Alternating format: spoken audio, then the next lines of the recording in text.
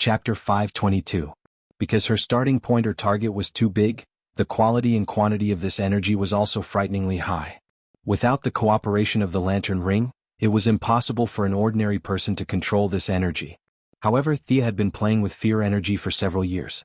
Her newborn compassion was quickly tamed by her, and the green lantern energy around her also made it very convenient for her to refine her compassion emotions. She began to refine her compassion, and later added this emotion into her gaze. In the future, other than scaring people with a single glance, she could also use her compassionate gaze to make them wish they were dead. The only pity was that this kind of emotional impact was closely related to the opponent's willpower. Those with strong willpower could be ignored, and those with weak willpower were definitely not experts. The side attack was just a side effect. The biggest benefit it brought her was that she could finally control the sacred sword. She finally felt a little more comfortable. Using compassion to control the sword of victory and pledge was much stronger than fear. The disharmony between the two parties was significantly reduced, and the amount of light that could be carried per unit of time was increased by at least 30%. Feeling that her mission was completed, Thea was about to teleport away when she heard a soft voice in her heart. Who are you?" the voice asked carefully. Thea quickly stopped and asked who it was and where it was. That was impossible. Thea was still a little confident in her own strength. She was sure that there was not a single ghost in the area, so the one who talked to her was the lantern beast of the green lantern energy. She had dealt with the parallax monsters a few times, so she was quite knowledgeable. However, she did not expect the lantern beast to take the initiative to talk to her. Thea hesitated for a moment. It was difficult to determine the other party's emotions, but it did not have any malicious intent. She gently separated a part of her spirit to communicate with the other party. "You're the lantern beast? What's your name again?" "Let me think. Changed your name to Octopus?" The lantern beasts were all manifestations of emotions. To a certain extent, they were terrifyingly simple.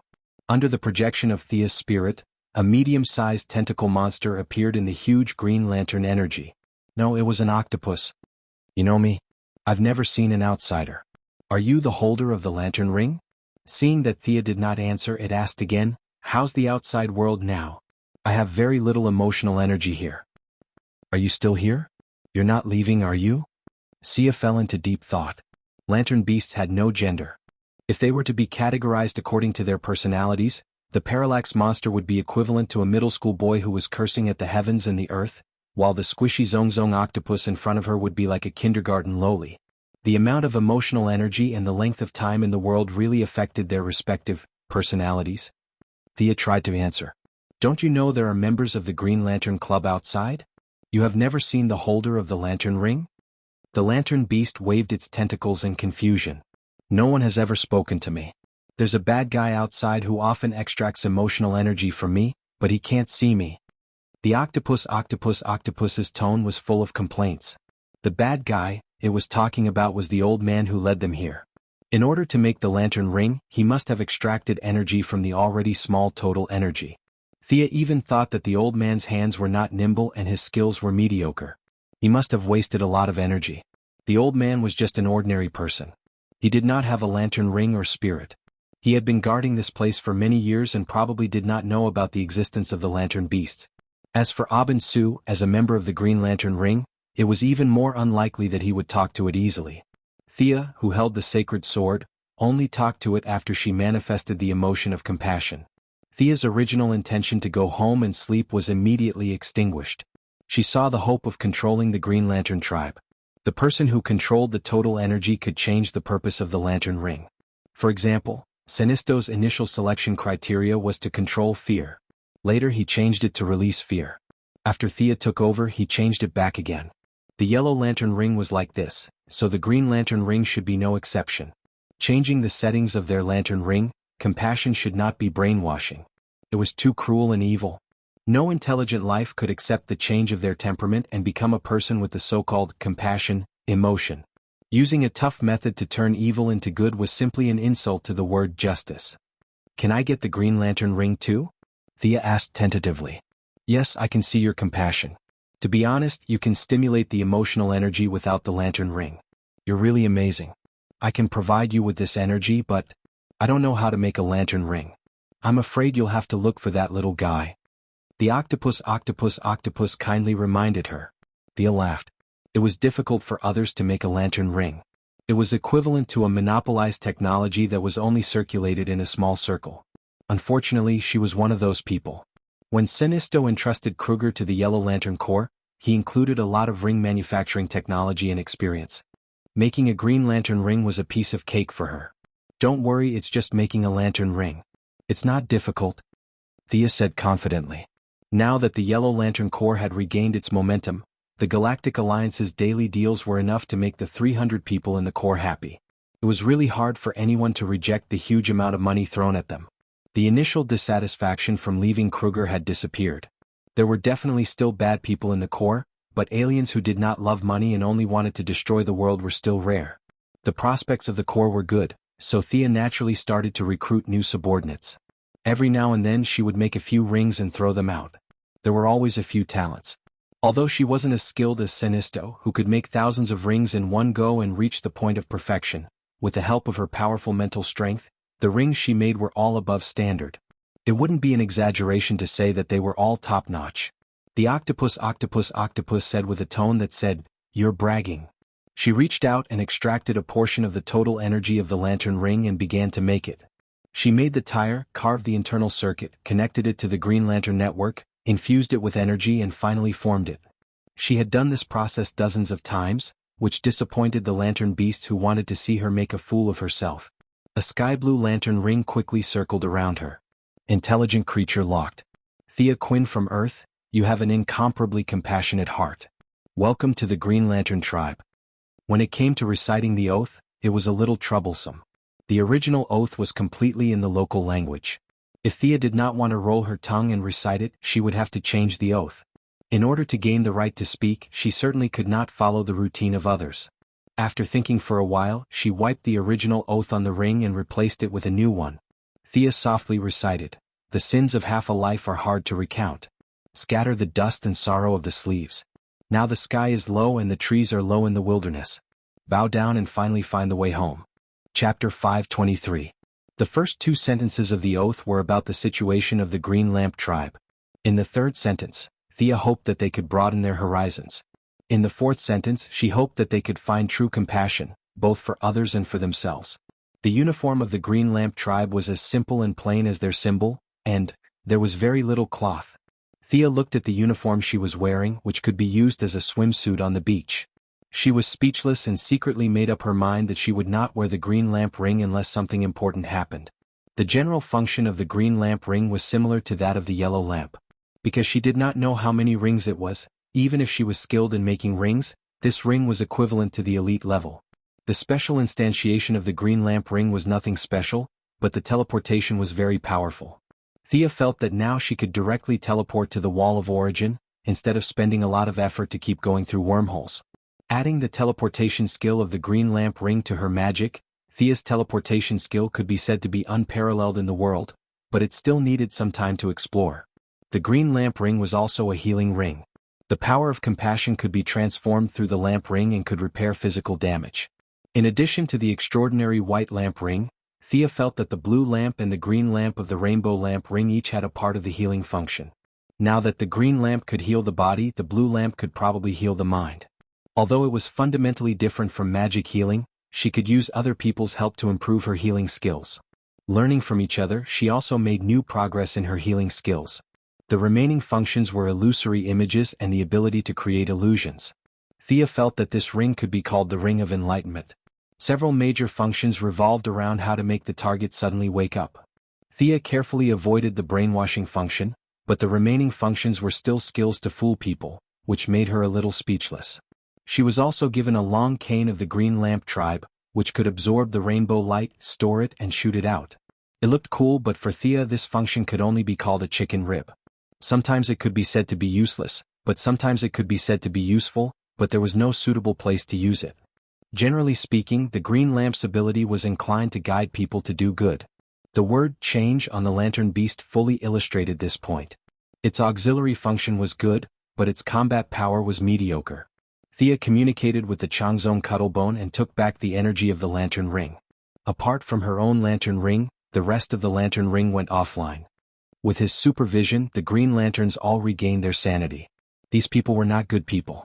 They were all criminals that Abin Su had captured from all over the universe.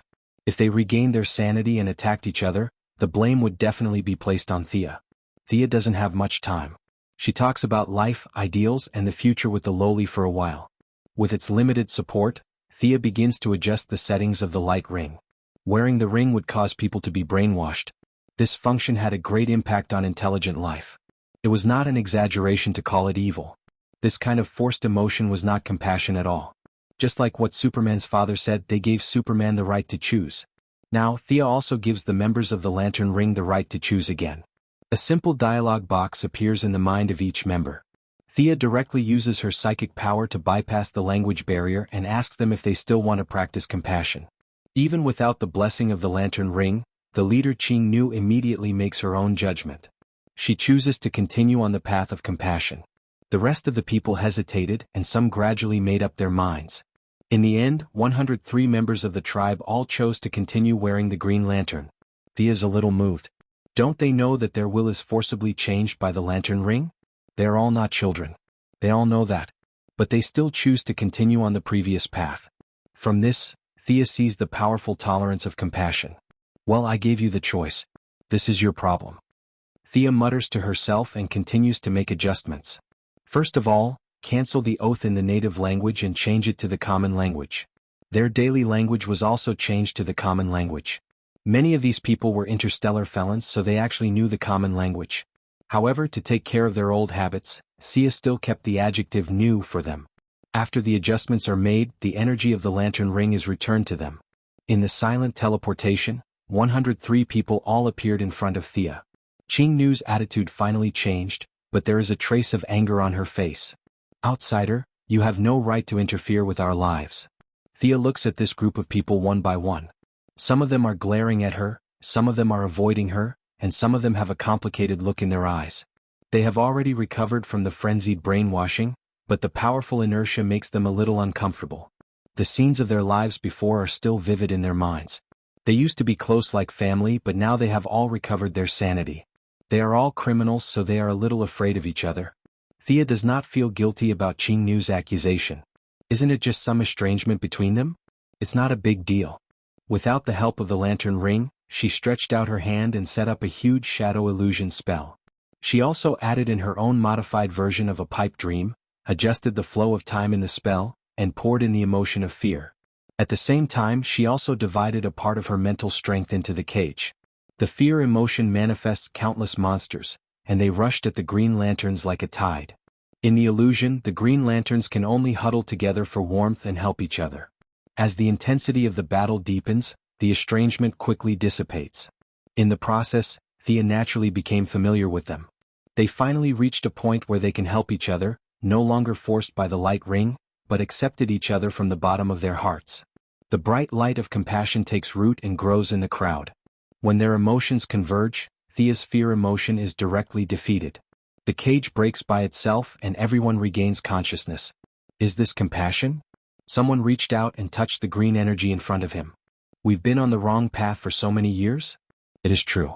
There is a world of difference between the compassion that exists between heaven and earth and the compassion that exists between heaven and earth. This group of people quickly discovered the subtle differences between their respective energies. Is this your true goal? Is this really compassion? Qing Nu's body trembled with tears streaming down her face, and she asked with uncertainty. Thea has been secretly observing the actions of the first Green Lantern to wear the light ring. She had to admit that Abin Su's evil compassion method is quite effective. The original serial killer has been completely changed. Her heart is filled with remorse for her past sins. Others may be a little conflicted, but as the most powerful Green Lantern, the powerful energy has completely rewritten her body and soul. Thea nodded in response to her question. That's right, this is true compassion. Chapter 524. Actually, who could say for sure what true compassion was? Everyone had a different interpretation of the world and life. One person's honey was another person's arsenic. Forcefully using personal values to explain the truth of the universe was biased in itself. However, in order to control the Green Lanterns, Thea gave them the right to choose. She showed them a broader and more tolerant compassion. She was quite proud of it.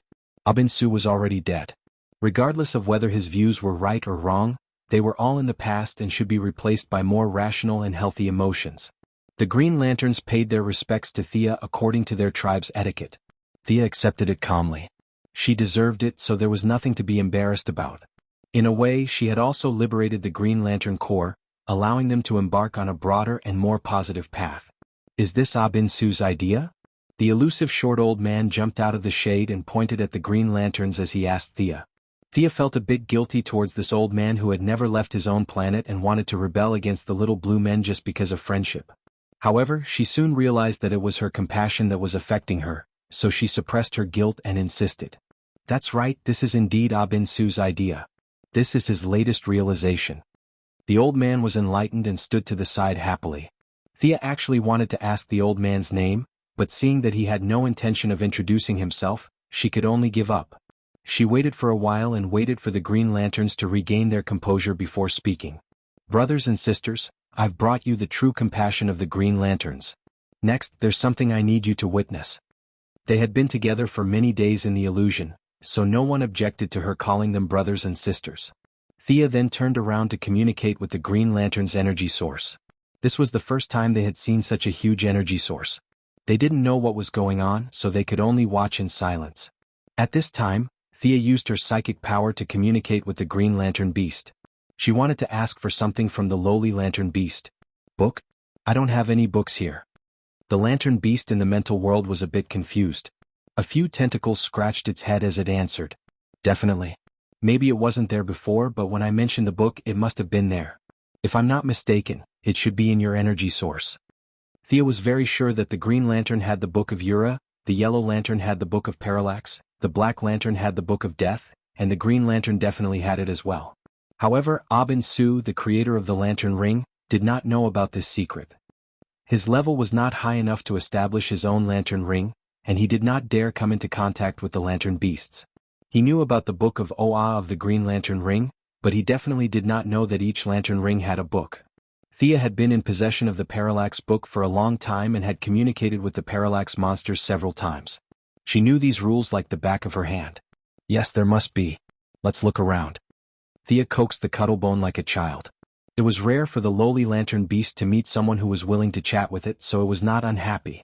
In its eyes, this might be a game, so it looked very serious. Soon the lowly Lantern Beast found something new. It asked in an uncertain tone, "Is this the book you were talking about?" Thea's spiritual power was a little slow in the emotion of pity. It took her a while to find the Cuttlebone and scan what it found. It was square and could be used as a shield or a table. Such a thick thing. Yes, this must be the Book of the Green Lantern that did not appear in the original time and space. She tricked the Lantern Beast to help her move it out. The other Green Lanterns did not know what she was doing. They only saw Thea lowering her head for a few minutes, and then there was a flash of energy. In the flash, a big blue book appeared in Thea's hand. Thea looked at it carefully. It was similar to the Book of Parallax, but the Book of Parallax could slow down the target.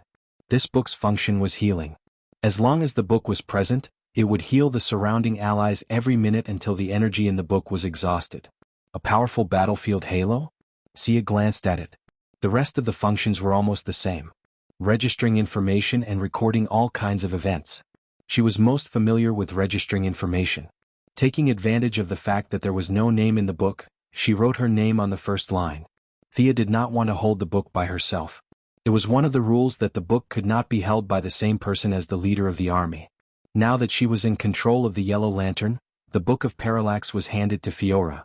This book was born from Nu, so its name should be the Book of Nu Ching Nu. Are you willing to hold this book? This was Thea's blatant scheme. If she wanted the position of the leader, she couldn't avoid Ching Nu. Her intention was self-evident when she took out the book after so much effort. The first blue lantern contained a lot of information. Thea guessed that Ching Nu knew that she could not have both the leader and the book. She held the book with both hands and looked at Ching Nu calmly. Ching Nu's moral character had become like a saint, but this did not mean that she had become stupid.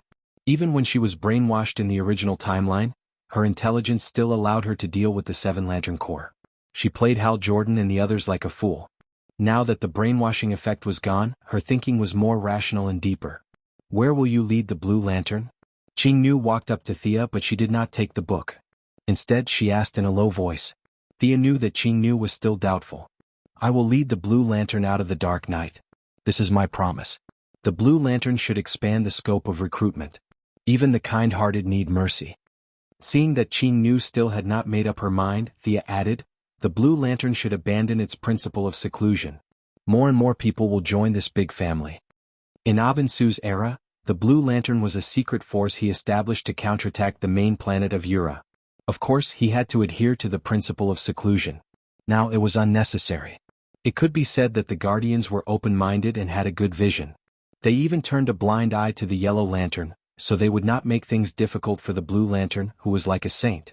Even if they met the Green Lanterns in the universe, they would not make things difficult for the merciful Blue Lantern. They might even help him. As for whether the Guardians would dig up Abinsu's grave if they knew about the existence of such a secret force, Thea felt that it was unlikely. The little blue men had been stripped of their emotions. They did not know what anger was. If you praised them, they would not be happy. If you scolded them, they would not be angry. What's more, even if they dug up Abinsu's grave, it would have nothing to do with Thea. Qing Nu was moved by the idea of strengthening the Blue Lantern. She knew her own family well. The Blue Lantern tribe used to be notorious criminals with a bad reputation. If they were put in the universe, it would be hard to say if they would not be hunted down. How could you explain that you have changed? Who would believe that? As their leader, Qing Nu did not dare to let them appear in front of others. But to say that she did not want to strengthen the Blue Lantern was an insult to Qing Nu. She thought about it day and night. She even thought about it in her dreams. Chapter 525. However, she was unable to bear the consequences. The Green Lantern tribe had few members and low combat power. Her thin shoulders could not withstand all kinds of unpredictable risks. That was why, under her restraint, he continued to pursue the principle of hiding from the world. Now that she met Thea, it gave her a glimmer of hope. Regardless of whether Thea made a promise blindly or not, the fact that she could fight more than 30 people like it was child's play proved that this woman was very good at fighting and her combat power was very strong.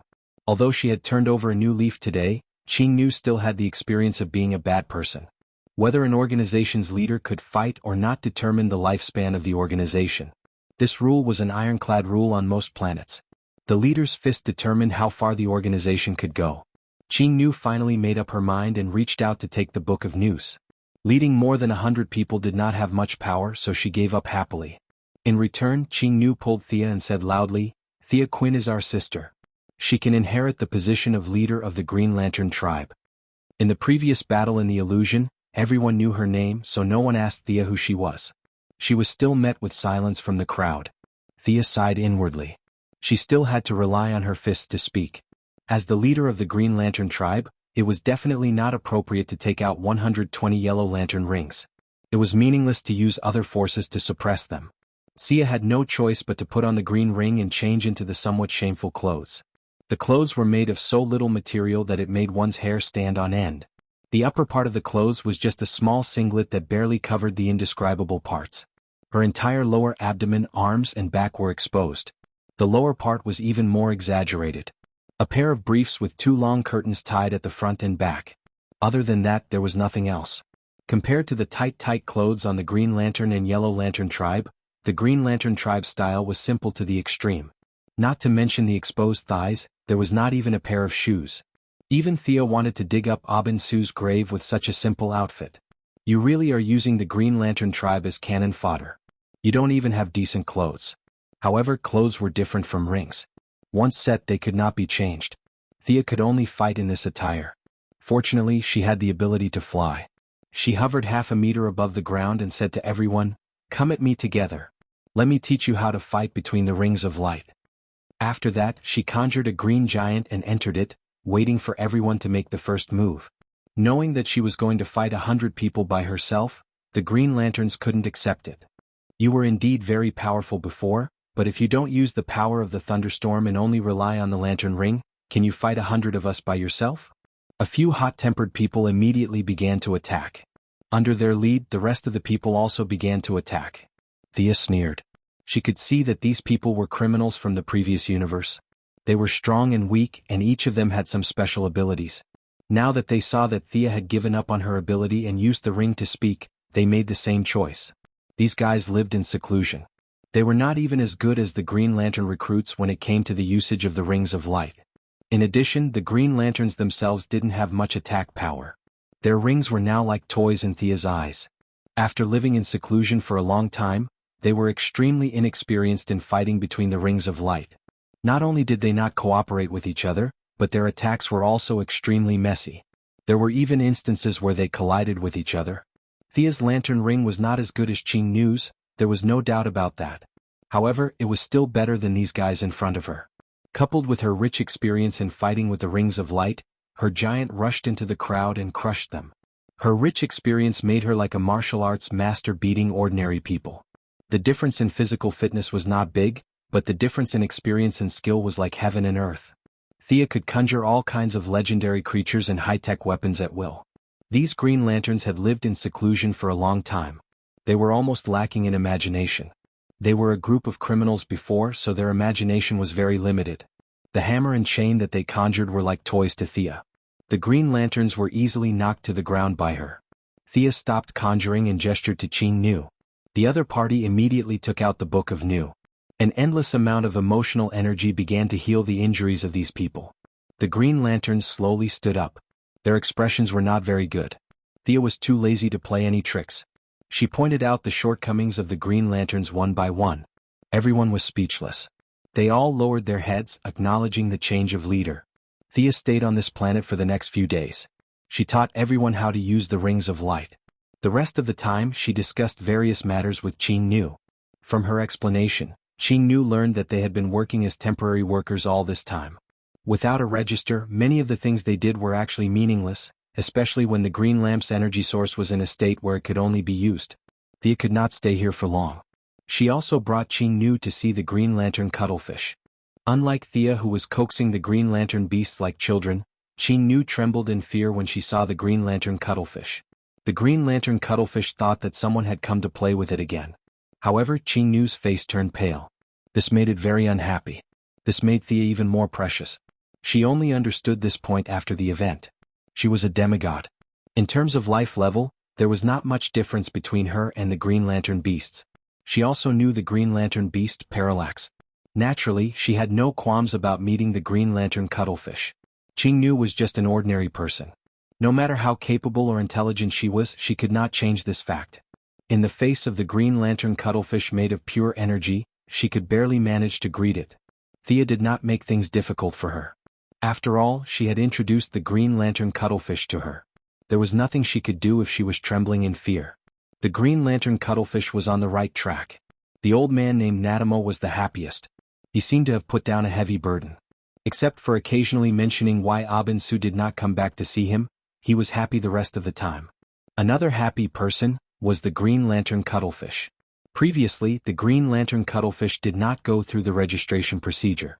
Although they generated a huge amount of compassion energy every day, the Green Lantern cuttlefish could not touch the energy at all because of the wrong procedure. From time to time, Nadamo would come to the Green Lantern cuttlefish to draw energy from it. It was very uncomfortable for the Green Lantern cuttlefish. Now that everything was standardized, the Green Lantern cuttlefish was finally able to enjoy the benefits it deserved. A large amount of compassion energy was injected into the Green Lantern cuttlefish every day. The Green Lantern cuttlefish was so happy that it almost jumped out. In addition, Thea, who was good at coaxing children, would chat with it from time to time. The Green Lantern cuttlefish felt that these days were the happiest days for it. Thea was not idle either. She began to reorganize the Lantern cuttlefish. The ability of instantiation was the foundation of everything. This was something that everyone needed to learn. Transmission was a unique skill of the Green Lantern cuttlefish, so she could not give up on it. She opened several literacy classes, beginner classes, and advanced classes. Chapter 526. After learning for a period of time, she sent out a few decent fighters to do propaganda. There were a lot of bad guys in the yellow lamp, so they had to use the neutral camp as a cover. The green lamp didn't have this problem at all. They openly preached all kinds of purposes, and when they met the right people, they would send them back with a ring to participate in professional training. Qing Nu's paranoia was indeed serious.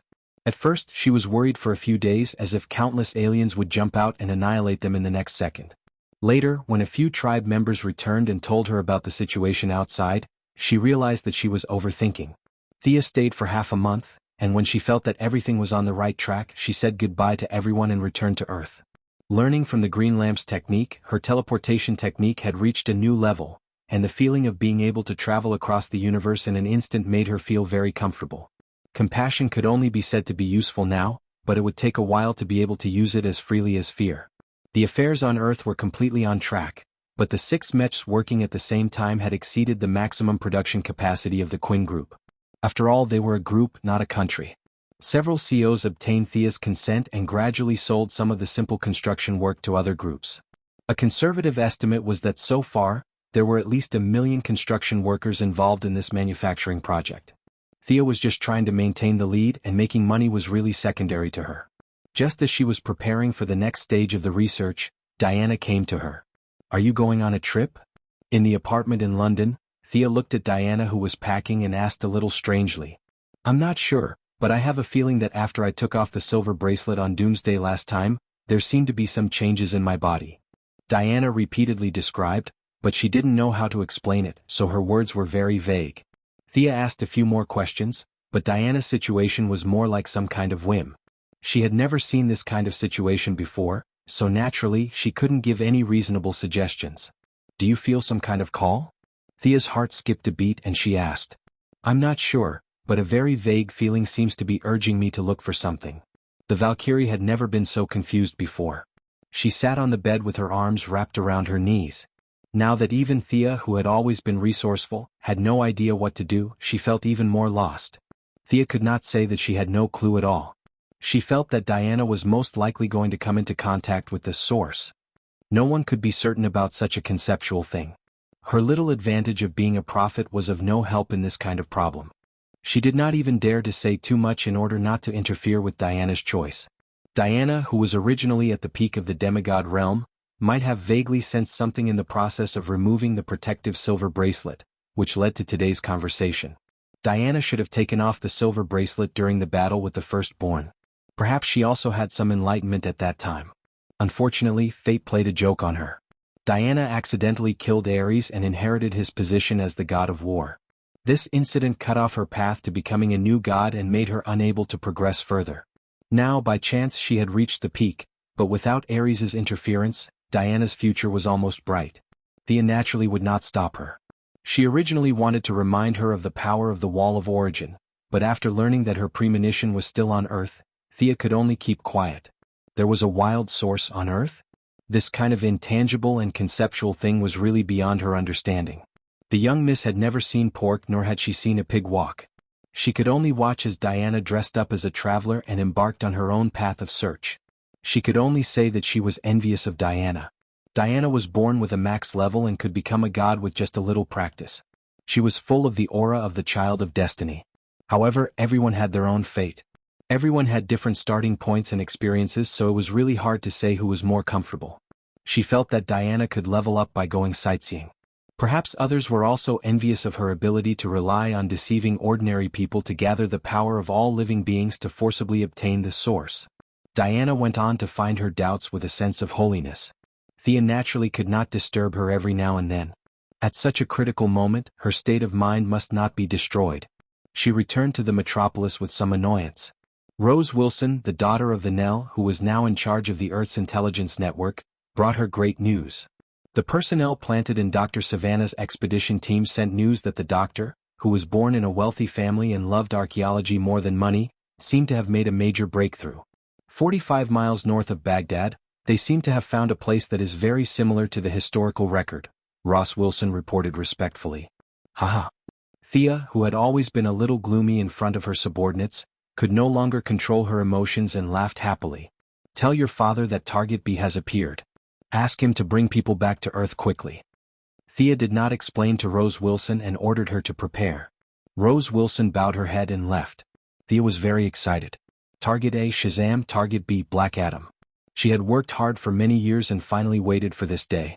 She was no longer the ignorant girl. Thea was very clear that as long as she could obtain the power of either of these two people, she could reach the peak of demigod. She was originally a little annoyed by Diana's advancement, but she immediately felt better. This had nothing to do with love. It was completely a way for two women with the same character to get along. To put it in a tacky way, they were a match on another level. Their door was power and life level. 100 years ago, when they first met on Paradise Island, Thea was strong and Diana was weak.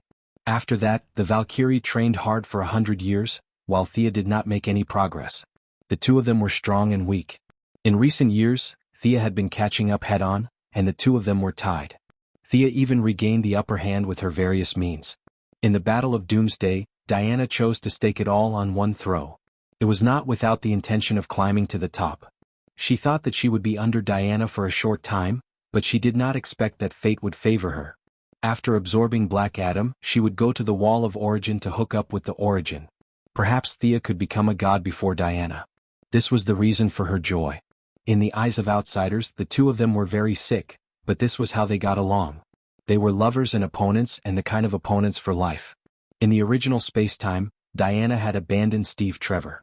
This was a result of the great difference in strength between the two of them. There was no right or wrong, but there was no common language between them. An elephant might be friends with an ant, but if it stayed in the ant hole for a long time, neither of them could bear it. Thea suppressed the ecstasy in her heart. She knew that there was still a tough battle to fight. Black Adam was not as gullible as Billy Batson. Chapter 527. Black Adam was an adult, which meant that words would not work on him. Although he also shouted, Shazam, to gain power, unlike Billy Batson who got his power from the Greek gods, his power came from the Egyptian gods. Just like how Thea pursued the balanced development of the 6 types of magic, Shazam's ritual was to gain the power of the 6 gods to balance the user's body. Su's endurance, Horus' agility, Amon's strength, and so on. That's right, one of the 6 divine powers of Black Adam was Thea's old friend Horus. This was also the main reason why she was confident in attacking him. After all, she did not want to kill him but capture him and then slowly absorb his divine power. This made the difficulty of the battle increased by 2 levels. Death Knell came back quickly and Midnight Daddy came along with him. As the only mage under Thea, he would be of great help in the upcoming battle. Thea ordered Death Knell to mobilize manpower everywhere. There were too many satellites in the sky above Iraq, and many of her subordinates could not be exposed. The people on Earth were only responsible for breaking the seal.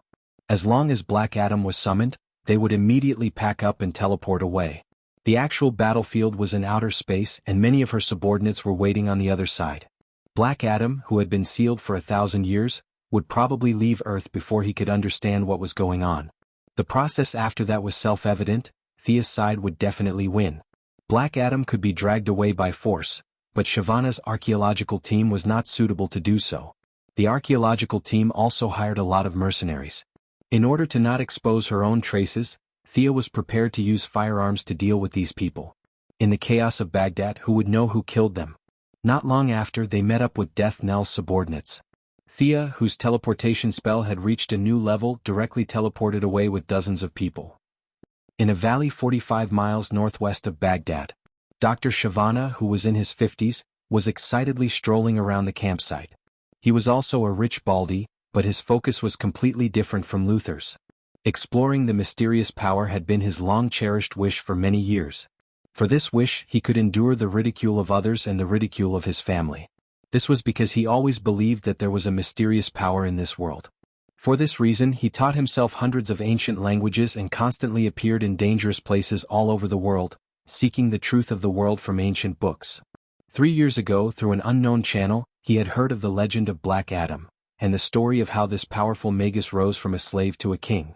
Dr. Savannah didn't know that this was information that Thea had purposely revealed to him. He studied the ancient literature tirelessly and searched for clues in countless tombs. Finally, he made a major breakthrough today. He led his subordinates and spent several months in this faraway country just to prove that his judgment was correct. Doctor, you're right. We found something. Dr. Savannah could still recall the shock and admiration that came from the bottom of his heart when his subordinates finally saw the results of his stubbornness. He didn't order them to dig immediately. Instead, he returned to the campsite to look for the various clues he had collected over the years. He was like an examinee who was about to enter the exam. He kept looking at the parchment and rubbing that he could memorize. Finally he calmed down. Thinking that his life's goal was right in front of him, he excitedly walked out of the campsite and entered a nearby cave. He quickly climbed up the ladder to the bottom. Even though he was already in his 50s and had been running in the mountains for many years, his body was still strong and healthy. "Gregory, how is it?" he asked his proud disciple. Even his proud disciple was already in his 30s. Gregory, who had a beautiful beard and a face full of hardships, happily replied, "Doctor, we accidentally dug out this door when we were digging. It was really incredible. The infrasound didn't detect this place at all." The bald Dr. Savannah suppressed his excited heart. He felt that his life's goal was right in front of him. He pushed his assistant to the side and personally took a small brush to clean the dust on the door. As the #1 archaeologist in the world, he found the location very accurately and quickly cleaned out a symbol. A simple but dignified symbol appeared on the door. I. The bald doctor carefully compared it to what he knew. This symbol was very abstract. Many races worshipped the eye, so he couldn't determine what it meant at the moment. Everyone was encouraged by his personal appearance, and the cleaning work began to speed up. Soon, half of the stone door appeared in front of everyone. There was an eye on one side of the door and a lightning symbol on the other side. The two of them faced each other and there were some blurry words at the top. Such ancient words. I only know a few letters. This must be Black Adam's tomb. He must be. Dr. Savannah was so excited that he was about to explode. It seemed like he was talking to others, but it also seemed like he was talking to himself. The people who knew his habits didn't disturb him. He also knew that they wouldn't respond, but at this moment he couldn't express his joy without saying something. Just when he thought that no one would respond to him, something unexpected happened. A clear female voice said, "Doctor, you're right. This must be Black Adam's tomb." With Death Knell's men pointing out the location, Miss Thea opened the sky blue teleportation circle and directly arrived here. Now, not only was Death Knell recruiting a large number of mercenaries under Thea, Midnight, who was also very creative, wasn't satisfied with opening a tavern as a middleman. Realizing that he needed help, he found Mr. E of the Cold Flame Vatican. He told Mr. E that there were resources everywhere in the outer space, and precious magic materials were piled up like garbage. Attracted by the beautiful scene described by Midnight, both sides immediately turned hostility into friendship. Mr. E led the Vatican and directly became Thea's subordinate. However, Midnight didn't lie to him. Many magic materials that were extremely rare on Earth were everywhere in the outer space. Like a mouse that fell into a rice bowl, Mr. E, who was limited by the lack of resources, was so happy that he couldn't sleep. This time, when he heard that Thea had a big operation, he volunteered to help. Considering that they were also magicians, Thea also brought them along, so they arrived a little later than expected. "Dr. Quinn, you're here?" The bald Dr. Savannah naturally knew Thea. He even watched the video of the metropolis more than 10 times because he was interested in the mysterious power. He also heard some information from the higher-ups. Many people thought that the magic Thea cast on Doomsday was a kind of technological ray. Magic itself was declining and it deliberately avoided the world. Many people in power, including Dr. Savannah, who was a fanatic supernatural enthusiast, didn't realize that magic was around. Perhaps in Dr. Savannah's subconscious mind, magic should be incomparably noble and had long disappeared in the long river of time. How could such a legendary thing still exist? How could it be around him? Chapter 528. He was even looking forward to spending his entire life digging for evidence. If magic was right beside him, then what was the point of studying and researching for the past few decades? Subconsciously, Savannah had been ignoring more and more supernatural phenomena. He didn't want his life's pursuit to be in vain, but he didn't want to become a joke either. However, no matter what he thought before, the moment Thea teleported over, his persistence and belief collapsed. "Me? Of course I'm here to look for Black Adam," Thea said with a warm smile. "How did it become like this?" Dr. Savannah's bald head was covered in a thin layer of sweat. He wasn't a good person at all. When he heard the gunshots from the camp, it went without saying what it meant. Although Thea was wearing a jacket with her hands in her pockets and smiling warmly, Dr. Savannah had once mocked her for being a righteous person who lacked brains. Now, he didn't think so, especially when he saw the murderous Death Knell and the punk-dressed Daddy Midnight. These two didn't look like righteous people at all.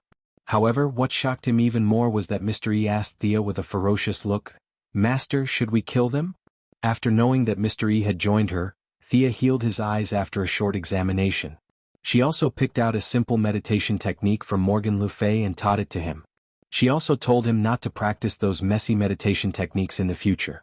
Mr. E, who was eager to show his loyalty, looked at Savannah gloomily, as if he was looking at a pig or a sheep.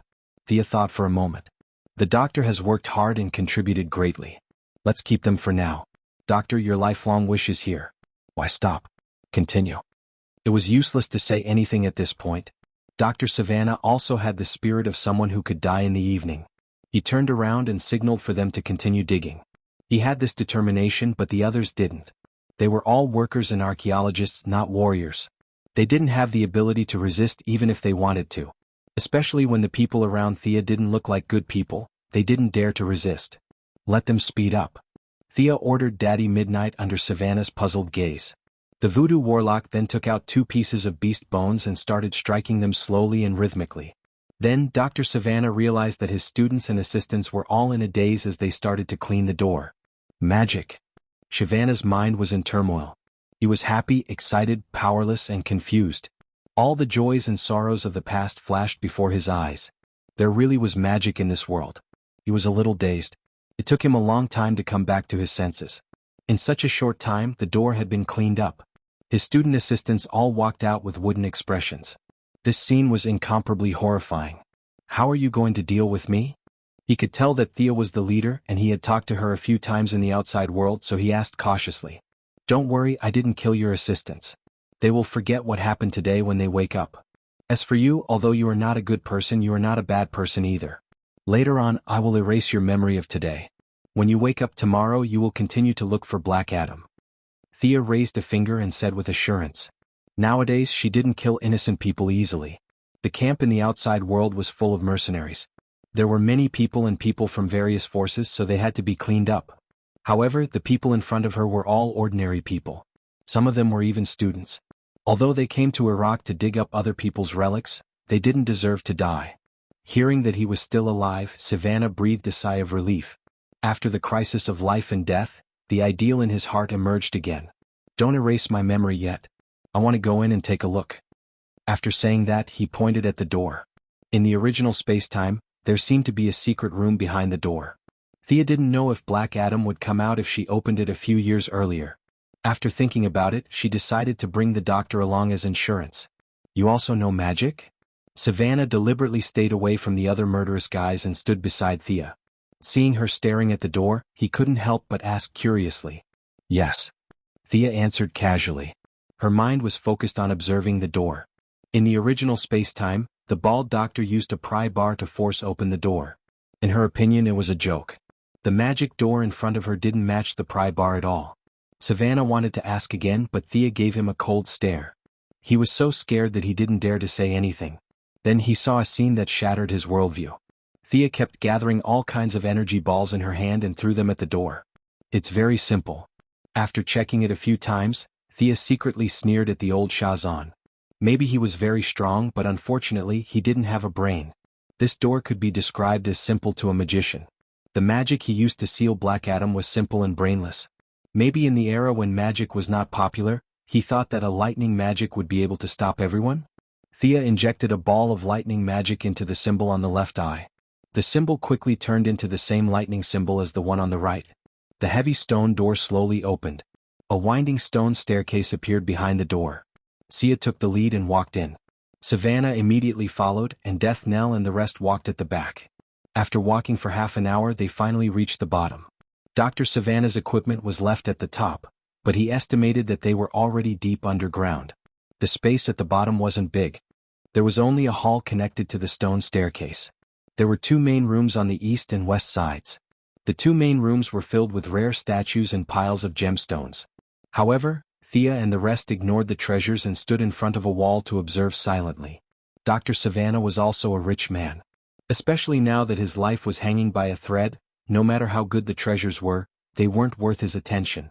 Besides, he had raided countless tombs, so he could guess that the treasures on the 2 sides were probably some kind of trick. This trick was too lame and there was nothing new about it. When he saw Thea and the rest staring at a wall, how could he not know that there was a mystery behind it? He walked closer to take a look, but unfortunately he couldn't find any clues. Thea was in a very good mood today, and a wicked idea popped up in her mind. She looked at Dr. Savannah, who was scratching his ears and cheeks with a faint smile. What? Do you want to see the secret here too? Wasn't this nonsense? Usually if someone spoke to him like this, Dr. Savannah would spit in his face. However, he didn't dare to do so now. However, due to his curiosity, he still nodded stiffly. Eye of Spirit Vision. Thea stretched out her hand and swiped in front of his eyes. Savannah felt as if a valve had been opened in his mind, and countless illusions suddenly appeared in front of his eyes. Fortunately, this person's willpower wasn't bad. He quickly focused his attention on the stone wall. This time he finally knew what Thea and the rest were looking at. He saw that the originally empty stone wall was now filled with symbols and pictures of various races and civilizations. Chapter 529. This is an ancient Egyptian word, it means stop. This is cuneiform, it means devil or enemy. Oh my God, there are oracle bone inscriptions here. Professor Savannah was not exaggerating, he quickly deciphered several ancient words. Of course, he was also trying to prove his worth to Thea so that she would not kill him. It says that Black Adam has committed many evil deeds and is sealed here forever until a person who can destroy him appears. His enemies have imprisoned him here, the future generations can release him and bring magic back to the world. Savannah translated and looked at Thea in confusion. Stupid seal, he thinks that he has everything under control, but he is just a fool. The rise and fall of magic has its own reason, it has nothing to do with this place. Thea was getting more and more annoyed with the old Shazan. How dare he think that he can represent magic? Does he even know his own name? Savannah caught the contempt in Thea's tone and continued to translate. It says that as long as you chant a word, you can open the tomb. This word is... Just as he was about to continue, Thea interrupted him. Thank you for your help, Doctor. It's our turn now. Do you want to continue watching or return to the surface? Professor Savannah certainly did not want his memory to be erased and return to the surface. He firmly said that he would not disturb them and that they could just treat him as if he did not exist. Thea did not comment. Based on the doctor's professional knowledge, she had already confirmed that this was the place where Black Adam was sealed. It was unreasonable to burn the bridge after crossing the river, especially when this bald doctor had been busy with her matter for several years. Seeing that he had worked hard for her, Thea decided to satisfy his curiosity. However, she still had to take precautions. She turned to Death Knell and ordered, "Watch him." Black Adam's seal fully reflected the old Shazan's ignorance and arrogance. Anyone could come here and yell that Shazan could break the seal. Thea was amused by this fact. Are you sure you are not joking? Since ancient times, who would design such a stupid seal? No one could be better than him. Black Adam was also a retard. He did not have the temperament of a magic villain. For thousands of years, he relied on his hard work to create a crack in the seal. After that, he would release a bit of magic to charm an ordinary person to come over and yell that Shazan. That was how he got out of the seal. Perhaps he did not think of it or he did not know how to charm magic, he was foolishly locked up for thousands of years. Even the old Shazan, who gave him his power, didn't know how to clean up the mess he made. He didn't talk about it at all and just spent his time as if nothing had happened. Only when he was so old that he couldn't walk anymore did he remember it. When he was young, he even created a guy called Black Adam. What should he do? At the last minute, he armed Billy Batson and let a 10-year-old child deal with his so-called nemesis. This was the life of the old Shazan. Thea did not like this person at all. If she had the chance, she would definitely chop off his head to comfort all the people who died because of him. Black Adam was the second human to bear the name of Shazan. Although his IQ was low, his strength was not weak. This mage who liked to use his fists to fight Superman had some real skills. It was a little difficult for Thea to take him down without attracting attention. Fortunately, the green lamp provided her with a lot of teleportation knowledge. If she dragged this guy to another planet, he would be at the mercy of others. In the eyes of Dr. Savannah, Thea mysteriously took out a golden staff. A lot of mysterious lines were drawn in the air by her. A quiet atmosphere surrounded the stone room that was less than 20 square meters. The weirdly dressed Midnight and Mr. E were also setting up something. The mysterious world that he had been pursuing all his life had opened a door to him. His survival instinct told him to leave this place quickly, but his enthusiasm for the mysterious knowledge stopped him. Fear and enthusiasm worked on his body at the same time. The bald doctor shivered and Death Knell looked at him from time to time. Black Adam in the original time seemed to only know how to cast lightning. Thea could not guarantee that he did not know other magic. The key was that this guy could fly. If he flew away when he noticed something was wrong, it would be troublesome. Referring to Hermes's underworld displacement, Thea improved the teleportation circle. She would transfer the entire area. After that, the big pit on the ground would be handled by Death Knell's Earthwoman. After checking twice and confirming that there were no problems, Thea turned to the bald doctor and said seriously, "Dr. Savannah, do you want to continue watching?" The bald doctor was in a fierce struggle. It was not hard to see that these people wanted to harm Black Adam. However, Black Adam's life and death had nothing to do with him. After weighing the pros and cons, he decided to follow his heart. I have to continue watching. This is my life's mission and belief. Thea was a little moved. For the sake of his dream, he was willing to sacrifice his life. No matter if he was a good person or a bad person, this kind of pure character was worthy of admiration. However, this bald doctor did not have any combat power, so he was not of much help to her. In the original time, he pried open the door outside and activated the magic gears. By accident, he obtained a magic eye, which started the prelude to the battle between Black Adam and Shazam. However, he did not have a good ending. Immersed in the world of magic, he was eventually exhausted by the magic eye. From this point, it could be seen that he did not have the talent to become a mage. A simple magic eye could only be powered by vitality. How sad it was. Thea felt his persistence and wanted to try to persuade him. We will go to the outer space to fight later. Do you want to come along? It would have been better if she did not say it. After she said it, she found that Dr. Savannah's eyes were shining. He was in a state of excitement. He nodded quickly. Well, my magic circle has been set up. This seal will be opened by you. You can read the words on the wall, right? Read it, but I can't guarantee whether there will be any danger later. Thea felt that he was the one who called out Shazam in the original time, so she let him do it here.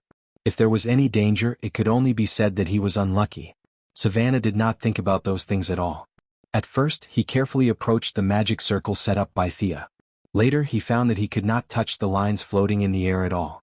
His heart was set, and he quickly walked to the wall to identify it. Shazam. Dr. Savannah received Thea's signal and read it out loud. As soon as his voice fell, the whole wall seemed to be hit by a heavy object. Huge cracks spread out in all directions and the wall collapsed instantly. The bald doctor, who had been prepared, quickly moved back.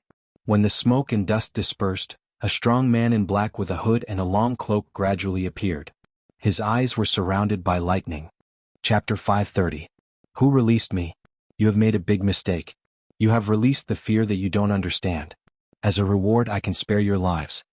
With a big golden lightning symbol on his chest, Black Adam, who had the temperament of a villain, was released from the seal. He was in high spirits and didn't even look at Thea and the others. He just talked nonsense. Other than being arrogant and pretentious, Milady's evaluation of this guy was that he had no brain. Why don't you at least observe the environment? Villains die because they talk too much. This was really a wise saying. In order to avoid any more trouble, Thea didn't want to talk nonsense with him on Earth. She immediately activated the teleportation circle. A sky blue light flashed, and the 20-square-meter stone room, Thea, the others and Black Adam, who didn't understand what was going on, were all teleported away at the same time. A deep circular pit appeared here. As they disappeared, the stone room was completely silent. At the same time, on an uninhabited planet 11 light-years away from Earth, Thea's powerful fighters had been on standby for a long time. Dead Man, Gruder, Fiora, Poison Ivy, Lightning Lady, and the newly joined Frost Killer and Red Whirlwind. Some of them were in a daze out of boredom and some were whispering. When they saw the teleportation light flashing, they quickly scattered and stood in place.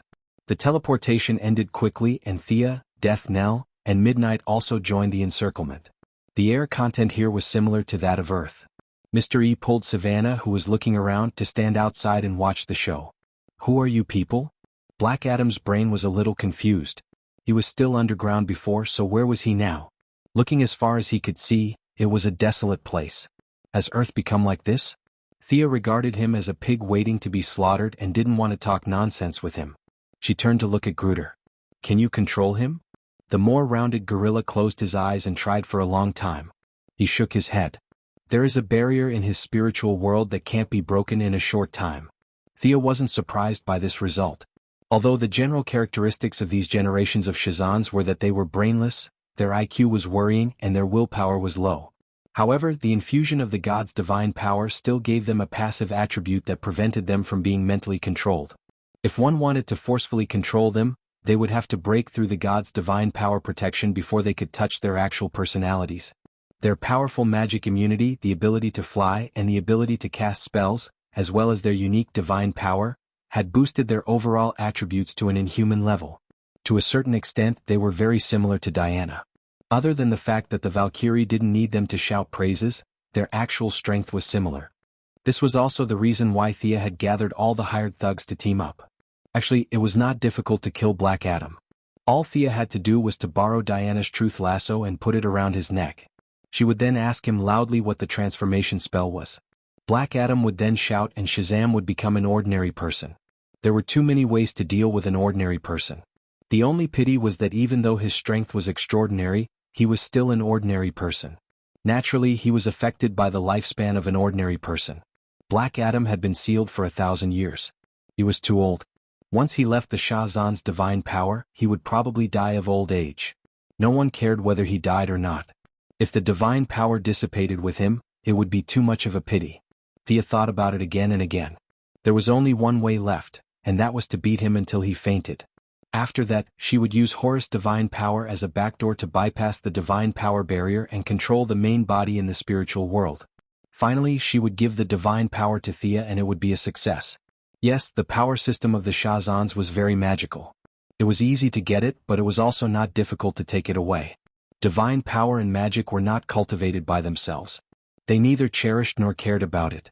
Just like Thea, she had nothing to do but purify, refine, and keep it consistent with her own body. They didn't do these things at all. The relationship between divine power and their main body was like that of a tenant and a landlord. They couldn't bring it with them when they were born, and they couldn't bring it with them when they were dead. Old Shazan and Black Adam would occasionally do something useful. The third-generation Shazan's naughty child, Billy Batson, completely treated magic as a toy. He even carried out the spirit of sharing and shared a part of his magic with his friends and pet tiger. This was simply blasphemy to magic, especially when compared to Dr. Savannah's enthusiasm. Shazan should be thrown into the garbage heap of history. Thea waved her hand to her subordinates. Attack at will. The first to jump out was still the Lightning Lady. I heard that you also know how to use lightning. Let's compete. After saying that, she didn't care about the other party's expression. The silver-white arc of lightning gathered in a tenth of a second and was thrown at Black Adam with a speed that pierced through the air. Do I know you? Black Adam didn't know what it meant to not compete when you could fight. He only felt that he seemed to have picked up the wrong script to escape. However, in the face of an attack, especially an electric attack, he was not careless. In order to frighten these strange people, he chose to take it head-on. He also threw a lightning beam at the other party. The power of the magic lightning scattered the lightning arc of the Lightning Lady. The Lightning Lady, who was a bit of a masochist, looked at the lightning that was coming at her and didn't dodge. She directly collided with it. Her physique that could absorb electricity was indeed heaven-defying. She could absorb the lightning thrown by the Flash in the original timeline. Naturally, she could absorb Shazan's magic now. Awesome. Do you have more? More. The lightning struck her body and sent her flying 3 to 4 meters away. However, she didn't take it seriously at all. She licked her lips and asked Black Adam a little crazily. Crazy woman. Black Adam had never seen such a physique that could absorb electricity. However, he was very experienced in battle. He flew down and prepared to use physical attacks. However, he was stopped by Fiora in her black armor when he flew halfway. Fiora was the main force to deal with Black Adam. Her armor was personally made by Thea. After all, she had been with Diana for a long time. It was not difficult to make a set of armor. This set of black armor was not the original Kryptonian technology armor. Instead, it was a precious material found on a planet owned by the Ibn Trading Company. On that planet, such materials were treated as scrap. Mr. E saw these materials by chance and he was so excited that he almost fainted. The aliens did a good job of sorting the garbage. A lot of waste materials were piled up and waiting to be processed. Mr. E accidentally found a whole mountain of obsidian. This powerful material with high magic resistance had long been extinct on Earth. The cold flame Vatican extorted the entire magic world and only found a small piece of obsidian the size of half a fingernail. After that, he gave it to Thea as if it was a treasure. One could imagine how excited he was when he saw the mountain of obsidian. After that, he and Midnight Daddy happily wandered around a few planets. There were all kinds of rare materials which made the two of them happy like idiots. Their harvest naturally alarmed Sia. The young mistress didn't care much about it as these things were not important to her. She only picked some relatively rare materials and Fiora's current armor came from there. Chapter 531. When Black Adam saw Fiora charging towards him, he didn't take her seriously at all. Facing Fiora's punch to the chest, he grabbed her wrist and tried to throw her away. However, he knew that he was in trouble as soon as they came into contact. His opponent's strength was unparalleled. He couldn't change his move in time, so he could only try to dodge to the side. With a loud bang, Black Adam, who was originally floating in the air, fell to the ground and smashed a human-shaped hole. This person's body was really sturdy, he was completely fine. He took off his hood, revealing a rather dignified middle-aged man's face. You're a woman worthy of my full strength, I? Just as Heiya was about to fly up halfway, he realized that his legs were entangled with plants. Numerous vines were rapidly climbing up his body. Occasionally, the vines would release some venom from between the vines, which seeped into his body through his skin. What the hell? Without waiting for him to say that he had an unfair advantage and that they wanted to fight him one-on-one, the newcomer Frost Killer attacked. Poison Ivy just happened to control the enemy. She flew behind Black Adam, her hands pressed against his body, and began to madly absorb Black Adam's heat. When Frost Killer was at her peak, she absorbed Superman's heat, relying on this move to eliminate the entire Justice League. Now she was still far from that height, but she still caused damage to Black Adam. Cold, very cold. A bone-chilling cold. Even if Black Adam's magic resistance and various energy resistance were extremely high, he was still unbearably cold. In fact, Frost Killer wasn't just a simple ice attack. In theory, absorbing heat was her true ability. When the enemy lost a large amount of heat from their body, except for some special life forms, not many people could ignore it. Black Adam was first and foremost a human. He naturally had a body temperature. The loss of a large amount of heat made him instantly wilt. The vines that could be broken with a little strength now seemed to have grown on his body, and the loss of heat also took away his strength. Black Adam only felt that he had never been so weak before. Father Midnight threw a few spells like soy sauce, but the effects were minimal. He smiled bitterly at Thea. He didn't know what this big black man ate to grow up, but his magic resistance was frighteningly high. This made him a little helpless. Thea gestured for him to continue, while she began to cast a spell to lower Black Adam's magic resistance. When the ancient mages had nothing to do, they liked to slay dragons. Not all of them were proficient in both magic and martial arts, so it was impossible for them to fight a dragon with a staff. The key to victory was still magic, and the spell to reduce the enemy's resistance was born at that time. Even a dragon's resistance could be lowered, not to mention Black Adam. He didn't ask for it to be lowered permanently. As long as the spell could last for half an hour or so, it would be enough. As a large number of her spells landed on Black Adam's head, his resistance plummeted. Father Midnight's various curses finally began to take effect. Black Adam, who was getting weaker and weaker, suffered another 2 heat rays from Fiora. The blood at the corner of his mouth proved that he wasn't invincible under the heavens. At this moment he already had thoughts of escaping. These people in front of him were too unruly.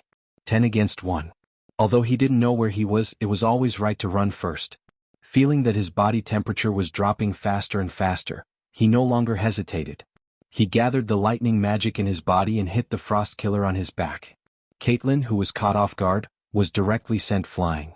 Black Adam quickly broke free from the vines and flew into the air. Master said you can't leave. The red whirlwind, whose core code had been modified, had been cruising in the air. Seeing that Black Adam was about to run, it directly turned into a whirlwind and knocked him down without thinking. Black Adam didn't have time to feel that the thing that knocked him down didn't seem to be a human. The crazy lightning lady and Death Knell attacked from the side. Poison Vine Lady and Frost Killer regrouped and pounced on him from the other side. Fiora, who was in the air, also began to attack him fiercely without stopping. Last time, when it was heavily injured by Doomsday, the military felt that the Red Whirlwind's attack wasn't enough, so they added a lot of technological weapons to it. Now these weapons naturally fell into Black Adam's hands. Papa Midnight was casting magic attacks from the periphery, and the 7 of them surrounded Black Adam tightly. Thea, Deadman and Gertrude were watching from the outermost periphery. In her opinion, it was only a matter of time before Black Adam was defeated. The problem was how to bypass the divine power of the gods and control his body. Her mind was wandering, and Black Adam, who was besieged, could only bitterly hold on. After fighting for less than 5 minutes, he felt a deep sense of malice. Not to mention the others, Fiora alone was enough to tie with him, and now there were 6 more helpers. He didn't know that the enemy wanted to capture him alive. Black Adam felt that it was already beyond his ability to hold on until now. What kind of grudge do you have with me? I can submit to you. Black Adam threw out a proposal that he thought the other party couldn't refuse. As long as he could stay alive, whether he submitted or not could be discussed later. Unfortunately, Thea only wanted his magic. After his magic disappeared, his lifespan would naturally come to an end. This was a condition that Black Adam couldn't accept no matter what. Seeing that the negotiation was fruitless, Black Adam began his final attack. He wasn't completely brainless. First, he forced Death Knell, who was slightly weaker, to retreat with a series of punches and kicks. Then, a huge lightning beam directly hit the Frost Killer. Lightning Lady fell for it as she madly jumped up to absorb the electricity. As a result, she blocked the attack path of the remaining people. Black Adam finally rushed towards the red whirlwind in the sky. A puppet? Get out of my way. Black Adam sent the red whirlwind flying with 2 punches. Just as he was about to fly away, he saw a pair of bright eyes looking at him. His home was destroyed, his wife and children were separated, and his life's pursuit was destroyed. He was so scared that he couldn't control himself. He didn't know what value he had left in life. Just when he was at the peak of his helplessness, God took pity on him and gave him the power that he had always dreamed of. Then, when he wanted to do something, his home was destroyed again, and his wife and children ran away. Fear and pity constantly lingered in his heart. He cried and laughed at times. Time seemed to have passed for a long time but also seemed to have passed for a short time. After that, he was punched in the back of his head by Fiora. The darkness in his vision suppressed his consciousness, and he was immersed in the illusion and reality. In the end, he didn't know anything. Jared come? Thea tried a new emotional impact. She had to admit that the effect of combining two emotions was quite good. Black Adam, who was being beaten up, wasn't known for his strong will, so he was easily defeated by her. The round gorilla began his work. Professor Savannah, who sensed that the battle had ended, also carefully approached the battlefield. The scene of lightning and thunder just now was like a movie which made him feel unreal. Black Adam, who he had been searching for, was beaten to the ground. A creature that looked like a gorilla from Earth was standing beside him. What was it trying to do? It couldn't be that it wanted to eat him, right? Professor Savannah felt that today's incident was strange from the inside out. Chapter 532. Who's this guy? Dr. Savannah looked at everyone with a careful and scrutinizing gaze, which made Lightning Lady a little dissatisfied. She asked Poison Ivy and Frost Killer beside her. Unlike Amelia, who dropped out of school early to become a streamer, Poison Ivy and Frost Killer were both people with degrees, especially Caitlin, who had talked to Dr. Savannah before. But now, with her white hair, black eyeshadow, and punk outfit, Dr. Savannah didn't recognize her. The two whispered the answer to Amelia. The former streamer didn't know why Thea found an archaeologist, but she wisely didn't ask. Thea didn't care about the whispers of her subordinates. She was very busy at the moment. She needed to use the divine power of Horus to open a back door in Black Adam's mind so that Gertrude could smoothly enter. The divine power of Horus could be said to be the first divine power she came into contact with. Although she had now erased the traces of the gods after several spiritual transformations, she could still simulate them. The image of the falcon god reappeared in Black Adam's mind and immediately attracted the attention of the divine power of Horus in his body. Thea didn't immediately assimilate this part of the divine power. The power of 6 gods was the foundation of Shazam's power. Like Thea's magic, they also pursued the balance of attributes. If a single divine power was absorbed, the rest would immediately collapse and Thea would suffer a great loss. Her simulation was specious and attracted the attention of the divine power of Horus. Taking advantage of this gap, Gertrude's spiritual control quickly went through the gap. How is it? Thea saw that Gertrude had already gone in and she also pulled away. Divine power was assimilating. If she didn't absorb others, others would absorb her. The resistance is still there. It's difficult for me to control him. Gertrude's voice sounded at the right time. Thea was not surprised. Black Adam was, after all, a top-notch mage. After thousands of years of accumulation, divine power and magic power had subtly changed him. That was to say, the seal limited him. Otherwise, he would have become a magical creature. Thea signaled Dead Man to join the crowd control. The control of the two rogues complemented each other very well. In the original time and space, Dead Man could temporarily possess Batman's body while Groot could control Mungo. Both of them could be said to be very powerful. Now that they were working together, there was almost no one who could stop them. Heya immediately fainted, his face still contorted in pain.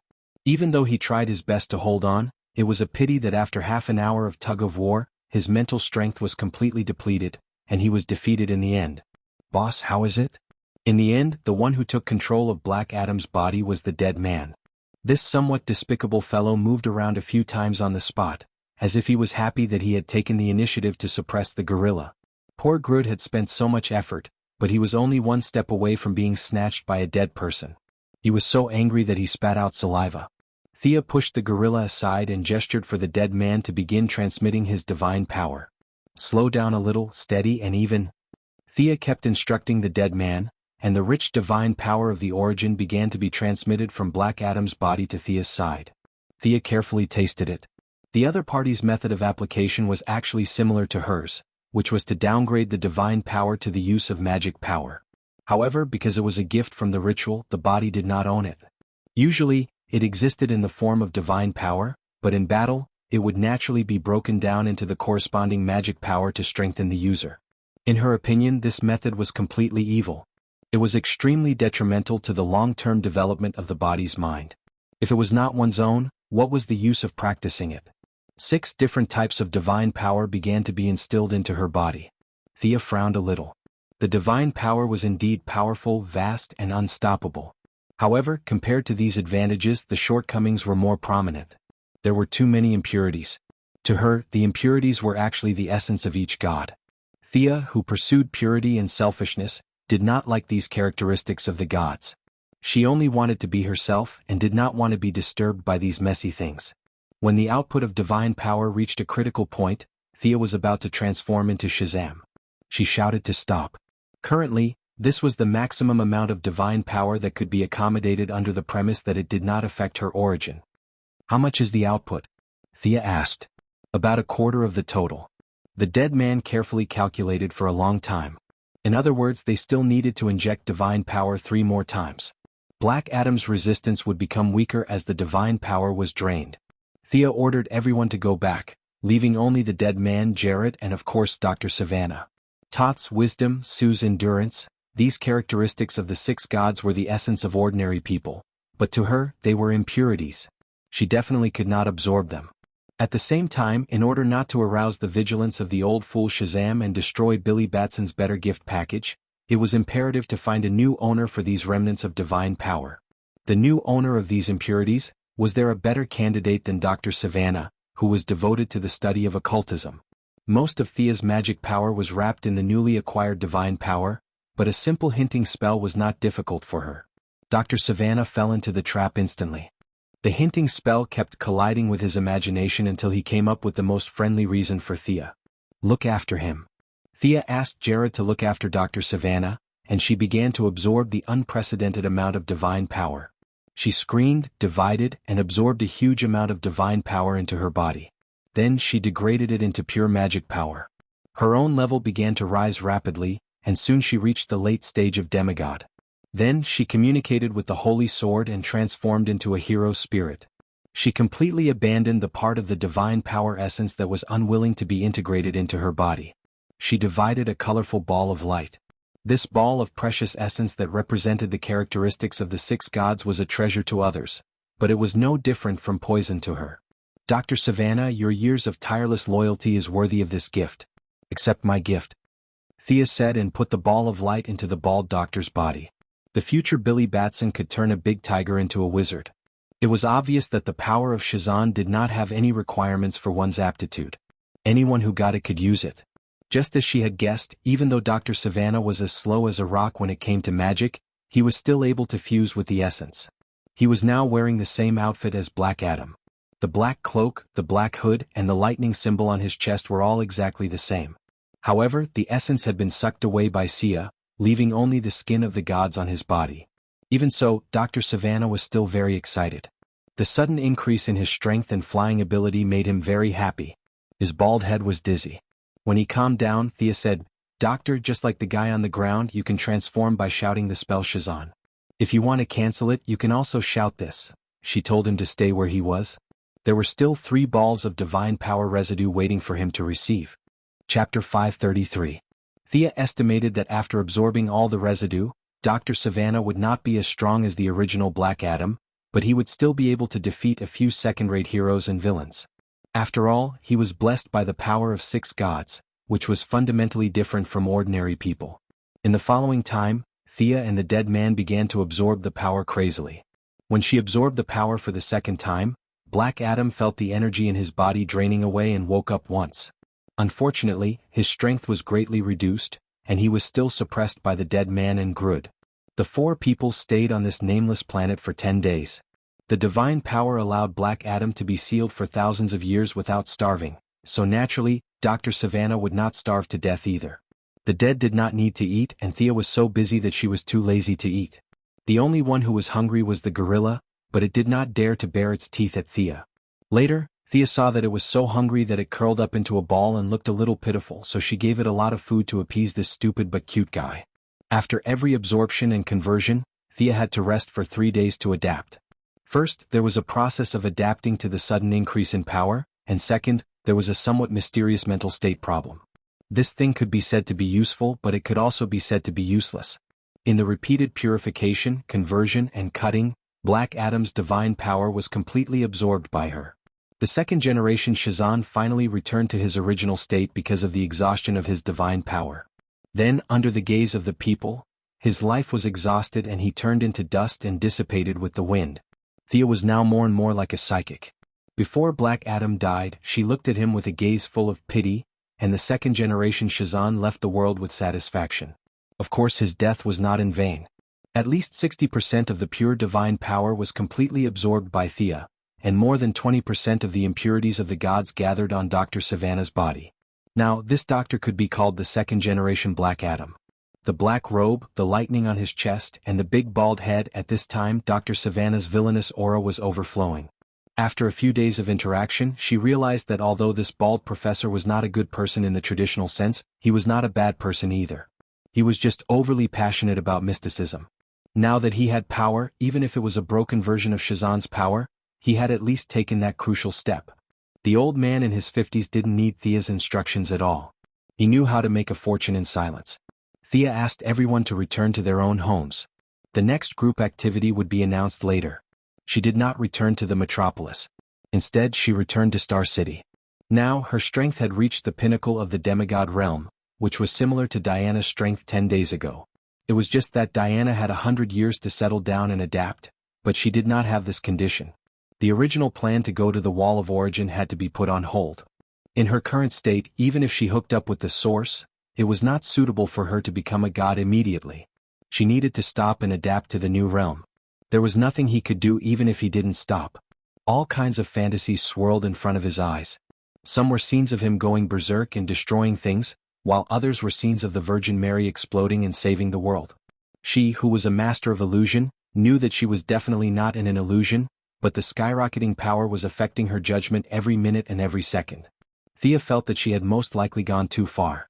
Even if she only absorbed 60% of Black Adam's divine power, it was probably higher than the ceiling of the peak of the demigod realm. The only fortunate thing was that she did not exceed it by much. Similar to Diana's situation, her strength had broken through a threshold. She also sensed the call at the level of the rules.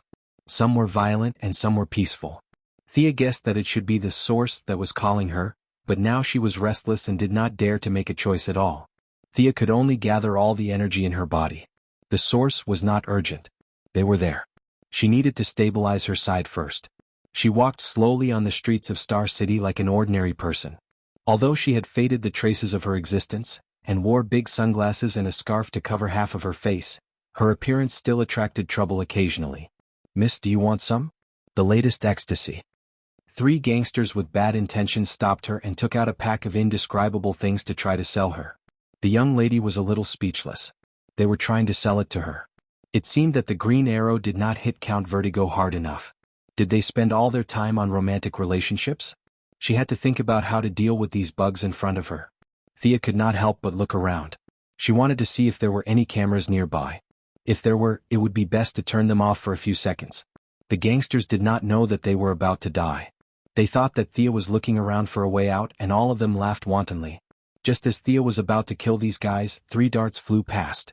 The gangsters were hit in the neck by the darts and they died without a sound. Such a ruthless method was definitely not from the Green Arrow team. Thea turned her head and looked to the right. A tall and thin old man in a simple robe slowly walked out. Thea looked at the tall and thin old man and could not help but laugh. "Ninja Master? Why did you come to Star City instead of resting in Southern Bart?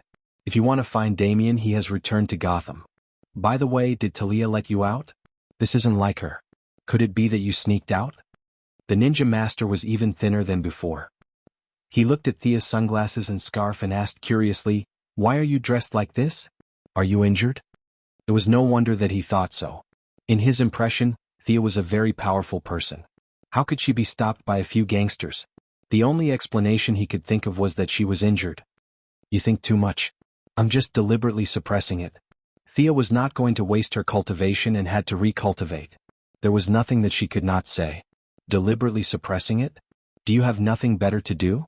The Ninja Master, who was passing by and was about to leave, was curious. "Do you mind talking to a dying man like me?" Talking to a super bad guy about this? Thea thought that the ninja master who had lived for 800 years might have a different opinion. So, she briefly explained her situation. To be honest, the ninja master did not understand her words. Even though Thea did not mention anything profound like Genesis to him, he still did not understand. Can you describe it with facts? The ninja master's curiosity was not ordinary. To a certain extent, he was similar to Dr. Savannah in that they both searched for it. However, the difference was that the ninja master had a long lifespan. He had found a demon to help him, but Dr. Savannah did not have such conditions. His question stumped Sia. How could she use facts to describe something that was idealistic to begin with? After thinking about it, she decided to let him experience it. Thea released a little of her suppression and released about 10% of the energy in her body. The dense hallucinatory aura instantly covered a radius of 100 meters. The sensitive ninja master immediately noticed the abnormality. Chapter 534. The same thing would be interpreted differently in different people's eyes. For Thea, it was a battle between good and evil, a choice between camps. In the same illusion, Ninja Master saw his children who had died before him in the 800 years. In the first 100 years, he had left behind a huge family with his vast knowledge and wealth. Unfortunately, his descendants had chosen the wrong side and were all killed by the current emperor. Even if he took revenge in the end, it was useless. After that, he established several families on and off. His children and grandchildren might still be close, but in the later generations, not to mention the alienation of others, he felt that his descendants were no longer his family. Some people even tried to steal his secret of immortality. He was hung up and tortured by his descendants for who knew how many generations. This kind of horrible experience really made him feel at a loss. It was not until modern times that he had 2 daughters again. Unfortunately, the eldest daughter, Talia, was still very ambitious.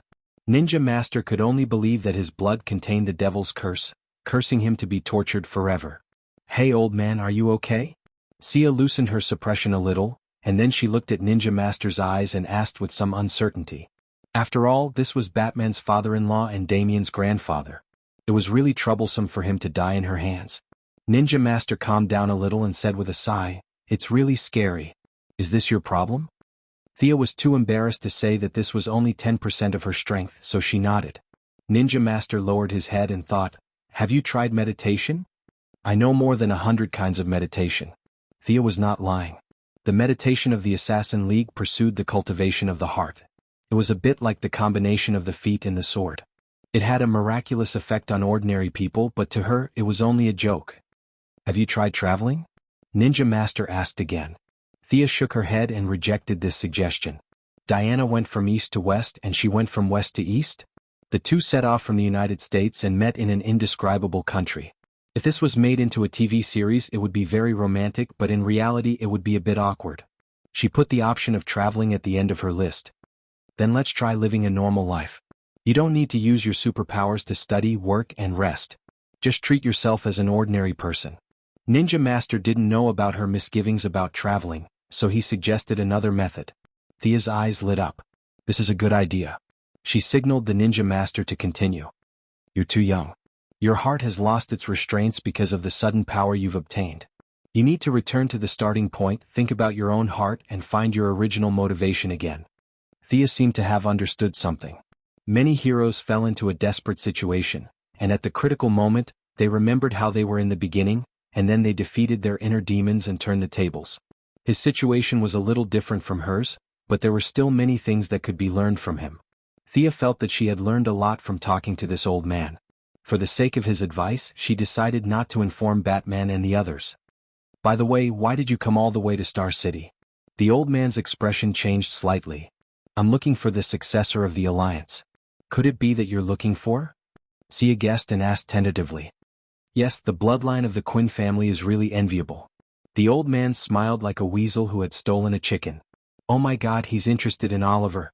Now that he couldn't catch Batman, the son-in-law he was most satisfied with, he started the backup plan. God knows how Oliver got into his eyes, but Thea felt that his relationship with her was definitely not shallow.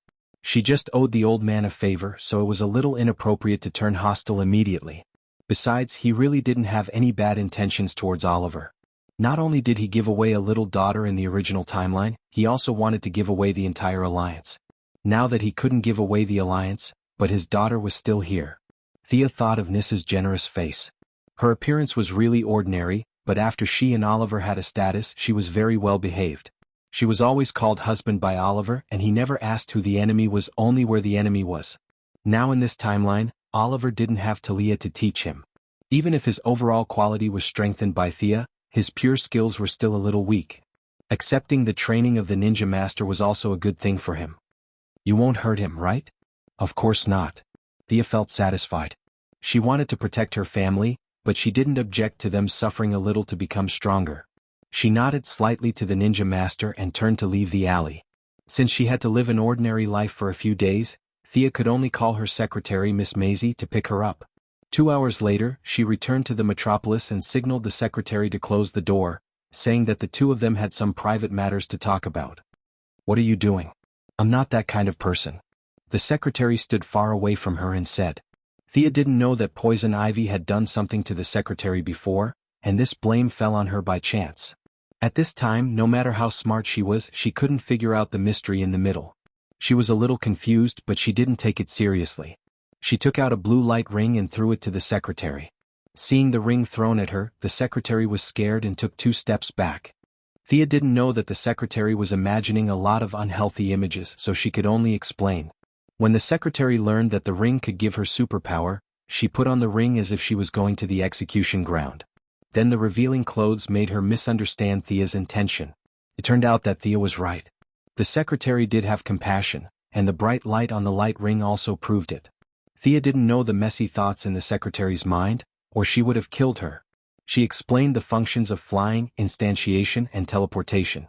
The secretary saw that Thea didn't change her expression, and then she realized that she might have misunderstood. She turned her head and studied the functions of the ring happily. Miss Maisie was not weak, and she had been working in a high-tech group for a long time. She had been in contact with people like Thea who were full of black technology. If she had a bad imagination, she would have been fired long ago. She quickly mastered several functions and flew around the office. After confirming that the abilities were real and effective, the image of Thea in her mind faded a little. Then she asked Blue Lamp Clothing, "This dress? Will it automatically become like this when I wear the ring in the future?" Thea was also depressed. It was all the damn Abinsu's fault. No, he was already dead. I can't help it. The dress was designed in the beginning. Your compassion seems to be different from mine, Thea said and took out her compassion. Her compassion was a little blue, while the secretary's compassion was a little darker, with a little purple. The spectrum of emotions was very sensitive. Purple was love, which was not the same as compassion. I pity Mr. Luther. He is not happy. The secretary said a few words and then stopped. It was obvious that she didn't like this topic very much. Chapter 535. Thea still had a lot of troublesome things to deal with at home. Out of concern for her subordinates, she asked a few questions. Since the secretary was unwilling to say, she did not force her. However, she was not optimistic about this unrequited love. Luther only had eyes for Superman. Even if the secretary returned to him, he would not look her in the eye. Putting aside other people's private lives, Thea was still very satisfied that she was pitted. In the future, Green Lamp's representative from Earth would be the secretary, Miss Maisie. Such a shameful costume, it was enough for an Earthling to wear it. In the following days, as Ninja Master said, she would restore her original heart and gradually stabilize her mentality in daily life. In the past, she would avoid social interactions if she could. She felt that she should also try it.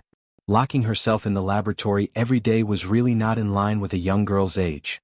It was a good idea, but trouble naturally came with it. Miss Thea, may I have the honor of inviting you to dinner? A tall and handsome young man stood in front of her, elegantly inviting her. Thea felt that her teeth were about to fall out. If she said that she did not know the man in front of her, then she really did not know him. He was the founder and chairman of Palmer Technology Group, Ray Palmer with 3 doctorates, the future atomic man, and the main provider of atomization knowledge to Thea. Of course, that was in the future. He did not know the person in front of him. The two met at a government reception. Thea remembered that he was a man with a fiancée. In addition, they had fought side by side on the Wave Rider, so her attitude towards him was naturally different. Thea, who did not know that she had sent the wrong signal, casually chatted with him for a while. Then the situation developed out of control. At this time, Ray Palmer, who already had a somewhat funny temperament, was very excited and launched a frenzied attack on the same day. It was not until then that Thea knew that he did not have a fiancée.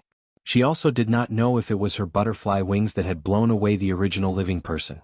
There was no doubt that the original spacetime future was now a mess because of her. This could be seen from Reverse Lightning, who was hiding in the cutting-edge laboratory in Central City and constantly asking Gideon if he had come to a parallel world. He was not deaf or blind. He could not turn a blind eye to the rolling news on TV every day. The development of this world was too different from his original world. It was normal for him to have doubts. Under Thea's instructions, Gideon tried his best to bluff his way through, insisting that there were no changes to the future Flash. Even Reverse Lightning, whose IQ was off the charts, was dumbfounded. In fact, even if there were changes, there was nothing he could do. Reverse Lightning, who had lost all his speed, could only shut himself up and act like an ostrich. All he needed to do was wait. An old man without amazing speed was not worthy of Thea's attention at all. Ray Palmer, who came to her every day, annoyed her to no end. This man who sent flowers and treated Thea to dinner pretended to meet by chance, expressed his views on supporting superheroes, and talked about some cutting-edge knowledge of polymer chemistry from time to time when Thea was present. "Stop pestering me, we're not suitable for each other." Thea couldn't remember how many times she had said the same words. However, the big idiot was thick-skinned. He wasn't depressed by the rejection at all. Instead, his fighting spirit became more and more determined to pursue her. Thea couldn't afford to provoke him, so she could only avoid him. Face recognition, distance warning, behavioral simulation programs, modular computing, and all kinds of high-tech equipment were used. Sometimes the two of them would attend a party at the same time, but Ray Palmer couldn't find her. Ray Palmer, who had an equally high IQ, quickly discovered the problem. His interest grew, and he began to play the game of guerrilla warfare against guerrilla warfare with her. Ray Palmer lived up to his identity as a scientist. The many high-tech equipment Thea used were treasures to him, and the spirit of scientific exploration slowly suppressed the feelings between a man and a woman. Thea was also very annoyed at first, but gradually her mood recovered as they played. The two of them forgot their original intentions and continued to play with each other. Until one evening, after 2 hours of discussion with Palmer about the new algorithm, Thea watched the handsome man leave. She looked at the afterglow of the setting sun and thought about something. It was a mysterious feeling. She knew that the time was up. No longer suppressing the energy in her body, she rose into the sky with a loud explosion. "Amazing. Looks like I won't have anyone to chat with tomorrow." Palmer looked at the figure disappearing into the sky from afar and said to himself with a little melancholy. Thea didn't know how her new friend felt. She only knew that she was very happy. It was as if she had returned from the pool to the sea. She went from learning how to walk to running. She was intoxicated by the feeling of the energy that she had suppressed for so long. She realized that she was in a better condition than ever before. She was ready to take that crucial step. After 2 space jumps, she arrived at the edge of the universe, a place called the Wall of Origin by scholars. Spacious and thick, the Wall of Origin stood firmly, undamaged by the passage of time. There were still many powerhouses hanging on the wall. They were all people who wanted to rely on their own strength to obtain this source. Now they were all stuck on the wall and turned into stone statues to warn the latecomers not to touch things that they could not control. The rules of this wall could block all living beings, and Sia was naturally among them. She didn't know if her idea was right, but to her, seducing in source from behind the wall was the safest and most reliable way. She didn't have Diana's luck, so the chances of her finding in source in the wild were close to 0. The Heavenly Father or Dark Side most likely had in source, but it was too precious. Even if she acted cute and shamelessly, they wouldn't give it to her. Thea could only rely on herself or the will of all living beings to find in source that was most suitable for her. She sat in the void and silently used her willpower. Whether it was defeating Doomsday, helping humans to climb the technological tree, or rewriting the purpose of the green lamp, she used her willpower to mobilize the effects of everything she had done to maintain order. Don't be too strong, but don't be too weak either. Sia felt extremely nervous. She could only talk to herself to calm her emotions. She was worried that her source would be too weak. After all, in terms of the source of the world, she was still the little archer, the dispensable hero. She was fundamentally different from Diana, the Lady of Destiny. It would be a waste of her efforts if she ended up as a bottom feeder after putting in so much effort and planning. However, if the source she obtained was too strong, she would be a little afraid. This was because many powerful sources had a strong assimilation ability. If she was given an source that represented the apex of the rules, such as life or death, it would be hard to say whether she would absorb the source or the source would assimilate her. Chapter 536. Thea nervously looks at the rapid consumption of willpower in the spiritual space. She bites her lips and waits for the result. In the face of the eternal wall, time seems to have lost its meaning. If she were in another situation, she would definitely enjoy the magnificent scenery here leisurely, but she is not in the mood at this time. Although she repeatedly tells herself not to be anxious, Thea is still a little nervous when she sees the willpower she has accumulated with great effort is rapidly consumed while the wall on the opposite side is still as firm as ever. Her confidence, which has been cultivated by knowing the plot for a long time, is now shaken. However, the arrow is already on the bow. Even if she gives up now, she can only grit her teeth and hold on. After a long time, the willpower in the order balance is about to be exhausted. Just when Thea is wondering whether she should learn to receive the two Buddhas Juanti to send a few great sources, a subtle light in the golden wall attracts her attention. Learning the lesson of the particle explosion in the cutting-edge laboratory last time, she doesn't dare to look here with her supervision. Now she relies on her own eyes to watch the light spot trying to break free from the wall. Even if she thinks with her toes, she knows that her plan has mostly succeeded. Now Thea doesn't care about the strength of the source. She just wants to get one first. The speed of the source is very slow. Thea stares at it until her eyes are sore, but she finds that it only breaks free a little. Fortunately, the speed is slow, but the trend is still stable. This small light spot is struggling to break free from the shackles of the wall. Come on. Try harder. Thea is glad that no one sees her at this time. She clenches her fists as if she is encouraging someone to have a baby. She puts all her remaining willpower into it, but the result is still inadequate. She has no choice but to use some unconventional means. Thea contacts all her subordinates and asks them to give up what they are doing and immediately do good deeds. Good deeds. Things that have far-reaching effects. Although the subordinates who receive her order are full of confusion, no one dares to treat it as a joke when they see her serious look. Look at you, so careless. You have to be more careful next time. In a distant star system, Death Knell was dealing with a traitor when he suddenly received an order that stunned him. He hurriedly turned his blade away from the traitor's neck and even gently sent the traitor away. Thea had made it clear that even if he was up to no good, he was not to kill anyone for the next few minutes. His subordinates were in a hurry to do a good deed, causing the onlookers who did not know the truth to be puzzled. For example, the Superman and Chow Nu siblings were a little confused. Today, Fiora seemed to have taken the wrong medicine and was doing good deeds all over the streets. In the past, she wouldn't even care if people died in front of her. Today, Fiora suddenly burst forth with her fastest speed, dealing with a fire scene within 3 minutes, capturing a group of bank robbers and rescuing 4 citizens who were about to get into a traffic accident. Another example was Poison Ivy in Gotham, who controlled the plants entrenched underground and sent more than 100 criminals to the Gotham police station within 2 minutes. This made Bruce Wayne, who had already become the chief of police, extremely shocked. As for the rest, Lightning Lady in Star City, Frost Killer in Central City, Midnight Daddy in New York and the Dead Man in Alien Planet, each of them did a bunch of good deeds. Although these things were not done by Thea, they were all carried out according to her orders. Tracing back to the source would also give her a portion of willpower. However, she knew her subordinates' morals. They could do good deeds for a while, but it was impossible for them to go against their nature and make them do good deeds for the rest of their lives. This was also the reason why she gave such an order at the most crucial moment. The one with the most experience was the newly recruited Dr. Savannah. This second generation of Black Adam had lived for more than 50 years and his life experience was even richer than Death Knell. After asking Thea a few questions, he grasped the essence of the matter. Wasn't it all to create a positive impact? He was also a ruthless person. He quickly held a press conference and talked about the current situation of the underdeveloped countries. He also donated 1/3 of his total assets to build roads and bridges in underdeveloped countries. The modern system determined that once a word was spoken, it was impossible to go back on it. In an instant, the crowd was in an uproar. Dr. Savannah's reputation rose rapidly, and Thea's willpower also increased by a large margin.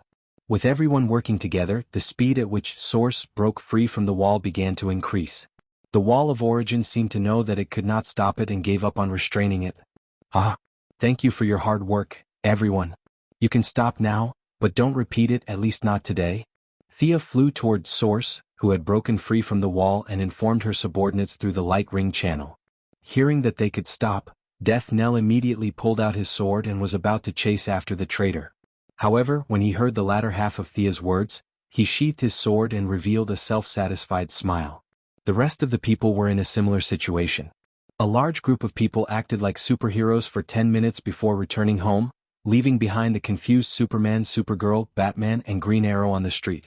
Thea did not know about their predicament. Even if she knew, she did not have the energy to worry about it.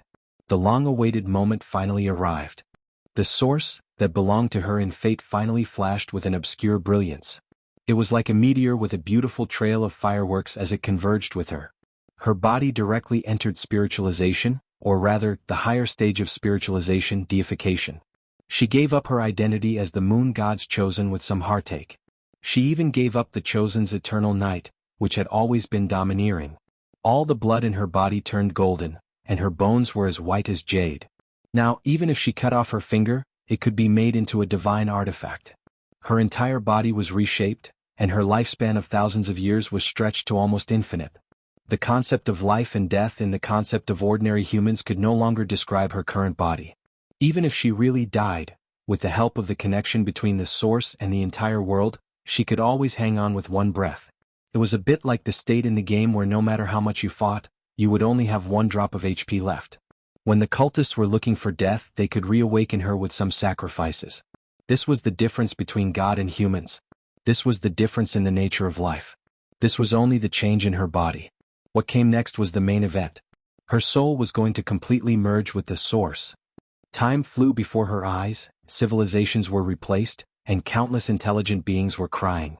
Thea was a little confused, but she immediately understood that this was the perspective of the source. This was the past that he saw. Empathy described her current state. When the source was sad, she was sad. When the source was happy, she was happy. The two constantly shared their past. Thea saw the birth of the universe from this perspective, and saw many things that she could not describe with words. A corner of the world that was once covered with fog finally opened to her. This corner was very small and weak, but Thea wanted to sing loudly. After working hard for so many years, she finally had a trace of confidence. She had the power to protect herself, her lover, and her family in the future. She had finally become a god. Chapter 537. Thea's actual combat ability did not increase much after becoming a god, but she still felt like a bird gun had been upgraded to a cannon. In the process of leveling up, the huge amount of magic power had naturally been upgraded to divine power, which now belonged to Thea alone. The goddess of trade and wealth? Thea carefully felt the connection between herself and the world, and received the information she had now. The source had shared a lot of information with her, allowing her to quickly grasp the new divine position. This divine position was indeed not strong. Compared to the light and death gods, the combat ability of the divine position was almost negligible. However, if one were to say that he was weak, he wasn't weak. It depended on how one interpreted it. Dollars were wealth, knowledge was wealth, special skills and certain unwavering beliefs were all wealth. The definition of wealth was very broad. For Thea, trade was a bit like a golden ticket to avoid death. As long as the universe did not return to chaos, there was still trade. Even if it was just a shell in exchange for a leaf, it was still trade. This meant that she would not die easily. Even if she died, the trade volume would increase and she would wake up quickly. These were two related divine positions. Even if they were not strong, she was satisfied. The accumulation of trade and wealth did not refer to herself, but to the entire universe. Every increase in trade and wealth would strengthen the source in her body, and it would also strengthen her body. It could be said that it was not difficult for her to level up at all. Her divine position was very realistic and could be seen. It was much easier for her to level up than the gods of power like Superman. Furthermore, divine positions were not static. This was the difference between the new gods and the old gods. For example, Darkseid held several divine positions at the same time. It must be the same for the Heavenly Father, who was opposite to him. With the expansion of trade and wealth, Sia's divine power would grow stronger, or she could directly absorb Shazan's divine power. She could also derive new meanings from the existing deity position. Trade naturally required the use of language. The deity position of language was very advanced, and language contained magic words. Magic could be deduced from magic words. It could be said that the position of the goddess of magic was not far from her, and she could reach her with just a few turns. The old gods needed the belief of intelligent life, and the new gods needed real and effective actions. The new divine position did not conflict with what she had been doing. Instead, it was a huge supplement. There was no doubt about the importance of Earth in the entire universe. Vigorously developing Earth would allow her divine power to rise steadily. After making a simple plan, Thea was about to teleport away when a voice called out to her. I didn't expect that a new god would be born. But you are so young. Are you the lucky one of this universe? Miss Thea Quinn, goddess of trade and wealth from Earth. A man with short black hair and an indigo skin-tight suit with mysterious silver lines all over his body sat on a high-back chair and looked at Thea curiously. *CK the Mobius chair. Thea automatically looked at the chair that claimed to understand all knowledge. It was a huge black chair with complicated and rhythmic mysterious lines all over it. Thea just glanced at it and felt that her mind was clear. Many of her previous problems had been solved. What an amazing artifact. Thea did not dare to look at it again. Her previous training of her mind was not in vain. She quickly calmed down. The knowledge contained in the chair was too heavy even for a god. She did not want to come into contact with these extraordinary matters so early. She could not look at the chair too much, but she could look at the person on the chair. This person did not come up to fight, so he must not be the original creator of the chair, the anti-watcher. At this time, Batman was still fighting street thugs, so the identity of the man on the chair now was obvious. Mitron, the god of knowledge of the new gods. Thea just glanced at him and found that there was something wrong with his condition. Rather than saying that he was the god of knowledge, it was more accurate to say that the chair was the god of knowledge. He seemed to be very interested in asking Thea, but pity would not lie. His expression and essence were too tired. Thea could feel that he needed pity. His body was essentially the same as Thea's. Divine body and divine blood, these were not fake. However, he was very weak. Even though he hid it well, Thea could still feel his exhaustion from the emotional energy. Was it because the divine seat of knowledge was too powerful that he could not bear it, or was he not a divine seat and was just a slave to the chair? Thea did not know. She did not care whether it was Mitron who was sitting on the chair or the chair. She only knew that he seemed to have something to say to her. You are Mitron, right? I have seen you in the Genesis, Thea answered honestly. She had indeed seen him in the Genesis. Yes, I am Mitron. I am here on the orders of the Heavenly Father to welcome you. If she had not seen through him, Thea would have been fooled by his shining eyes. She did not expect to be noticed so early. Of course, it was fine if she did not go. After all, the Heavenly Father represented justice. Other than being a little stubborn sometimes, he was usually very easy to talk to. What she was afraid of was that the next person to come knocking on her door would be someone from Darkside. She always had to choose a side. She did not want to be on one side or the other. She was still not strong enough. Since she had to choose a side sooner or later, and the Heavenly Father had sent Mitron, she had to give him face. Thea smiled brightly and Superman smiled brightly. It is my honor. I have wanted to meet the Heavenly Father for a long time. Mitron was very satisfied. Originally, he was worried that this Earthling was too young and could do whatever she wanted in her own world. Now that Sia was so smart, his mission was completed much more smoothly. He, who was in charge of many secrets, knew how important this mission was to the Heavenly Father. It was because this kind of automatic promotion to a new god was too precious. Could be said that every new god was a pit. One more on this side meant one less on Darkseid's side. The billions of years of war between the new planet of creation and the apocalypse planet could lead to a series of consequences because of the addition of a new god. To avoid unnecessary trouble, Mitron prepared to leave immediately. The new planet of creation exists in an unreachable and unreachable place. We need to use the sonic tunnel to get there.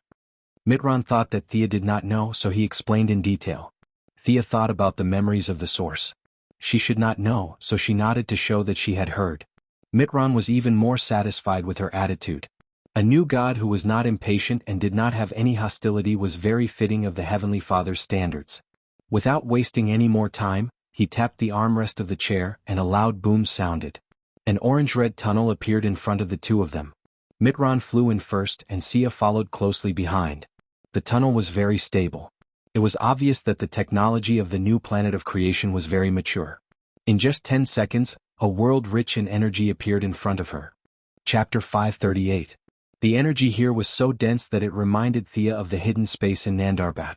However, there was only mental power there, while here the entire space was filled with divine power.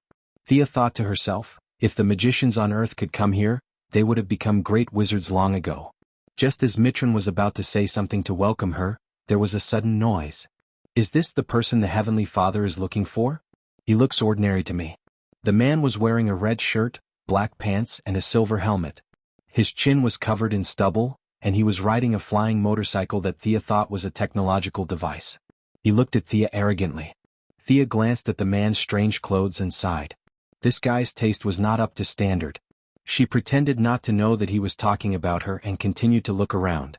She still remembered this iconic outfit. This guy was no ordinary person. His name was Orion, the second son of Darkseid and the adopted son of the Heavenly Father. If Diana was the second generation of the old gods, this guy was the second generation of the new gods. Since new employees had to keep a low profile, Thea would not clash with him. Even if she wanted to show her worth, she would do so in front of her boss. There was no need to waste time talking to an irrelevant person like him. Her non-violent and uncooperative attitude left Olian at a loss for words. Mitran liked Thea even more. She kept a low profile and did not cause trouble. She was smart and perceptive. If she was not too weak, her future was promising. Bringing Thea to see the Heavenly Father was his mission. If they fought halfway, it would be difficult to explain himself. The new employee did not want to cause trouble. Mitran, who often dealt with the Heavenly Father and Darkseid, did not have such concerns. With his seniority, he was not afraid of the second generation of the gods. Shut up, Orion. You are questioning the Heavenly Father's orders. The god of knowledge was quite vicious. The second generation of the gods, Orion, would not fall for the trap. He explained himself, I was just passing by. In order to prove that it was on the way, Orion waved at the two of them and rode his flying motorcycle to the other side. Isn't that a wasteland? There's not even a shadow of a ghost. Why are you walking over there? Thea saw the floating continent at first glance. That must be the place where the new gods lived, and the ground had been abandoned. As for Orion, who was riding an electric motorcycle, he was heading towards an empty land. Just by looking at how stubborn he was and how he would rather run around the wasteland than admit his own feelings, one could roughly understand this person's character. Stubborn, unwilling to admit defeat, unwilling to admit his mistakes, all these words could be applied to him. Thea had seen that the other party's strength was not bad, and was stronger than her before she absorbed Black Adam. However, he was not a match for the young mistress now. The old gods lived in the second world. The universe you were in before was a world where humans and gods lived together. We call it the third world. The land in front of you is the fourth world. This place used to be called the Genesis Star. It was the first place of birth formed by dust. Mitran took Thea to the continent in the sky, introducing it to her as they flew. Light boiled when it came into contact with water, and life emerged from the light. Darkness came with the light. Jealousy and arrogance were hidden deep in their hearts. The darkness cursed them, wanting them to return to dust. The light grew brighter and the darkness fell completely. There was a great war among the new gods, and this war lasted for countless years. The old world was broken and it was barren and uninhabitable. We moved to the golden island that shone with the dust of hope. This is our destination, the new Genesis Star. Mitran took Thea to land on the floating island and said proudly, The Heavenly Father will discuss the details with you. However, goddess of trade and wealth, do you have any formal clothes? Mitran looked at Thea's attire after he finished speaking. Her attire was not noticeable in the outside world, but now that she was in this simple place, her British long coat and tasseled boots seemed a little out of place. Thea did not comment on her attire. Just by looking at Orion's red shirt, black pants and silver helmet, she knew that the Heavenly Father's taste was not that high. However, Mitran was right. Her attire in front of her was indeed out of place in this environment. The deity of trade and wealth had a set of attire. Thea's heart moved, and she changed into the goddess's exclusive attire. It was a set of jeweled robes, a cloak strung with gold coins, a belt made of gold and a pair of pearl-studded golden boots. Together with her golden hair, she looked even more jeweled. In fact, she also had a golden crown, but since she was meeting the Heavenly Father, she did not take it out. How luxurious. Mitran was a little annoyed, but he could not say anything. This was the characteristic of the other deity. If Thea was dressed like a peasant woman, he would be puzzled. The passers-by saw Thea's attire and looked askance. From time to time, some children would point at her from afar. Thea sensed for a moment. Not bad, there was trade here. She used her divine power to create their coins and threw them at the children in the distance. It was true that money was omnipotent. It was not impossible to say that there were no intelligent beings who could not be corrupted by money, but there were very few of them. The children and even the adults in front of her were not gods. Perhaps that was why they called themselves gods. Their combat power was not even at the level of a demigod in Thea's eyes. They were not much stronger than the Green Arrow Nightwing on Earth. The only difference was that they had a long life and were almost eternal. This place was like the elves in the game. They were all frighteningly old. Thea hurried past them and did not have time to ask how long their children lived. It seemed that she spent a lot of divine power to throw the coins, but she was now a god. No one could compete with her in the field of wealth. This money was actually fake. If they were grateful to her, then 3 days later, with that gratitude, the money would become real. If they did not show any gratitude, then the divine power that turned into money would naturally disappear and return to Thea. In short, no matter what the other party thought, she would not lose out.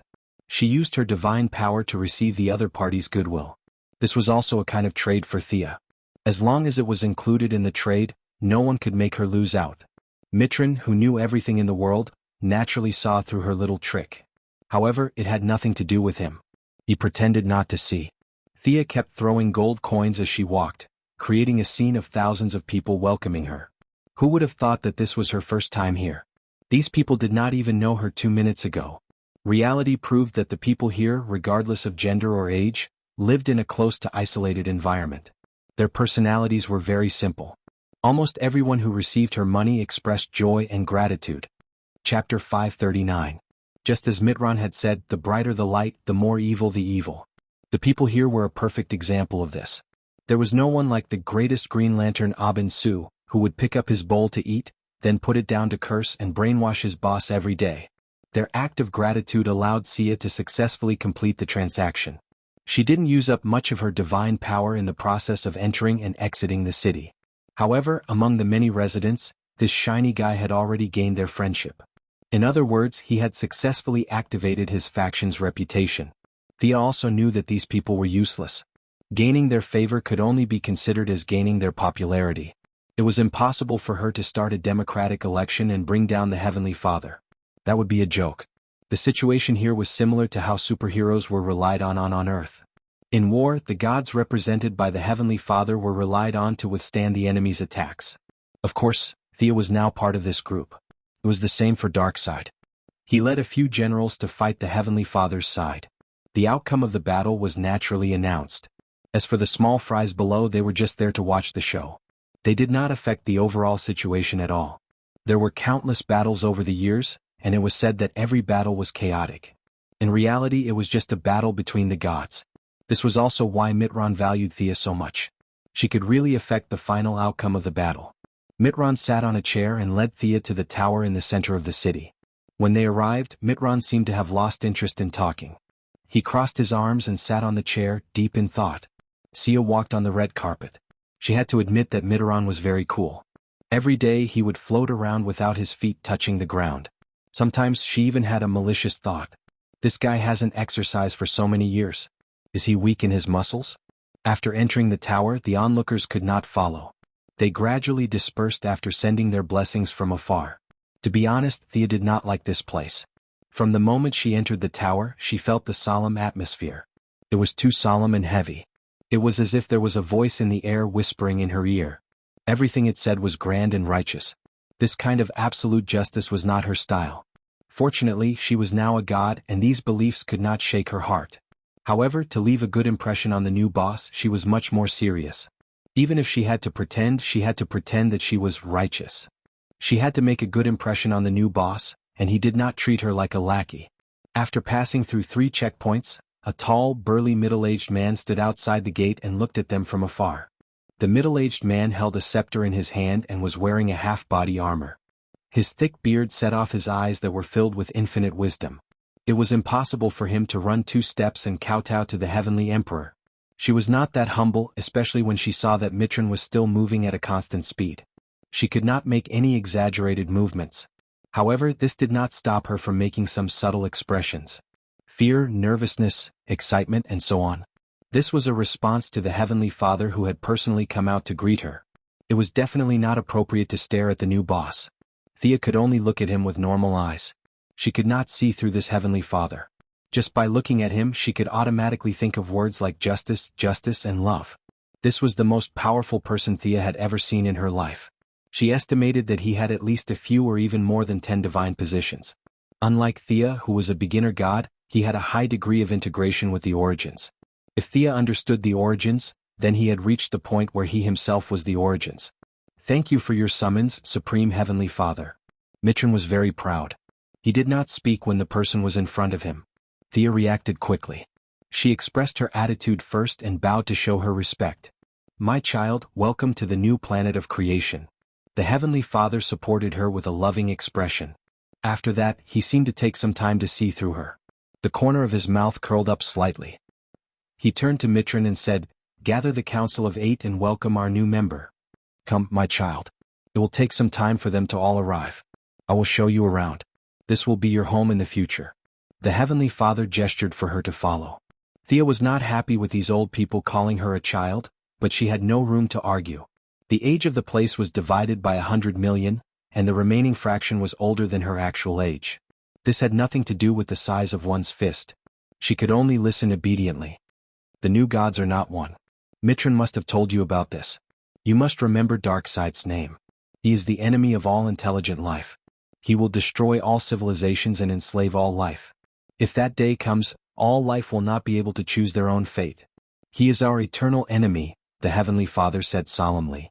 The gods are killing each other. This is not a personal grudge. This is a war that concerns the soul of the universe. It is a war between the army of light and the army of darkness. As he spoke, he pointed to the land below the floating island. Even though billions of years have passed, I can still see the battle before my eyes. Just like what happened yesterday, I fought with Darkseid for 7 days. The entire world was on the verge of collapse. Even though Darkseid and his subordinates were driven out of this place, we paid an immeasurable price. Our home was completely destroyed and there is no possibility of rebuilding it. The Heavenly Father gestured for Thea to see for herself. Only then did she use her supervision to observe. At first, she thought that it was just the surface of the planet that was damaged, but upon closer inspection she realized that there was a huge problem here. The crater could be filled up and the ruins could be cleaned up, but the damage caused by the energies of both sides could not be repaired. Thea felt that many of the traces of destruction were caused by energies that she could not understand.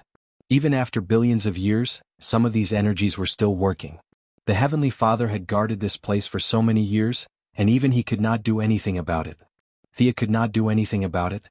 However, she also knew that the Heavenly Father did not want her to give any constructive advice. The Heavenly Father was just reminding her that it was not easy for her predecessors to achieve victory, and that she should cherish and protect it. This was similar to how the Human Resources Department would show the newcomers the company's development process. The Heavenly Father would tell the newcomers about the difficulties of starting a company and deepen the newcomers' sense of identity and mission. At most, the Heavenly Father would expand this goal to an entire world. The only difference was that Thea's performance and personal ability were too outstanding. It would not be appropriate for her to be assigned to guard the door or raise horses. She would definitely be promoted to the management level, so the Heavenly Father had to personally educate her. Thea felt that she was probably right. She had no intention of joining Darkseid, so she could show her loyalty to the Heavenly Father. Chapter 540. Scolding Darkseid would be beneath her dignity, and she did not dare to do so. Thea could only express her determination to fight evil in a roundabout way. The Heavenly Father was satisfied with her declaration. Your participation is a clear signal. The final battle is coming soon and there will only be one winner this time. Thea deduced from the plot that the middle-aged man would not be able to defeat Darkseid. Without the help of the cheats on Earth, he would definitely lose. The Heavenly Father then took her to fly around the floating island, which they named the new planet of creation. Tens of millions of soldiers proved that the Heavenly Father's claim about the final battle was not a lie. However, Thea did not have high hopes for these elite soldiers. Their battle formation training was decent, and their individual strength was not bad, but they were still far from enough to defeat Darkseid. The Heavenly Father passed by the training ground and gave a speech in his magnetic baritone voice. The soldiers were fired up and they could not wait to fight Darkseid. Let's go. Follow me to meet the gods. They are my most trusted assistants and you can count on them in the future. After fooling the soldiers, the Heavenly Father seemed to have received some kind of signal. He then asked Thea to fly back. The two returned to the tower. This was Thea's first time here. This was the highest authority of the new gods. Aside from Mithrin and Orion, who she had met before, there were a few other people, or rather gods, standing in groups of 2 or 3. Our new partner, the goddess of trade and wealth, Thea Quinn. She is a peaceful and righteous new god. The Heavenly Father introduced her to his subordinates. Thea blushed a little when she heard the Heavenly Father refer to her as a righteous person. In order not to embarrass the new boss, she had to pretend to be peaceful and smile. You have met Mithrin over there. He is the god of knowledge. The one riding on the flying device is my adopted son Orion. The Heavenly Father hesitated for a moment before continuing. He is Darkseid's second son. Many years ago we swapped children to maintain peace. Orion is like my own son. He is the god of violence. It could be seen that the Heavenly Father wasn't lying. He really was teaching the enemy's son as his own. Originally, Orion was supposed to be the incarnation of violence, but now there wasn't much violence left in his heart. The name Orion in Greek mythology, came from Darkseid. Judging from the name, Darkseid must have had plans for his second son's future. However, before his plan could even begin, it was aborted due to the exchange of children. The Heavenly Father treated the enemy's son as his own and used his love to influence Orion. Darkseid, on the other hand, had tortured his son terribly. That was how Mr. Miracle came to be. In terms of conspiracy theory, the Heavenly Father believed that his son would not fall. At the same time, he also influenced the enemy's son. In this era where new gods were as rare as pandas, the Heavenly Father had definitely won. The Heavenly Father didn't know that his love had been misunderstood. He continued, "The young man beside Orion is Ray. He is Orion's best friend. He is the fastest in the multiverse and is the god of light." A young man in a white robe and red pants waved gently at Thea. Thea nodded in return. This guy would join the Justice League for a short time in the future. He was one of the few new gods who could talk to ordinary people as equals. The lady on the left of Ray is Parody, a brave warrior. She is the god of assassination. Thea looked at the two short swords on her waist thoughtfully. The Heavenly Father then pointed at a square-shaped guy who looked more like a robot than a human. This is Hayate, the god of forging on the new planet of creation. If you need any weapons later, you can ask him to forge them. The tallest one is Lady Canopy, the god of wind and tracking. She leads the archers of our three main armies. Another one was wearing full-body armor and had a skull tattoo on her face. Thea wouldn't have recognized her as a woman if the Heavenly Father hadn't said anything. She was at least 3 meters tall, and her arms were thicker than Thea's thighs. However, the longbow on her back caught Thea's attention. She seemed to be a very powerful archer. Mahedron, the god of lightning. He was originally a general of Apocalypse. I rescued him after he angered Darkseid. He leads the melee army and is an unstoppable chariot on the battlefield. The Heavenly Father's voice became a little louder when he mentioned his masterpiece. The god of lightning was standing alone. Was he someone who didn't have much of a presence? Thea gave him such a label. Last one. The Heavenly Father's voice was filled with pride. He pointed to a 2-meter-tall, fully armored man with a green beard that reached his chest. He held a huge hammer in his hand. This is my valiant general, the god of valor, Wuxia. He leads the cavalry of our three main armies. This is our warrior against Apocalypse, the Council of Eight. As a new member, you must respect your seniors, the Heavenly Father announced solemnly. Thea nodded. However, after today the Council of Eight would become a Council of 9. Just as she thought that the ceremony was over and that it was time to give out some benefits, the Heavenly Father spoke again. Apocalypse values strength. They fight day and night for the sake of fame. As the opposing side, we can't disregard personal wishes like Apocalypse. However, we also need strength to protect our home. Goddess of trade and wealth, please show us your strength, the Heavenly Father said solemnly. Thea felt a headache coming on. She felt that the Heavenly Father was really straightforward. It was completely different from the secretive style of the politicians on Earth. However, she didn't mind showing off her strength. From their positions, it could be seen that apart from Miltron, the god of knowledge, the rest were basically related to battle. This showed how much they desired strength. Compared to Darkseid's Law of the Jungle, although the losses were great, those who stood out were all powerful characters. The new creator was a little weaker, and this was under the premise that the Heavenly Father had won over one of their sons and one of their generals. Just from the fact that the Council of Eight didn't show any doubts, it was clear that showing off their strength was a necessary procedure. Among the 8, the archer Lady Canopy, the defector Madelon, and the Heavenly Father's favorite general Wuxia, were all able to command armies. As for the fast Ray, the blacksmith Hayate, the assassin Parody, the pretentious Miltron, and the bad-tempered Orion, they could only be used as special talents. From Thea's point of view, the biggest difference was their individual strength. Chapter 541. She was the goddess of trade and wealth, and it was obvious from her name that she was more of a support type. If she only had the power provided by the divine position, she would probably be at the bottom of the hierarchy. She would have no say in anything. Thea had wanted to keep a low profile for a few days, but the Heavenly Father's suggestion forced her to abandon her original plan. It was not difficult for the Heavenly Father to see through her. He knew Thea's true strength and he encouraged her to do so. The meaning behind this was self-evident. The Heavenly Father wanted her to show off her strength to the council, but not all of them. It was impossible for her to fight 8 at once. Darkseid might be able to do it, but Thea definitely could not. She could only choose one new god to show her strength to. The divine position increased the level of life, not combat strength.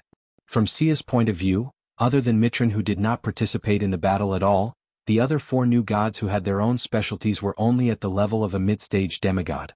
Perhaps the long years of contact with the source's respective deity positions would bring them some new abilities, but it did not affect the overall situation. The Heavenly Father did not want her to challenge them, so the only targets left were the 3 commanders. The 3 of them looked about the same as Thea.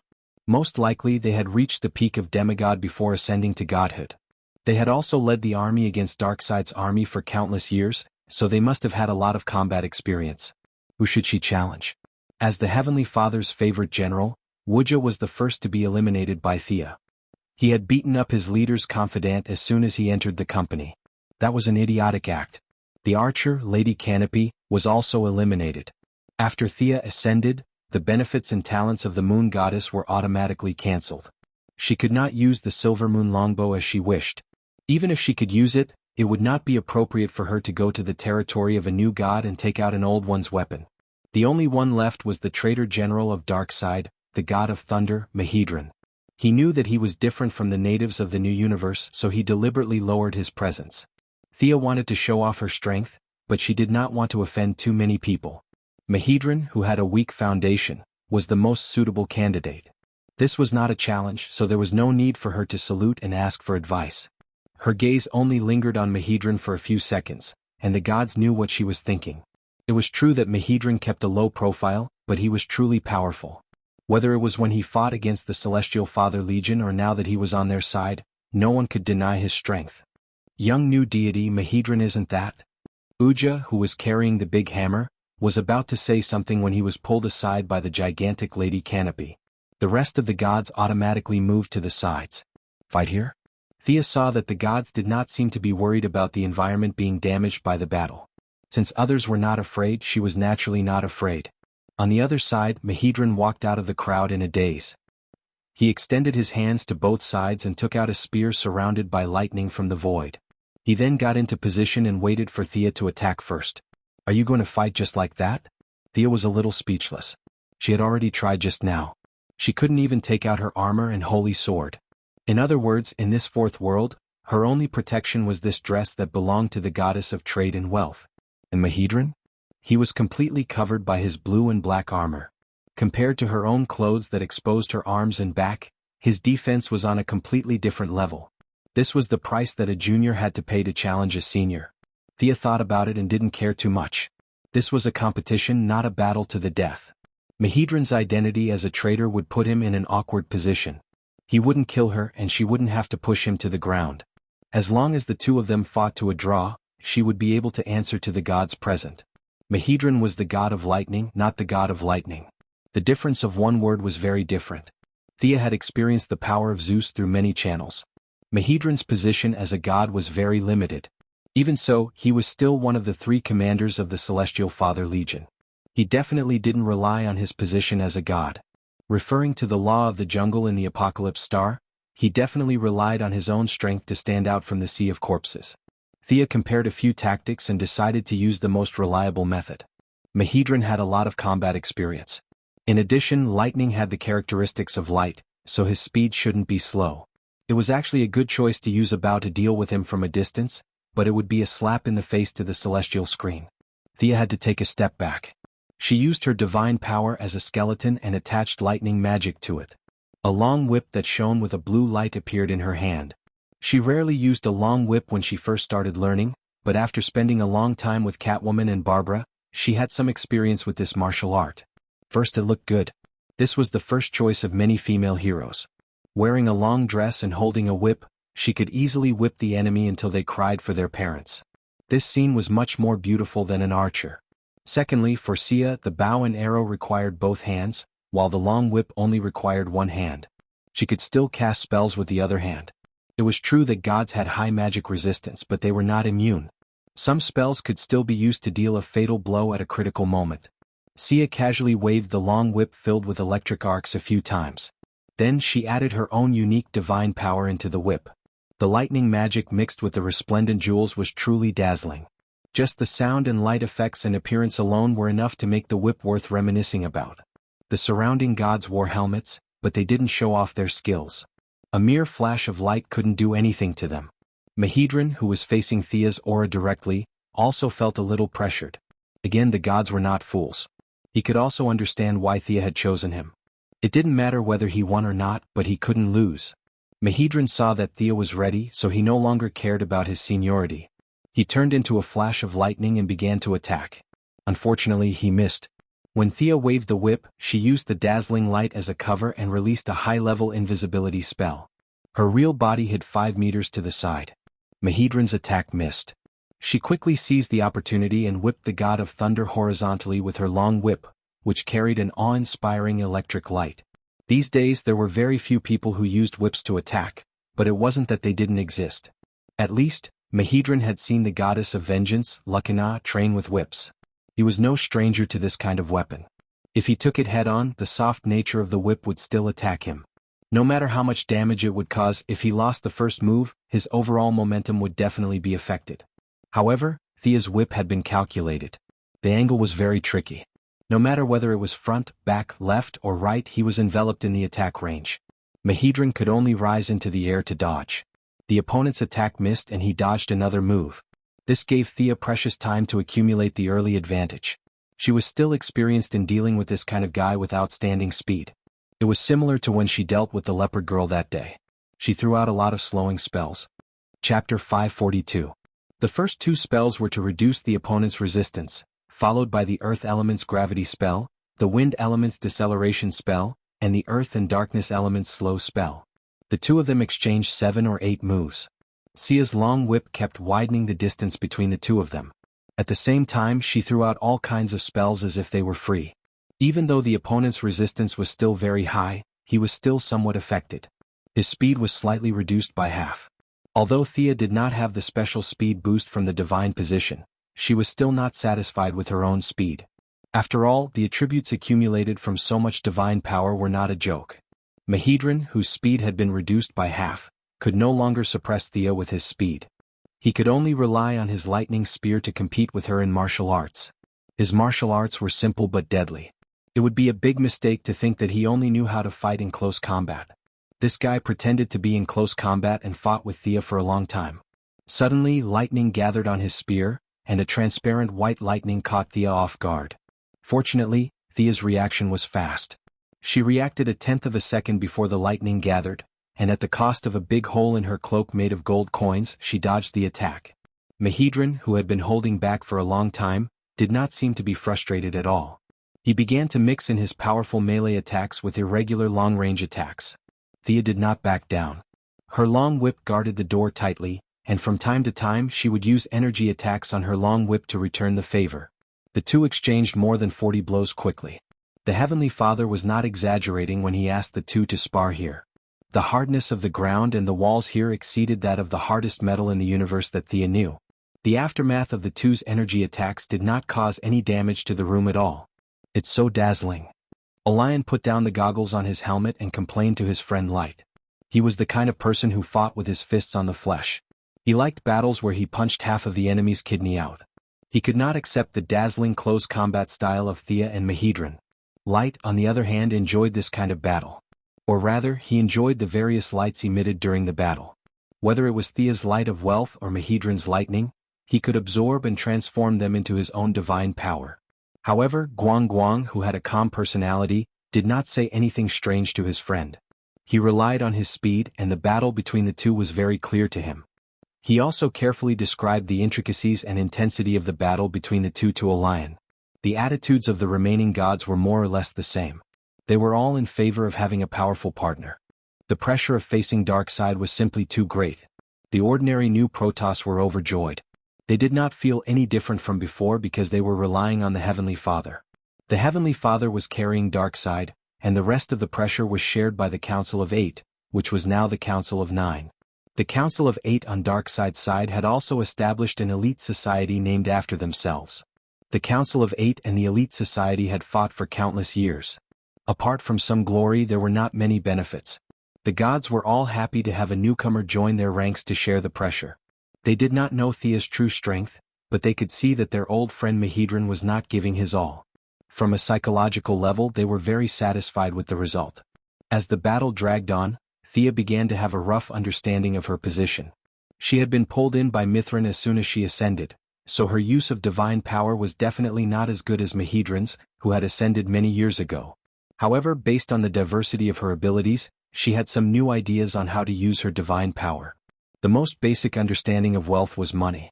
The positive effect of money was to promote circulation and maintain order. There were many negative effects. Thea immediately thought of one during the battle, and that was confusion. As the saying went, wealth moves the heart. She did not use the Eye of Obliteration, which she had obtained after the particle explosion. After ascending, she had a better understanding of how to use this ability. She had a feeling that she could obliterate Mahedran, but unlike obliterating ordinary people, the cost of obliterating a new god was incomparably high. The two of them were not in a battle to the death, so there was no need to use such a method. Thea infused her divine power of wealth into her eyes, and combined it with the emotions of fear and compassion. She used her divine power as the primary and emotional impact as a supplement. When she passed by Mahedran, she glanced at him as if nothing had happened. Mahedran, who had been swinging his spear, was instantly attracted by her gaze. He was a new god who had fought for hundreds of millions of years. Naturally, he did not have the concept of money, but greed was inevitable. Greed had stirred up a small gap in his tranquil state of mind. Fear and pity were waiting for an opportunity to act, and they quickly began to spread in his spiritual world. Fortunately, he was not a ninja master.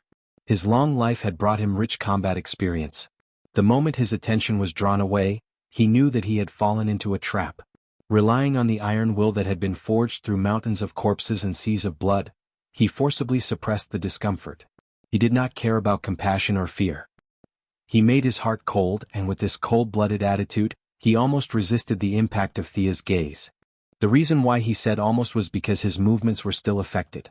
Thea caught his fleeting flaw and wrapped her whip around his calf. He lost his balance and was thrown into the air by Thea. "Be careful, Legion Commander." Thea reached out and simulated a javelin with lightning and threw it at Mahedran, who was in mid-air. Mahedran had regained control of his body at this time and dodged the javelin in mid-air.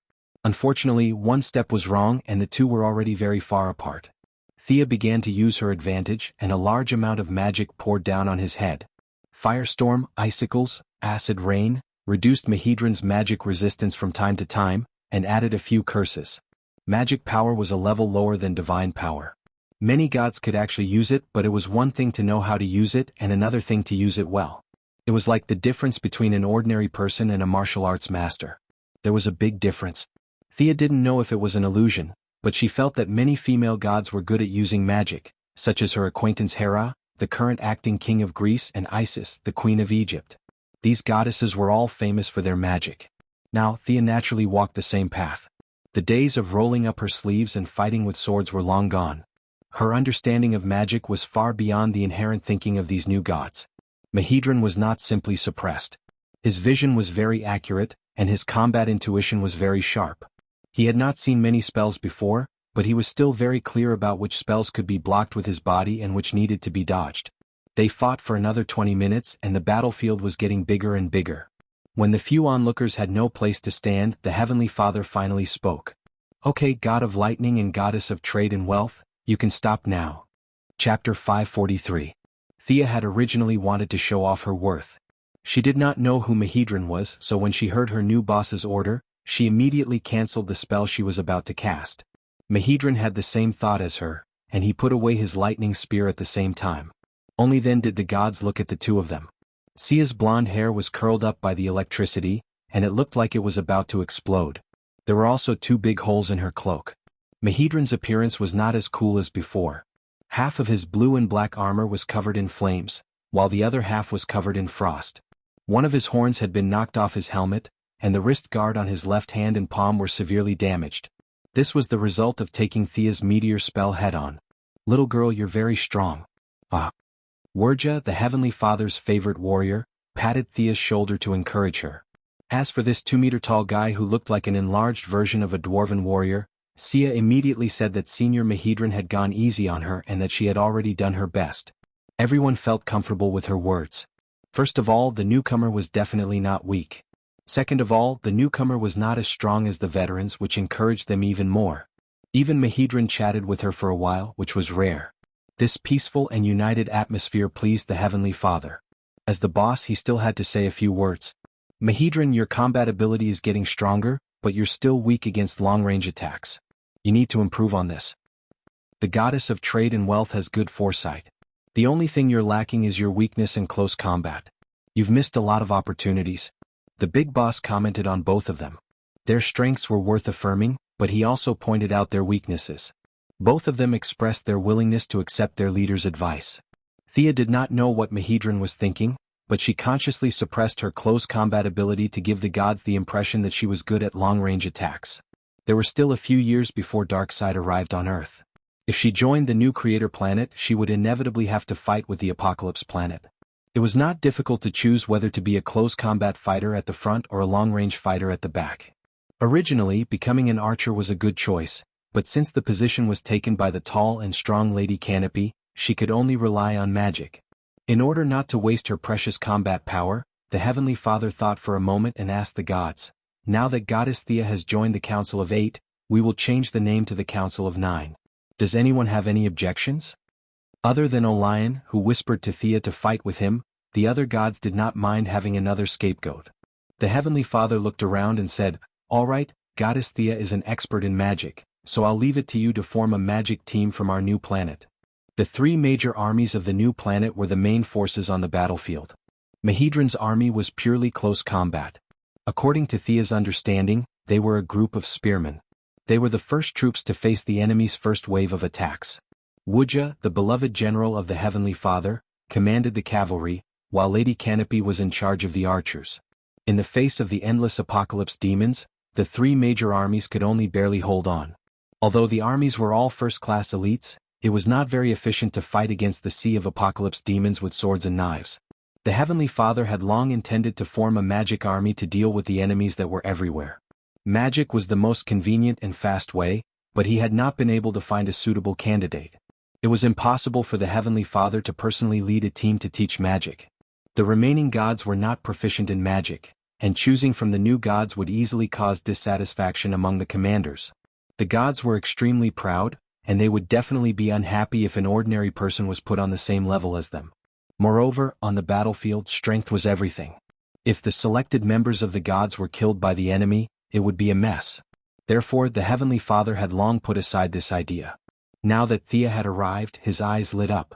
First of all, her personal combat power was unquestionable. She was able to tie with the vanguard officer Mahedran. The Heavenly Father did not think that the Wasteland Wolf or Calabac could kill Thea in a second. Secondly, she was a newcomer and had built a magic army from scratch. It was obvious that she was capable. This was also the reason why the Heavenly Father wanted her to build a team instead of an army. Thea could roughly understand the intentions of the new boss. Building a magic army was also her goal. It would have the right to speak and would not be dangerous. This was why she wanted to fight with Mahedran. Otherwise, why would she fight with him? "As you wish, Your Majesty." There was no need for any appointment documents, nor was there a need for a leader to stamp his seal. The boss proposed and she agreed. This was the final result. No one had any objections. After the meeting of the gods ended, everyone went to do what they were supposed to do. Thea rejected the challenge of the second-generation god Olion, and followed the god of forging Hayate, to collect her welfare equipment. In her opinion, it was a new work uniform and an access card. This short, square-shaped fellow did not have the traditional concept of gender. Hayate was more like a robot. After a simple conversation, it was clear that Hayate did not care about anything other than forging. Fortunately, Thea and Diana had been fooling around for a long time. Under the influence of Diana, she had some foundation in forging. Although she could not compare to Hayate, she could still chat casually. They chatted as they walked and arrived at Hayate's workshop. There were no hammers, iron blocks, or bellows that she had imagined. This place was called a workshop, but it was more like a high-tech laboratory. The technological capabilities of the new gods had reached an extremely high level in Thea's opinion. Light armor, medium armor, or heavy armor? Hayate asked in a muffled voice that sounded like an electronic voice. If she had a choice, heavy armor would definitely be better. However, she had just told the boss that she was good at magic 3 minutes ago. Now she had chosen heavy armor. Thea could only choose light armor based on the magical properties. The other party did not waste any more time. He picked up something that looked like a pneumatic hammer and started hammering. Various rare materials were applied to the armor on the conveyor belt. In less than half an hour, a dazzling feather coat was made.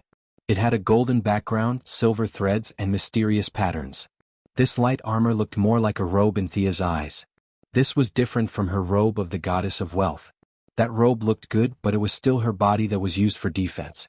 The robe that Hayate made, due to the use of various rare materials, could provide a considerable amount of defense and magic buffs.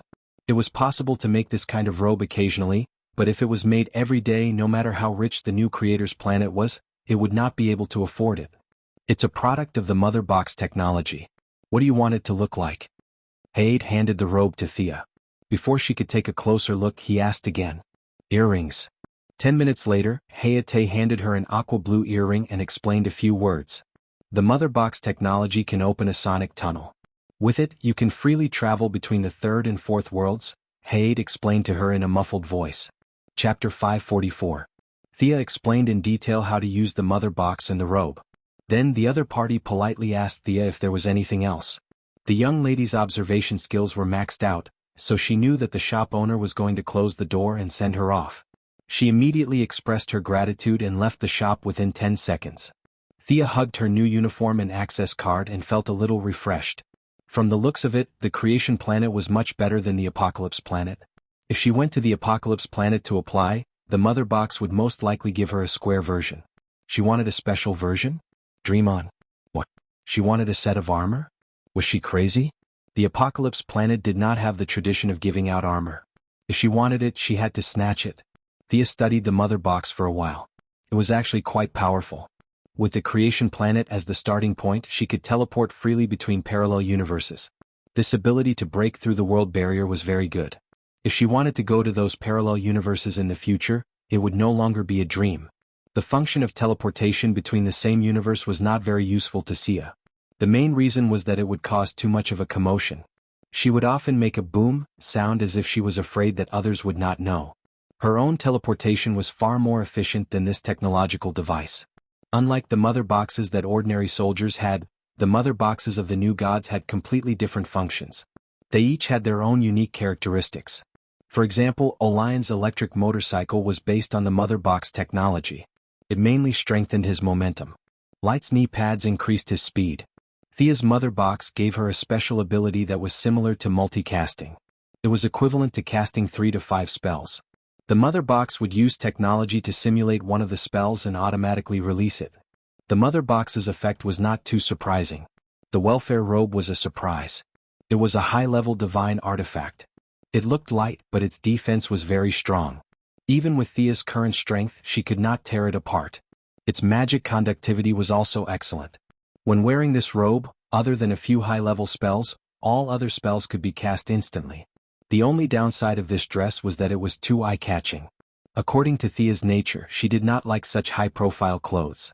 She would rather wear a soldier's uniform in front of thousands of soldiers and horses. However, she also knew that it was unlikely. The god's divine power was like the sun in the dark night. Gods of the same level could see her at a glance. It would be useless even if she hid underground. Putting on the robe meant that one was officially employed. There were no major issues on Earth for the time being. Thea directly used her divine power to create an avatar to deal with Earth's affairs. Completing the big boss's mission on the new creation planet was the most important thing at the moment. Thea was self-deprecating to be a newcomer, but that was only in the eyes of the Council of Nine. To the ordinary members of the new Protoss, she was a big shot. The 3 commanders quickly returned to their stations. Thea did not know whether they were training their soldiers or doing something else. The rest of the commanders were also busy with their own tasks. They were all gods, and none of them led her to recruit her subordinates. She had to do everything herself. If she was a new Protoss, she would not have been able to do this. Thea was as thick-skinned as a city wall.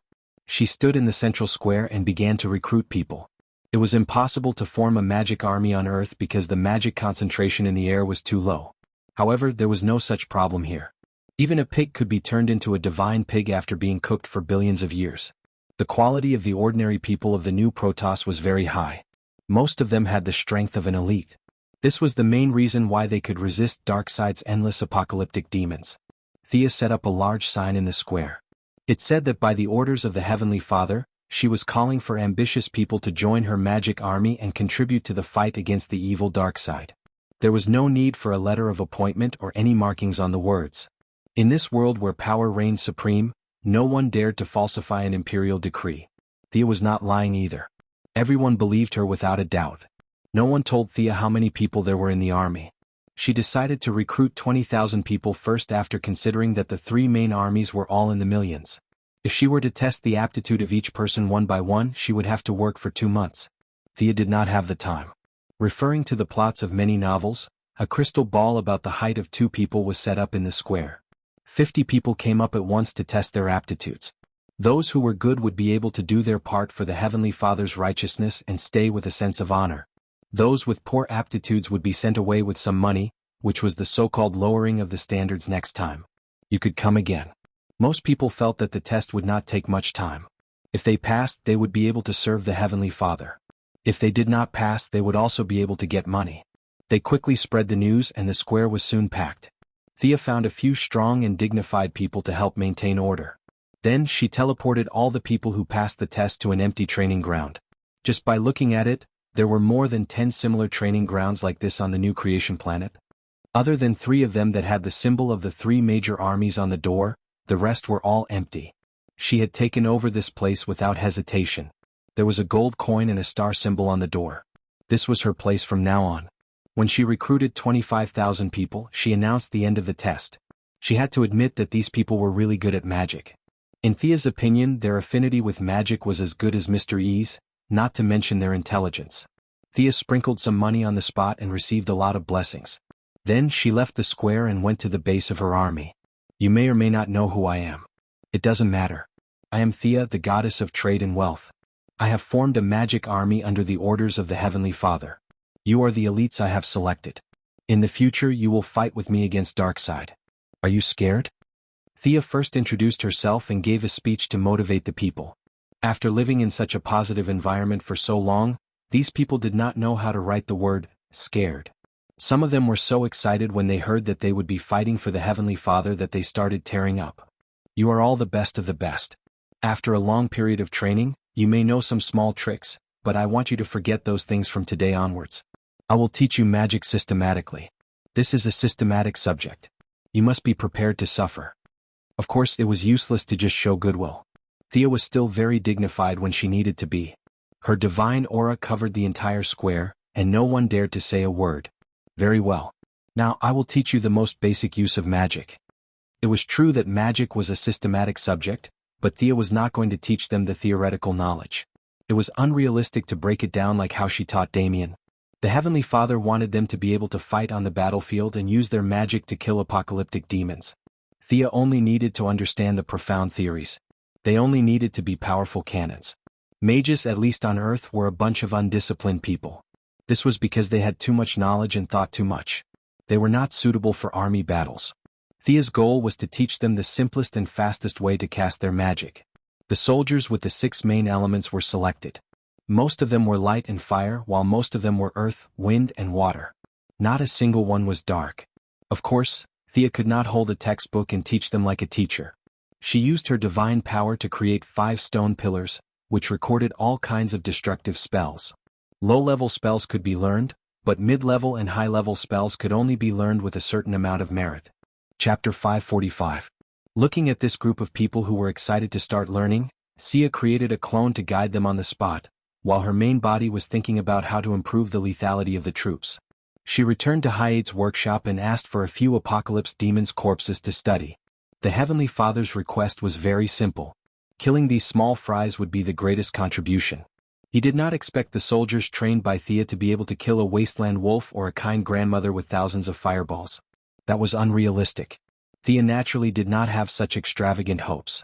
From her battle with Mahedron, it was clear that the new god's magic resistance was frighteningly high. They were not enemies that could be killed by sheer numbers. And no one was stupid. If they could not win, they could run. The slower ones among the new gods had probably died in the billions of years of battle. Thea did not find anything useful from the Apocalypse demons' corpses. She then asked for a detailed report on the Apocalypse demons from Mitran. From creation to death, the god of knowledge had a complete record. You're too young for your age. You have a talent for research? How did you manage to develop in so many directions at once? Mitran was a little surprised when he asked her why she was there. He handed her a thick stack of documents, which recorded all the data of the Apocalypse demons from birth to death. Haha, we do research in all kinds of fields, so I dabbled in all kinds of miscellaneous things. Thea dealt with Mitran as she flipped through the documents seriously. Darkseid had conquered countless planets. After the war, many of the captives were captured by the evil army, and the elites were selected to undergo biological modification. These were the Apocalypse demons. Although they looked similar, their essence was different. This also prevented the Heavenly Father from developing something that could wipe out hundreds of millions of his troops in a single move. Thea naturally could not develop such a lethal technology, but she had the knowledge of Krypton genetic modification as a foundation. There were not many people who were better than her in biological science, but there were not many. She quickly discovered a few small problems and asked the humanoid computer, Mitran. The god of knowledge was more about understanding knowledge and recording it. It was not the same as scientific research. The difference between him and Thea was more like the difference between a scholar and a scientist. He had an immeasurable amount of knowledge on his shoulders, and he had no creativity at all. He would immediately know what others invented, but if others didn't invent something, he wouldn't notice it at all. He was able to answer Thea's questions immediately. Thea received her answer and returned to the base in high spirits. Her estimation was not wrong. The biggest enemy of these soldiers was magic. It was not an exaggeration to say that they could wipe out a large group of them. The use of magic was just right.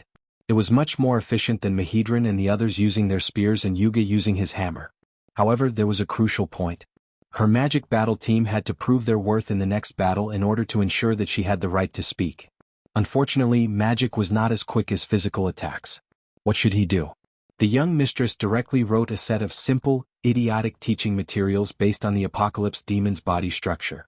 After learning this set of teaching materials, one wouldn't be able to do anything other than fight the Apocalypse demon. However, an hour later she was a little frustrated. She felt that what she was teaching was already very easy to understand, but there was still a sea of students asking questions next to her avatar. Thea believed that these people were not stupid. Her teaching materials for idiots were also very concise. The key was that the starting point of magic was too high. This ability, which was only one level lower than divine power, was very difficult for most people. She went back and forth for half an hour to get a body from the blacksmith and a report from Mitran. After that, she dissected and researched for more than an hour, and wrote the new teaching materials for another hour.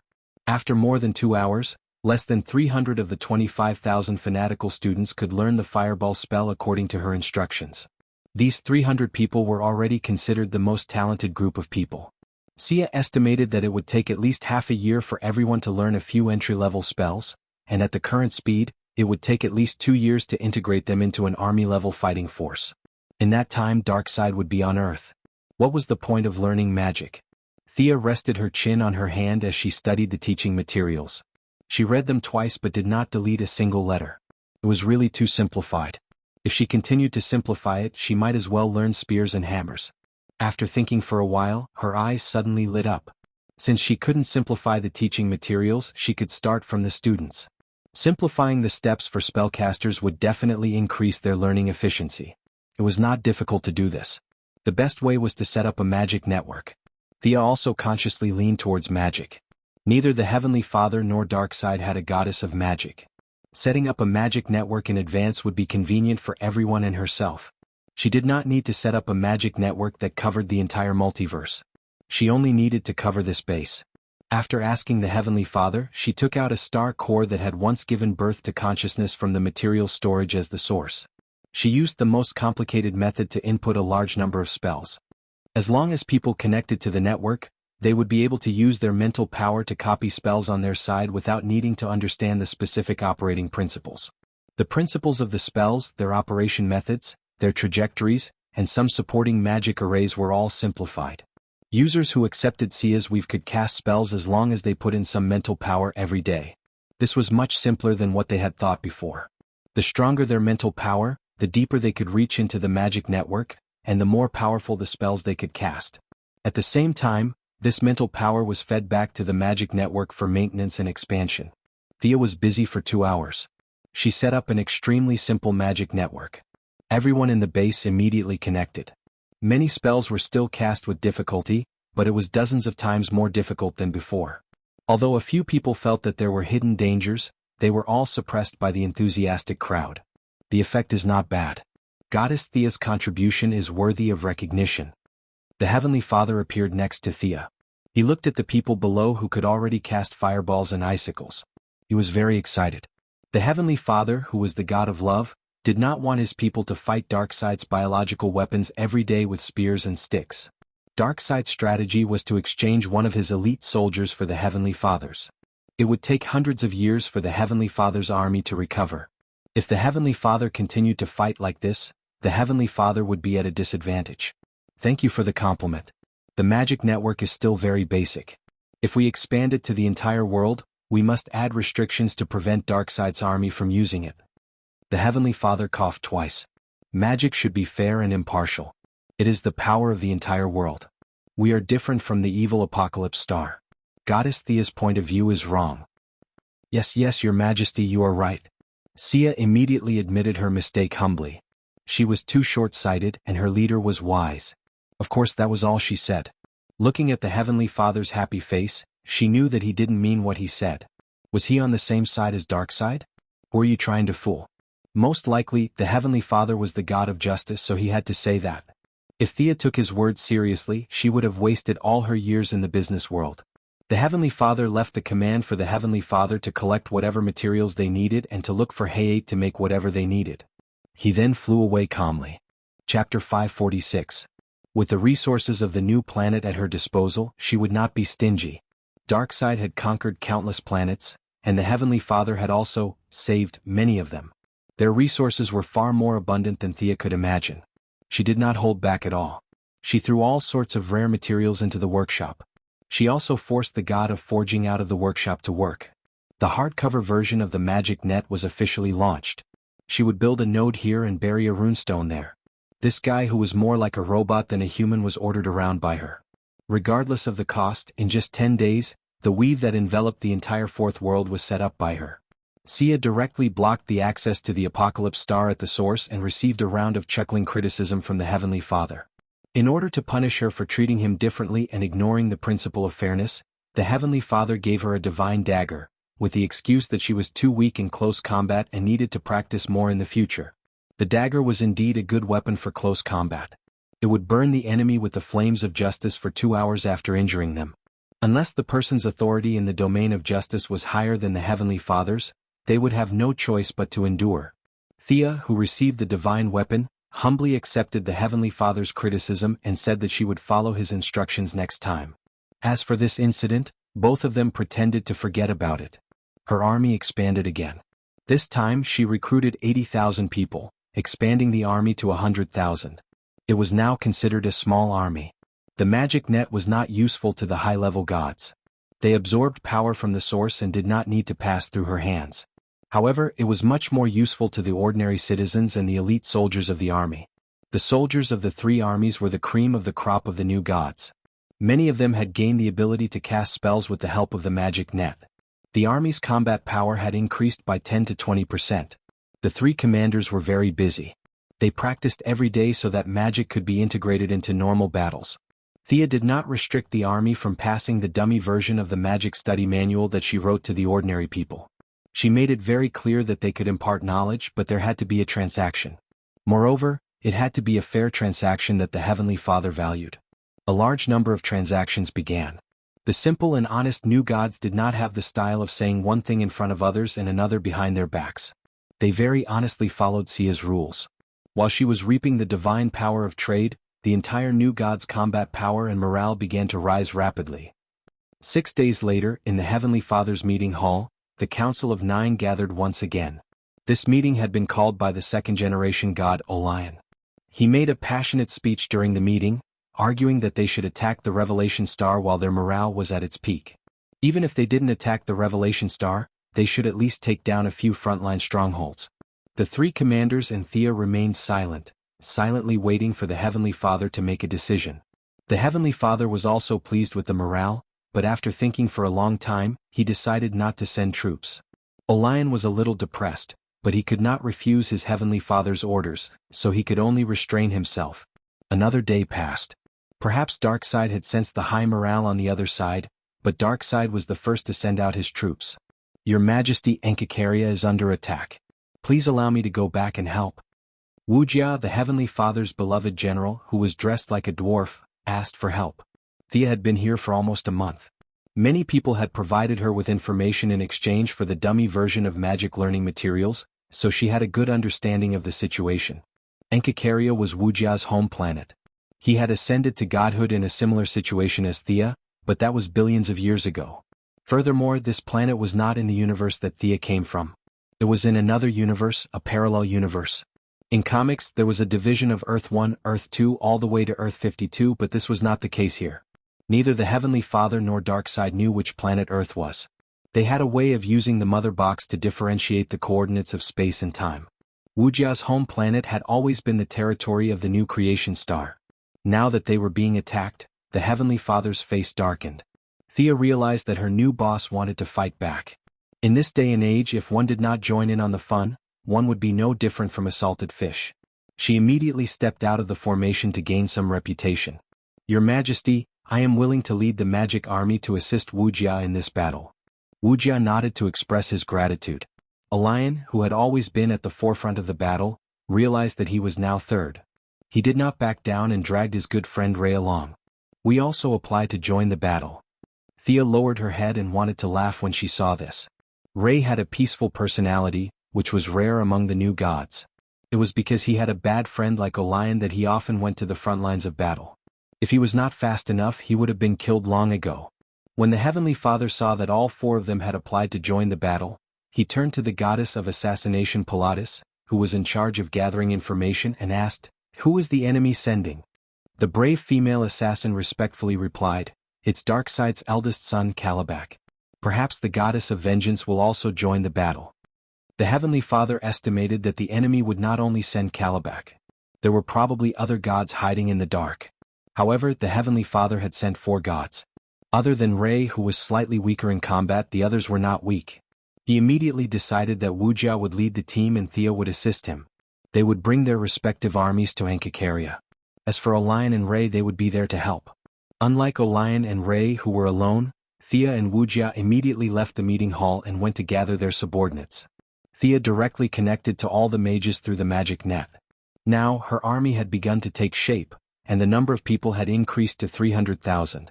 With the help of teleportation, her army gathered very quickly. Wuxia, who was ranked first in the main army, was not slow either. The two of them gathered their troops and pulled Orion and Ray, who were just onlookers, together to open the sonic tunnel. Boom. There was a deafening sound. When everyone walked out of the tunnel, they had already arrived at Wuxia's home planet. It was a mess. Thea could see apocalyptic demons with wings everywhere. Wuxia's people looked very similar to him. They were all muscular and had green beards. They looked like dwarves who were a few sizes bigger. Unfortunately, they were facing an endless number of enemies and could barely resist. "Kill them all. Leave no one alive." Wuxia, who was carrying a large hammer and riding a giant beast that looked like a lion, shouted loudly. His army was basically riding on giant beasts like this. Many people were imitating his style. Everyone had a large hammer and rushed into the enemy's midst to attack fiercely. "Let's go too. Everyone follow me and adjust the target." Thea looked around with her supervision. Her magic net could not cover this place. However, she, Hayate, and Mitron had stayed up late for 3 days to create a portable magic net. It was suitable for this kind of extraterrestrial battle. Today was the day to test it out. Chapter 547. The disadvantage of the portable magic net was that it could not cast too many spells. However, there was no need for them to use such high-level spells in a battle. When the number of fireballs, icicles, and lightning accumulated to a certain extent, their lethality was also very high. 8,000 meters to the southeast, the first team follow my landing point and cast fireball. 12,100 meters to the west, the second team cast icicle. The third team help Yuga's army clear the ground targets. Each team had 100,000 people. Seeing 100,000 fireballs land on the enemy's head, the scene was spectacular. The small fries that were hit were burned to ashes in the air. The remaining fireballs landed on the ground, and the land within a radius of 10,000 miles was plowed by the magic army. Such a large amount of magic was concentrated in a small area, and it was a disaster for the local environment. The Apocalypse demons were made from captives from various planets and the Apocalypse planet's biological technology. These things had no magic resistance at all in Thea's eyes. A single fireball could kill 3 of them. If there was a battlefield damage statistics at this time, it would be found that the damage done by her troops was far greater than that of Yuga's cavalry. The 4 gods did not make a move. They would not waste their combat power on small fries. They were waiting for the real opponent. The magic army's speed of clearing the battlefield could be said to be the fastest. The endless Apocalypse demons were disrupted under the bombardment of various spells. Some of the monsters rushed too quickly, and when they reached the enemy, they found that their rear troops had been wiped out. Sia's idea was to cut off their Mercury-like offensive. Once the formation was broken, the remaining soldiers were just small fries who were fighting for themselves. The Heavenly Father's army could deal with these guys without suffering any losses. "Elian, my dear brother, did you come from afar to ask me to grant you death?" A rough voice resounded in the distance. Before the voice died away, an extremely burly man with a height of 3 meters entered the field of vision. The man's brownish-black hair and beard were connected, like a lion's head. He wore black leather armor, and the exposed dark yellow muscles seemed to be cast in steel. His whole body exuded a strong aura of hostility. "Kalibok, today is the day you die." Olion was like an enraged warrior as he charged forward. There was a difference in size between the 2 of them, but their strength was almost equal. As the battle continued, the soldiers from both sides tacitly chose to distance themselves from each other. Thea watched the battle with great interest. This was her first time witnessing a battle between 2 new gods, and it was a battle between Darkseid's evil eldest son and Darkseid's righteous second son. The gods around them didn't seem surprised at all. They knew that this wasn't the first time these 2 had fought. Thea took a few glances and discovered some clues. Olion was much stronger than what she had sensed before. If Thea and Kalibok were to exchange positions, although she wouldn't lose, she wouldn't be able to take down Olion in a short period of time. Did he use some secret technique to increase his strength in a short period of time? "Is Orion that powerful?" she asked the ray of light beside her.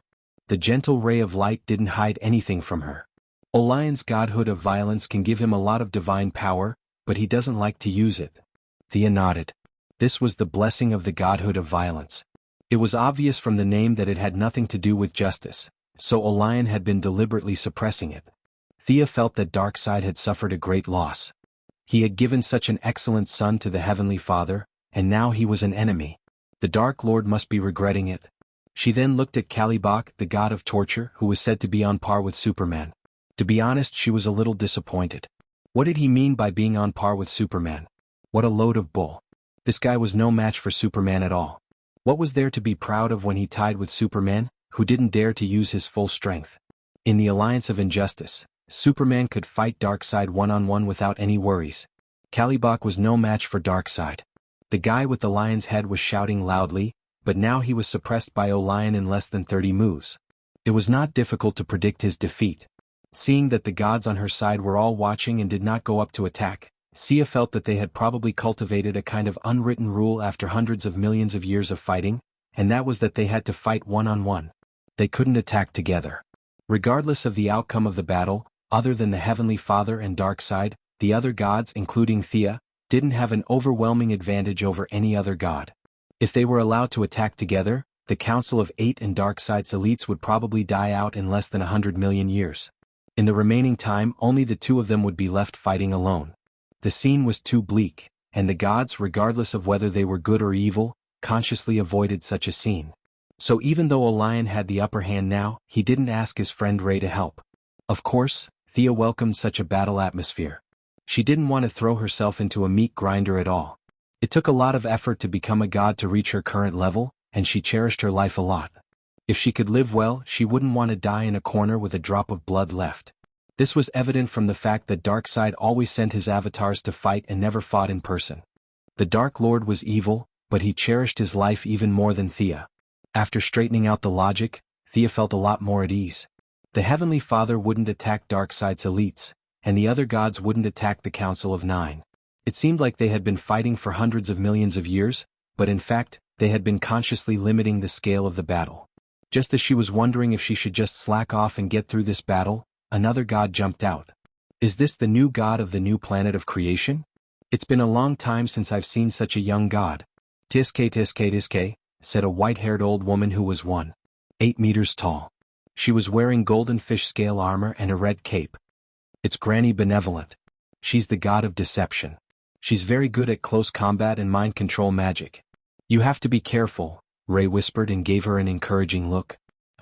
What's the meaning of this? Thea was a little speechless. I didn't say I would accept the challenge. Is there an unspoken rule here that I have to accept a challenge? She looked at the old blackmailer, no, the kind granny opposite her. Her face fully explained what it meant to be repulsive. It was very similar to the image of Granny Rong in the television series. She was ruthless, vicious, mean and a little treacherous. Granny Benevolent was born with a sarcastic face. It wasn't difficult for the Apocalypse Star to know Thea's information. The new planet of creation had spies on the Apocalypse Star, and Granny Benevolent must have done the same. She could even find out about trivial matters, so there was no reason for her not to know about something like this. Chapter 548. Sia handed over the command of the army to her assistant, Bika. Bika was the future wife of a lion and the daughter of the scientist, Simon. Simon was a spy sent by the new creator star to the Apocalypse Star. He was an outstanding scientist and the inventor of the Mother Box. From all angles, Bika could be said to be a trusted aide of Father Heaven. In the beginning, her spiritual power was twice that of an ordinary person. She was also a magic type who had ascended to godhood, so spiritual power was her strongest attribute. At the same time, she had many emotions gathered in her body. Only she could brainwash others, no one could brainwash her. Others might be afraid of the kind grandmother's mental control, but she was not. She put on her divine robe and held a lightning whip in her hand. She rose up and stared at the old woman. You old dog of Darkside, you should be punished for the sake of all the innocent people you have killed. Thea did not know what the old woman had done, but she could not give up on the advantage of being in the righteous faction. She was not just talking. Her hands were not idle either. She threw a lightning bolt filled with lightning magic at the old woman. As the trainer of the goddess of vengeance, the kind grandmother's skills could be said to have been tempered thousands of times. She was not afraid, and with a punch, she scattered the lightning beam, and then pulled herself out and began to attack. Little girl, you are still too young. Come to me. My training will give you unparalleled strength. Don't you remember? I am your friend. The kind grandmother's voice had a hint of bewitchment. This shameless old man was spouting nonsense in front of him. He was really sick of it. Wasn't it just brainwashing? Who was afraid of who?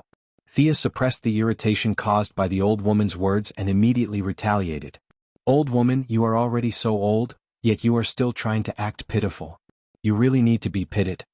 The kind grandmother brainwashed people every day, so she was very resistant to this kind of mental suppression. She used a little strength to get rid of Thea's pity. If you don't want pity, then what about fear?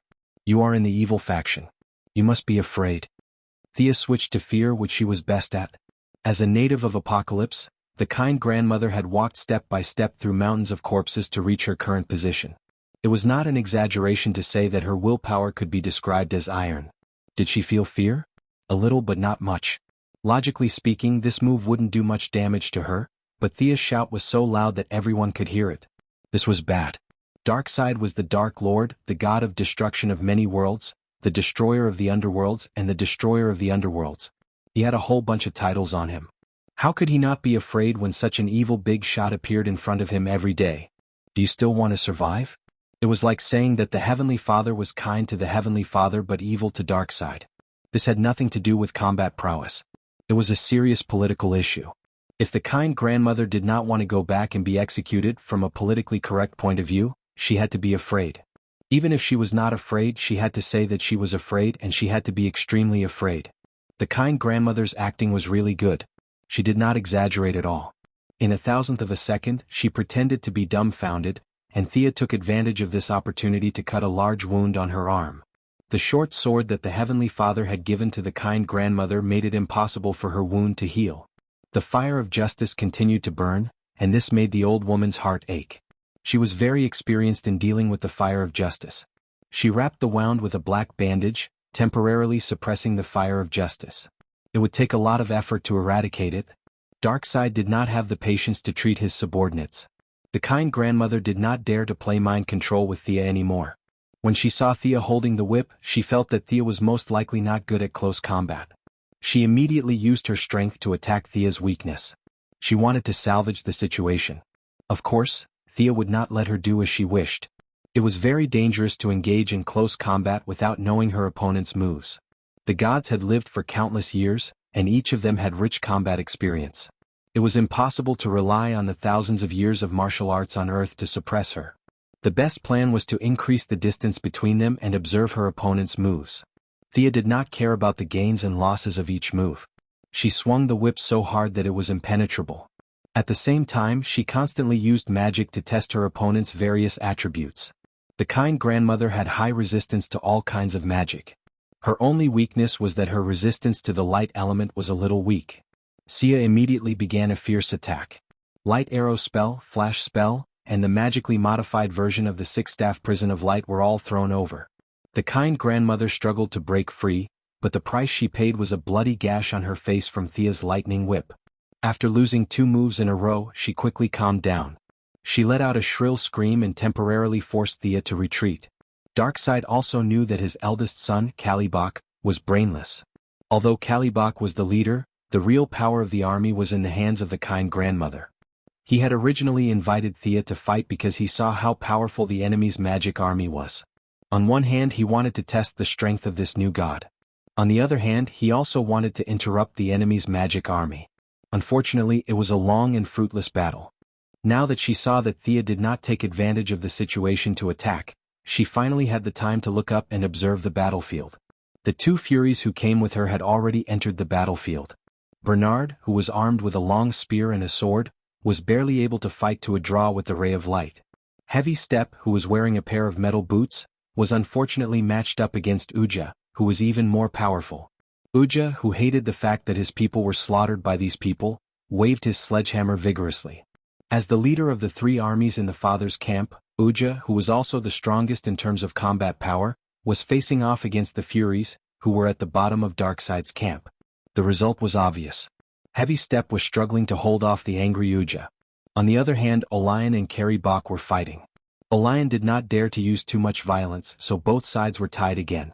However, Kalibak was injured, so it seemed that he would lose in the long run. "Retreat!" the kind grandmother shouted. "Stop them!" Wuxia shouted at the same time. Thea didn't have much confidence in defeating this old woman, and even if she could, she didn't want to stand out too much. It wouldn't be a good thing to kill the enemy's general as soon as she arrived, no matter how she looked at it.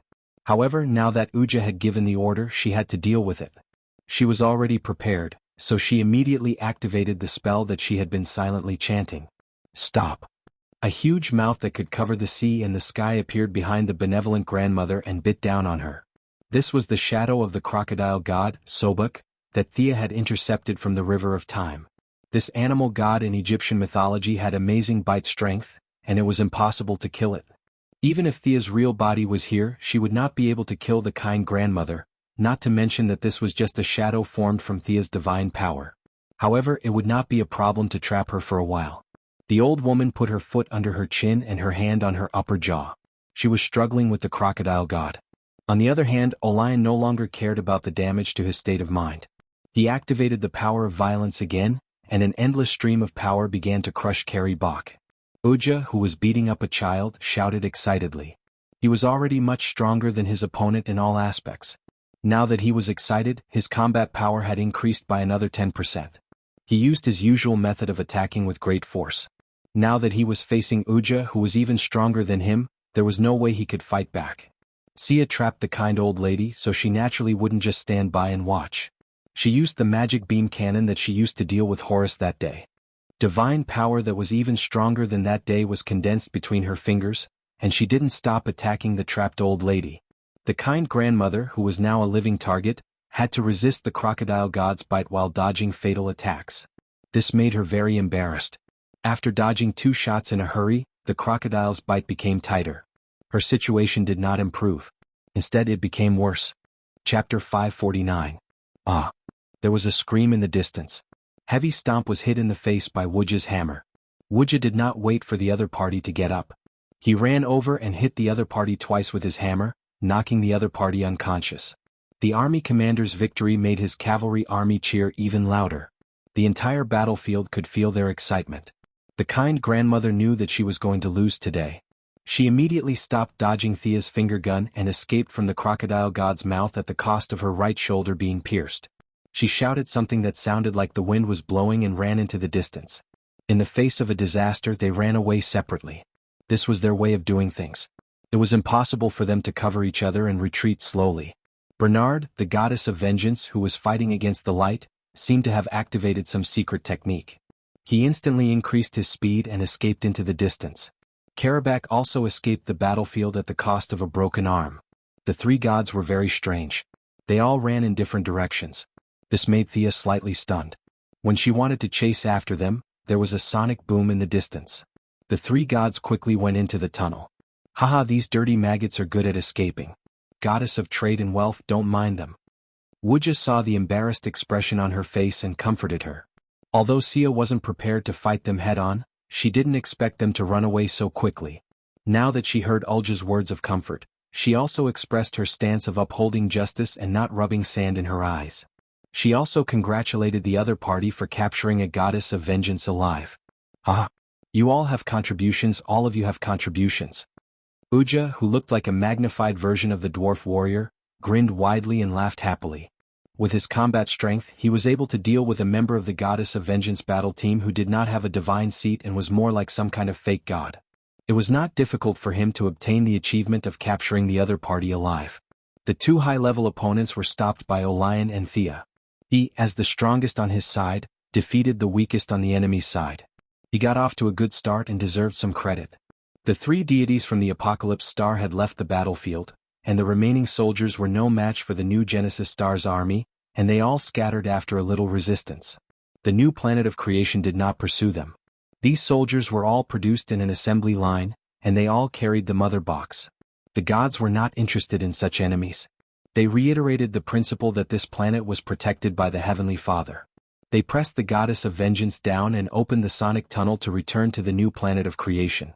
The news had already spread to the rear. This was undoubtedly a great victory. Wuxia was envied by his colleagues. It was because capturing the other party's god was something worth celebrating. He happily handed the captive over to the Heavenly Father. As for whether the big boss would reform, brainwash, or deal with the captive even if he was a trusted aide, he wouldn't say anything. The entire new creation planet fell into a sea of celebration. Many people sang and danced as if it was a festival. In order to reward Thea for her achievements, the Heavenly Father officially appointed her to establish the fourth army of the new planet of creation, the Magic Army. In the next few days, the new army had such a good foundation, and the recruitment process was very smooth. A large number of people with magic talent who were previously eliminated because they were not good at close combat joined her army. Many of these people were the reserves of the three major armies. They were all very strong.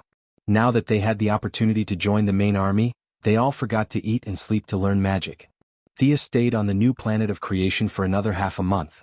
The Earth clone sent news that something big seemed to have happened. She also missed Diana a little. After taking care of the matters at hand, she informed the Heavenly Father and opened the sonic tunnel to return to Earth. They were all deities, and the Heavenly Father only needed to be present during meetings and battles. Just like how light traveled between different universes every day, and how Mitron ran around the universe to obtain knowledge, the Heavenly Father couldn't restrain him. There was no discipline here, and it was fine as long as they could contact each other at critical moments. Boom! With a loud explosion, Thea returned to Earth. Her tunnel opened in the Batcave. Previously, when Batman contacted her clone, he only said that the situation was serious and didn't talk about the specifics. Batman wasn't the only one in the Batcave. Zatanna, who was wearing a small purple suit and fishnet stockings, was also here. Both of them expressed surprise at the way she suddenly appeared. "This isn't magic, right?" Batman asked his childhood sweetheart Zatanna. "No, there's no magical fluctuation." At this time, Thea was wearing her original clothes. Zatanna didn't know that the two of them had met before. She looked at the transmission for a while and was sure that it wasn't any transmission she knew. Before she had time to think about the transmission, she was attracted by Thea's appearance. After ascending to godhood, the young lady's appearance had reached true perfection in the literal sense. Even though Zatanna was a woman, she was still stunned by Shay's beauty. There was no need to be as cold as ice when doing business. Shay's temperament now gave people a subtle sense of closeness. Even though she hadn't spoken, the originally cold Bat Cave had warmed up by 2 degrees because of Shay's arrival. "Oh, Miss Zatanna, right? I've heard a lot about you." Thea took the lead to greet her.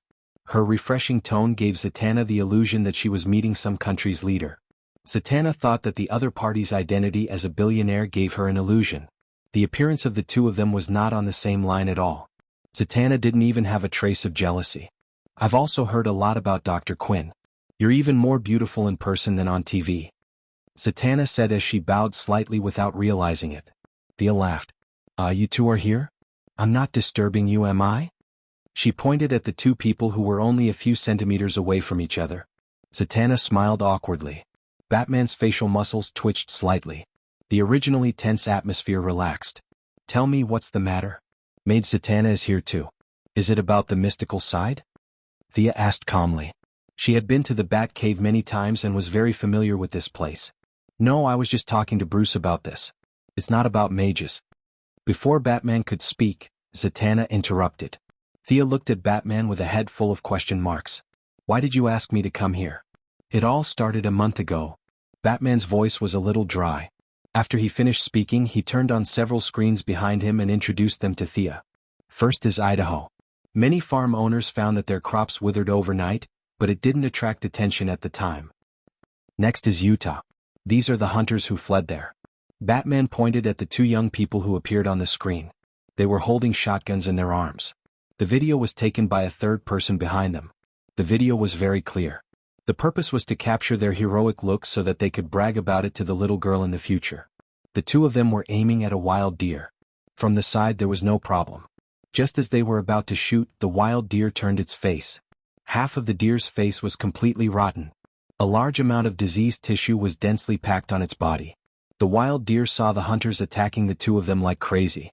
The video ended there. Also in Wyoming, there are black clouds of mosquitoes and flies raging. In California, there are people who saw a large number of deformed people staggering on the road. Also, Batman pointed at the strange situation on the screen and introduced it to her. "Such supernatural things should be in your field of expertise. You can't let Superman deal with it, right?" Batman stared at the 2 girls and asked. Zatanna's expression was ugly. The images were too disgusting, especially the black clouds made of mosquitoes and flies. It made her very uncomfortable. Thea, whose obsession with cleanliness had become more serious after she became a god, also felt disgusted. Most importantly, she knew about this incident.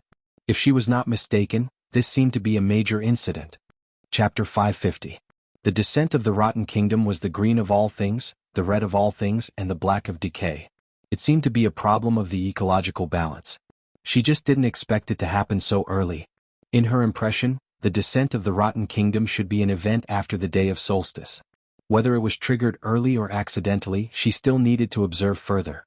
"Looking at your expression, you know something?" Batman had been observing Thea's subtle expressions. I don't know if I'm right, but I'm sure this isn't something done by evil mages. The wastelands and zombies you mentioned just now can be done by mages in theory, but it takes a lot of effort. In this day and age, who has nothing better to do than to compete with farms? I think this is caused by the imbalance of all things on Earth. Maid Zatanna, you think so too, right? That's right. Do you know the reason? The mage's curiosity was bigger than a cat's. Zatanna only thought about it from her own point of view, so she didn't know the inside story. Now that she heard Thea saying that she had an answer, Zatanna's eyes immediately lit up. Probably. Do you know where the swamp monster is? This should be his business. The swamp monster had been hanging out with Lady Xanadu for a long time, so Zatanna should know him. As an onlooker, Batman couldn't wait to record her words and analyze them word by word in the future. He was very unhappy with this kind of thing that he didn't understand. His scrutinizing eyes kept moving back and forth between the 2 girls. You're talking about Dr. Alec Holland? I heard that he returned to normal 2 years ago and went to live a normal life. Zatanna's answer made Thea's eyes widen.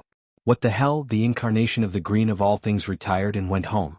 Was he fired by the tree council formed by those drama queens? No, the tree spirits, or did he just quit? Thea sighed with a lot of questions. Seeing Batman's eyes that seemed to say that he wouldn't let her off if she didn't explain it clearly, Thea felt that she still had to explain it to him. Moreover, looking at Zatanna's expression, she was afraid that she didn't know much about it either. After thinking about it, she decided to start from the beginning. As far as I know, the swamp monster is the embodiment of the green of all things. The green of all things, the red of all things, the black of decay, the ash of withering, the bacteria of division and the metal spirit form the most basic balance of our world. Zatanna was a little dumbfounded. She only knew about the green of all things, and this was the first time she had heard about the rest. Batman reacted quickly. You said before that the balance was broken? Is it because of that swamp monster? Thea hesitated for a moment. I'm not sure. It doesn't seem to be something that can be explained by one step and one step back. It's very complicated. I've never paid much attention to the things between them. By the way, the big zombie that we fought outside Gotham that day represented the ash of withering. These are the ones in front of us. Thea pointed at a few screens. It should be the black of decay. However, in my opinion, the black of decay is also the foundation of the material world. Although they don't have the concept of good and evil like we do, they shouldn't be doing something like this.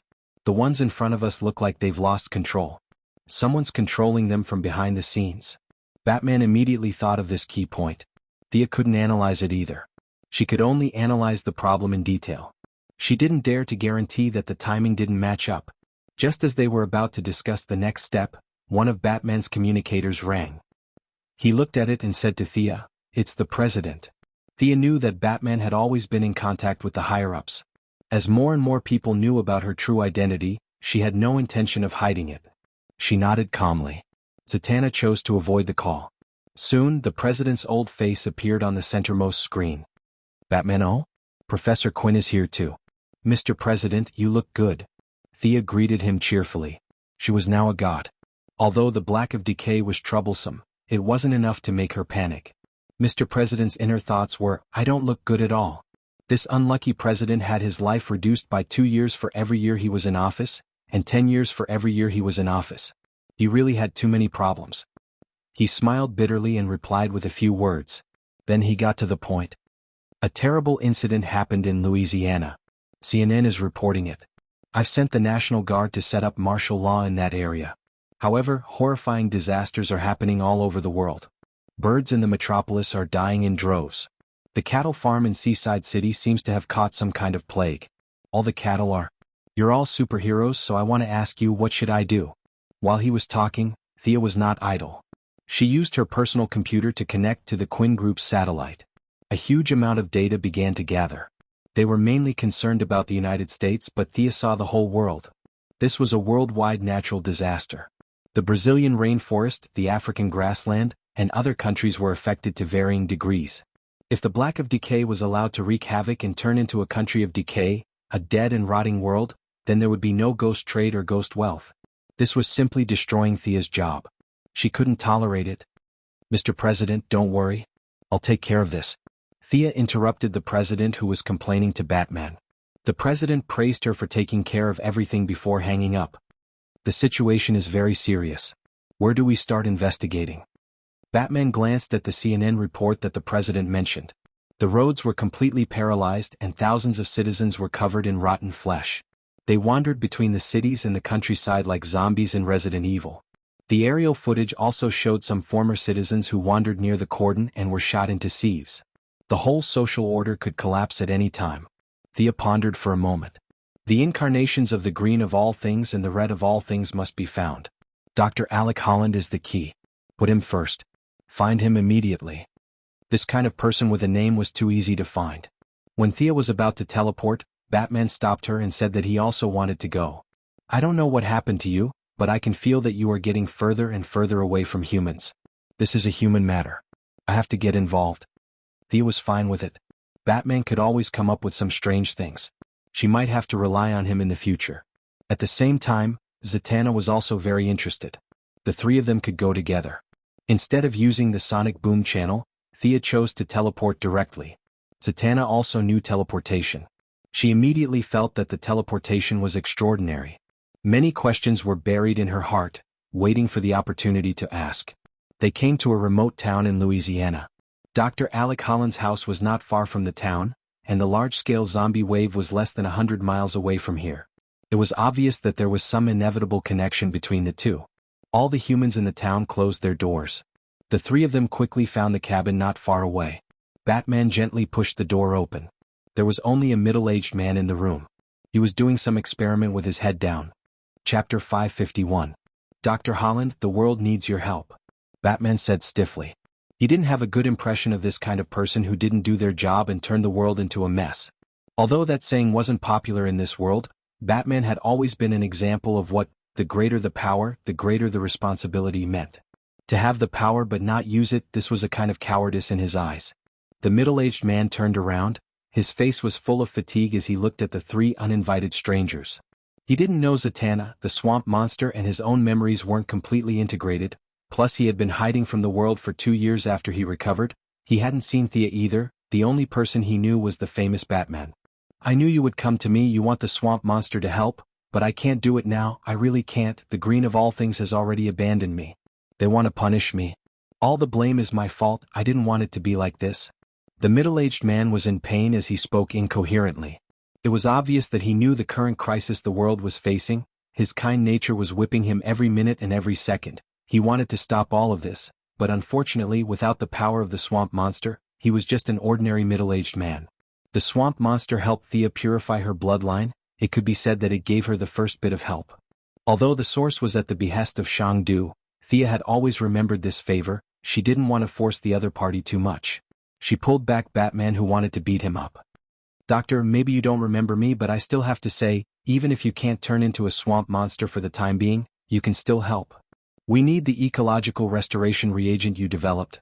As long as this reagent is sprayed all over the world, it can temporarily stop the spread of the black decay. You're going to use technology to solve this problem? Batman immediately became spirited. Technology was good. He was good at it. It can only be called containment. I need to spend time to find the real cause. And the amount of reagent must be precisely controlled. It's not a good thing for the green of all things to spread to the world. You don't mind if I bring the doctor to your bat cave, right? Batman couldn't mind even if he wanted to. Thea told Dr. Holland her plan. You also know about the darkness of decay? Or you? Thea didn't have time to explain to him. She brought the three of them back to the Batcave. Batman immediately asked Dr. Holland to study how to standardize the reagents. If they were to rely on the two of them to do it by hand, it would be too late. Zatanna, who had thought that there would be a magic war, was disappointed. Using technology to solve problems was not cool at all. Thea began to call the heads of state of several countries. All the large biopharmaceutical companies around the world stopped working and prepared to concentrate on producing reagents. The logistics department began to prepare the raw materials. Several rocket centers also began to prepare. As long as the production here was completed, they would pull the materials onto the rocket and launch it into the sky. Batman's reputation as a hack was well deserved. As soon as Thea finished coordinating several aspects, he settled the production process. Several major biotech companies, including Wayne Enterprises and Quinn Enterprises, immediately began manufacturing like crazy. This was a battle for ecology. They didn't have to do it together. They launched batches after batches. The green reagents began to be sprayed all over the world with the help of rockets. Superman also joined in midway. He carried several tons of reagent barrels and threw them into the disaster areas. The effect was immediate. A large number of plants grew crazily and automatically suppressed the spread of the darkness of decay. For 3 whole hours, there was no more supernatural phenomenon around the world. The world's leaders celebrated. This was not a plague, but it was worse than a plague. It was too scary. If it could infect ordinary people, it could naturally infect them too. No one wanted to become a walking corpse. While they were celebrating, the people in the Batcave were still gloomy. This was only the first step. They hadn't found the mastermind behind the scenes, and they couldn't guarantee that the reagents launched would reach a balance with the ashes of decay. How could it be possible for Batman to calculate a balance between the two without a formula or theorem? Thea also felt that it was a bit difficult for Batman to calculate blindly. She asked Dr. Holland, that tree council or something, they should know the details of the entire incident. Or they could make you become a swamp monster again. Connecting to the green of all things should also allow you to understand the development of the incident, right? The middle-aged Dr. Holland's face was still gloomy. I don't know where you heard the name Tree Council, but I have to tell you with regret. If they don't contact me, I won't be able to enter that world. You won't be able to contact it either. Thea sneered in her heart. What was so great about a few treants? Wasn't it just a subspace? These green of all things and red of all things were very similar to origins. They were most likely wild origins from billions of years ago. It was only through the erosion of time that they combined with part of Gaia's will that they finally awakened their own consciousness and became something else. Now that they had become a part of the foundation of the world, there was no longer any possibility of them being absorbed. Thea could definitely trace back to the source to find this subspace, but it would be very troublesome. She had a better way. As long as I give you some green of all things, you'll be able to communicate with that place again, right? Thea asked the middle-aged doctor. You still don't understand what I mean. They rejected me and took back my power. I really want to help, but Thea raised her hand to interrupt him. The green of all things was very impressive, but it wasn't to the point where it could be used to dominate the entire universe. Furthermore, without Butcher Zhang, who wouldn't eat a pig with hair. Dr. Holland looked as if his entire family had died. He probably thought that he was the only one who could communicate with the green of all things. Thea contacted Poison Ivy. Poison Ivy, who was in Gotham, quickly arrived at the Batcave. This was her second time here.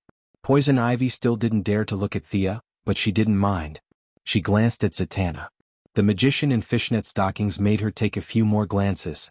Their gazes met in the air, mixed with some indescribable meaning. Doctor, look at her. She should also have the green of all things, right? Thea asked Dr. Holland with certainty. The middle-aged man's eyes widened.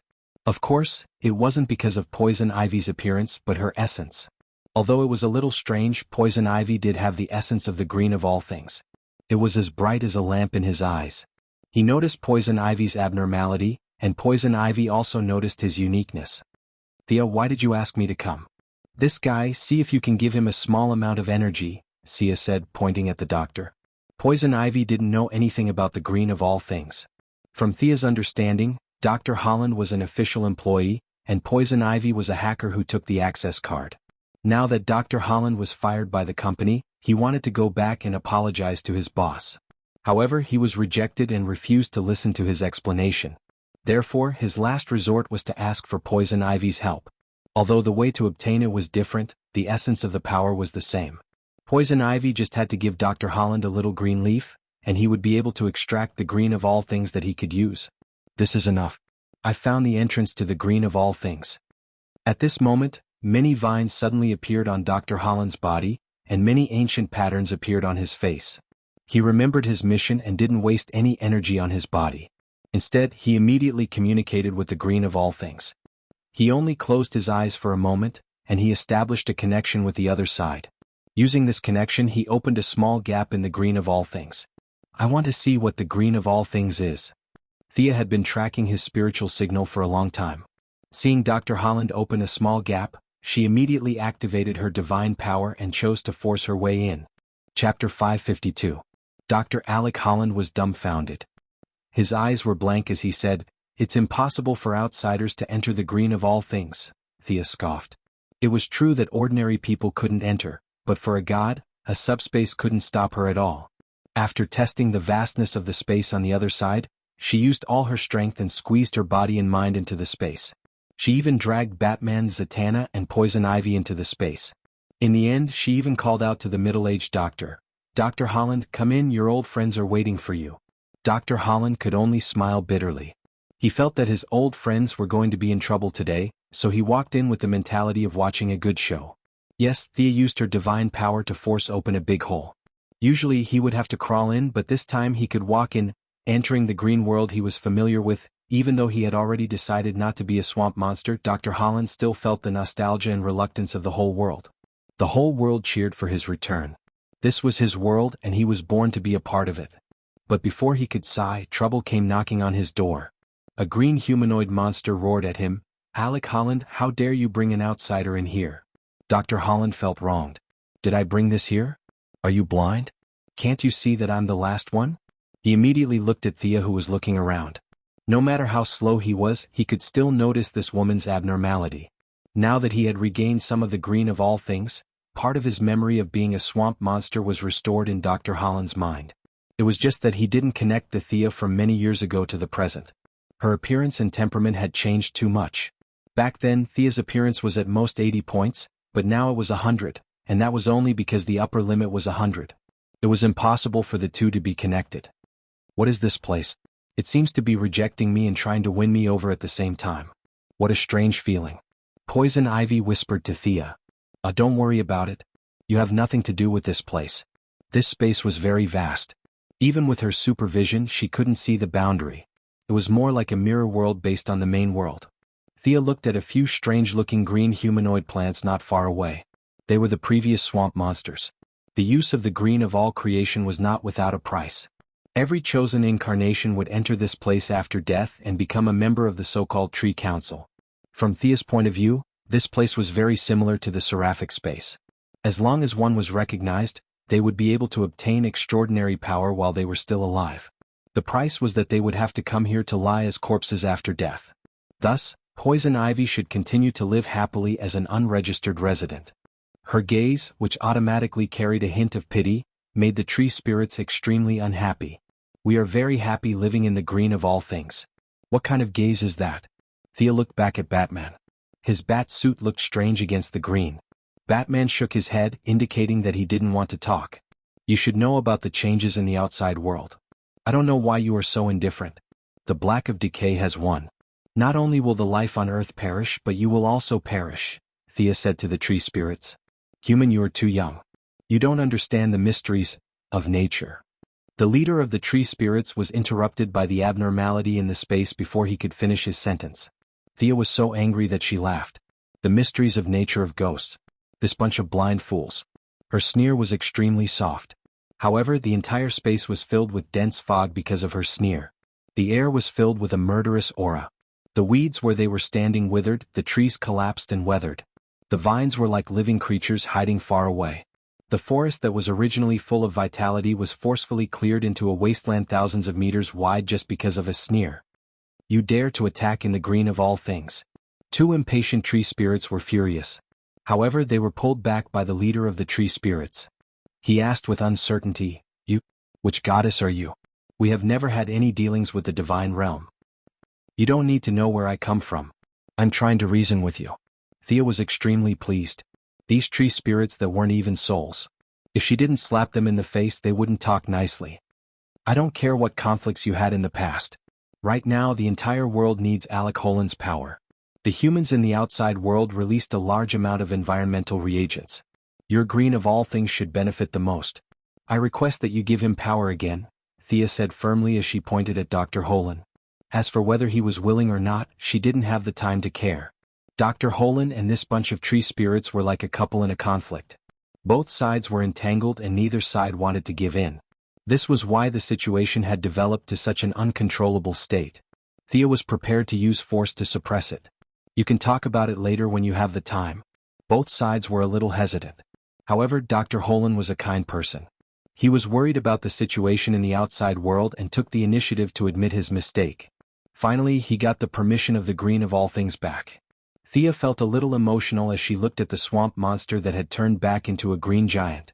Many years ago, she thought that it was like a celestial being. Now it was just like that. It was similar to her initial guess. When she entered this space, she realized that this was indeed an origin. Or rather, it used to be an origin. Now that it had changed so much, it naturally couldn't help anyone ascend to godhood. However, after a long period of time, these mutated origins found a way to use their own power. That was to choose an ordinary person as an incarnation to control this power. Currently, the swamp monster looked like it had fused with a fake origin in Thea's eyes. If she wanted to forcefully define it, it could be called a fake god. From a macro perspective, it was similar to the Vengeance Squad that Granny Benevolent trained. It didn't have a divine position of its own. It looked bright on the outside but was actually empty.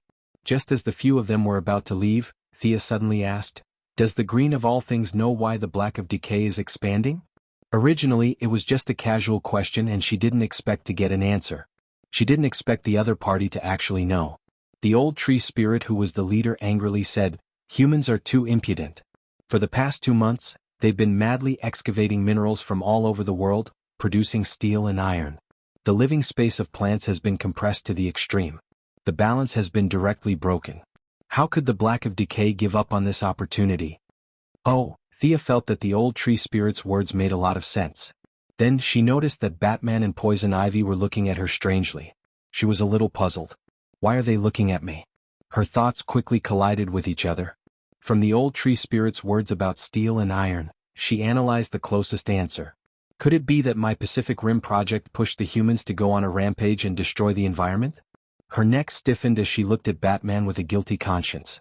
The other party nodded at her very discreetly. Thea could only make a facepalm face expression. So the source of all this was because of her. Chapter 553. Miss Thea knew the cruel truth, but she was not embarrassed at all. She left the green of all things expressionlessly. Since the environment was already destroyed, there was no point in saying anything else.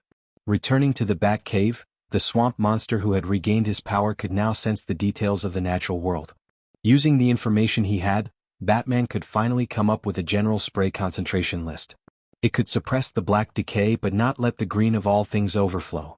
The most pressing problem was basically solved, but how to stop the black decay became a new problem. According to the swamp monster's feedback, the black decay had been fighting back. Its strength was sometimes strong and sometimes weak, making it hard to figure out. Thea and Batman both felt that there was a mastermind behind the scenes.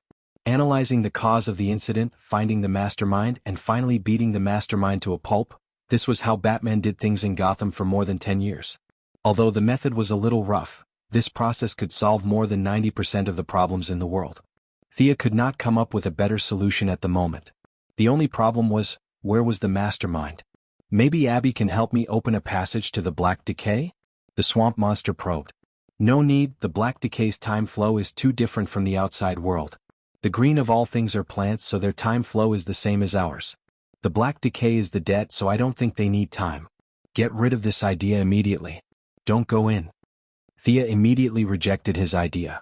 In the original timeline, the green of all things warrior and the animal hero valued by the red of all things warrior, these two hot-blooded youths wanted to fight back and plunged into the black decay.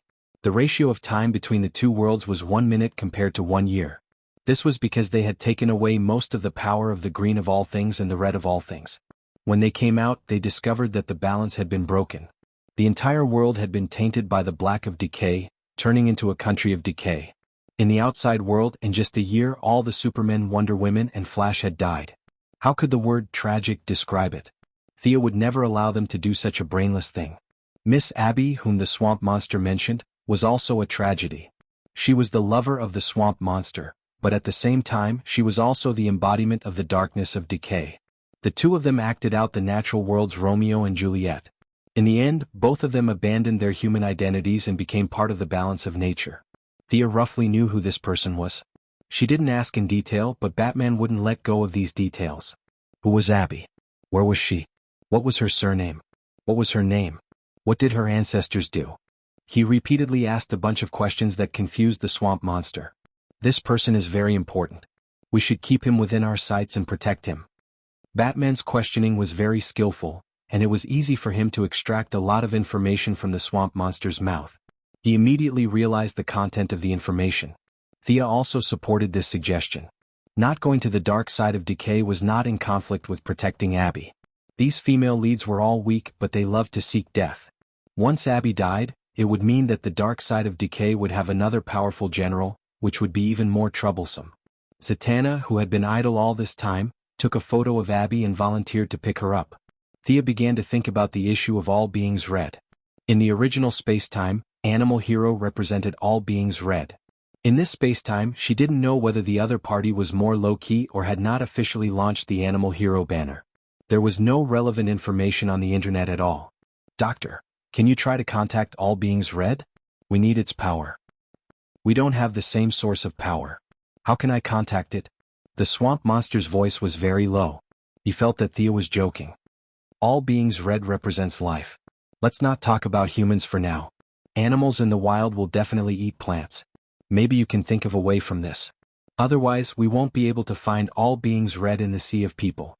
Seeing that he still didn't understand, Thea could only explain it to him in detail. You see, large animals eat small animals and small animals eat plants. Our ecological chain is like this, right?